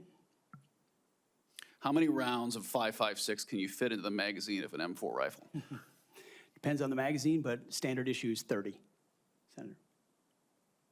And what size round does the M9 Beretta standard issue sidearm for the military fire? A 9mm, Senator. What kind of batteries do you put in your night vision goggle? Duracell. So right there, you're representing qualifications that show you understand what the warfighter deals with every single day on the battlefield. You understand what happens on the front line, where our troops will be. And what happens, unfortunately, in this country is decisions made in rooms like this, bad decisions, end up in dead 17, 18, 19-year-old Americans. And those Americans rarely come from families that sit in rooms like this. They come from lower, middle-income families who sometimes the military is their only way out. And they join because maybe they want to go to college. Maybe they had no other choice. Maybe they love this country. But for whatever reason, they joined and they sat on the dotted line. And when people like us screw up, they don't come home. And that's the one thing that I care about. As you remember when I shut the door, when you came with your entourage, Senator Coleman, I've known for a long time, and you and I sat together, asked you one question. You remember what that question was? Are you going to have the backs of the warfighters? Exactly. What is going to be your number one priority? And I don't care, frankly, what all these letters and articles say. I've been a part of a smear campaign too, I get it. I care that you're going to have one thing in mind when you sit in that chair in that five-sided building, and you told me what that was. So with that, you have my support. I'm sorry you have to go through a process like this, but it is one of the most important jobs in the world. We got to make sure you're ready for it. I thank you for your answers. I got one final question that's very important to me. This is more of a technical question, but I think it's to fix the Army in this country is a 1 or 2 year problem. We can make bullets, we can make rifles. Fix the Air Force might be a 5-year problem. To fix our Navy is a decades-long pursuit. How are you going to fix our national, you don't have all the power, we're not China, unfortunately you can't snap your fingers, but how are you going to lead an initiative within the DoD to reinvigorate our national shipbuilding industry so we are able to compete with China, because freedom of navigation is critical to our economy and the global economy. It's going to be a very important task for you to complete.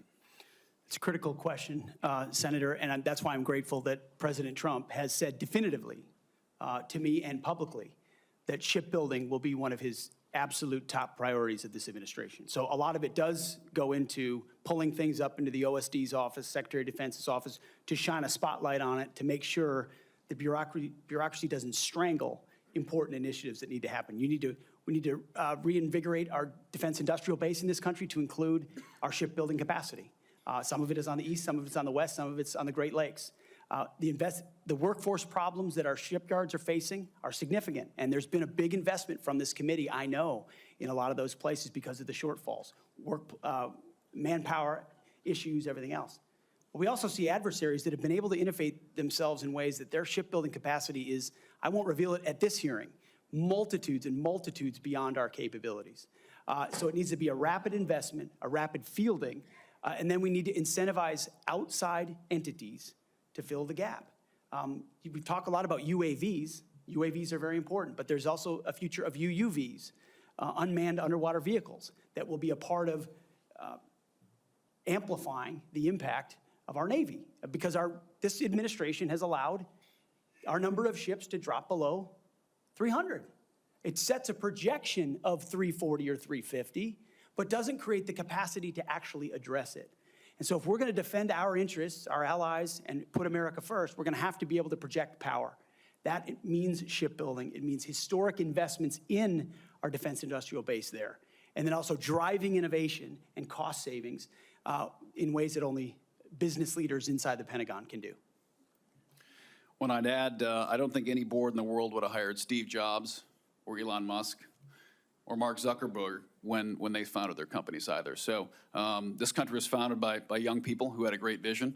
Thank you for being willing to serve your country again. And thanks for coming here today. I yield back, Chairman. Thank you, Senator Sheehy. You yield back the balance of your time. Mr. Ranking Member, can we agree that you and I will notify members of a specific time until which the record will remain open for submission of questions for the record? Yes, Mr. Chairman? That will be a day or two.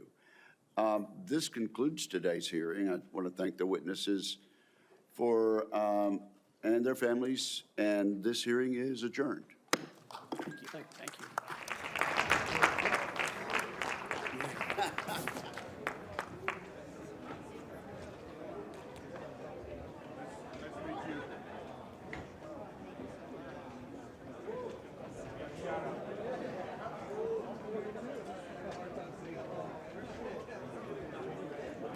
There's a ton out there, yeah.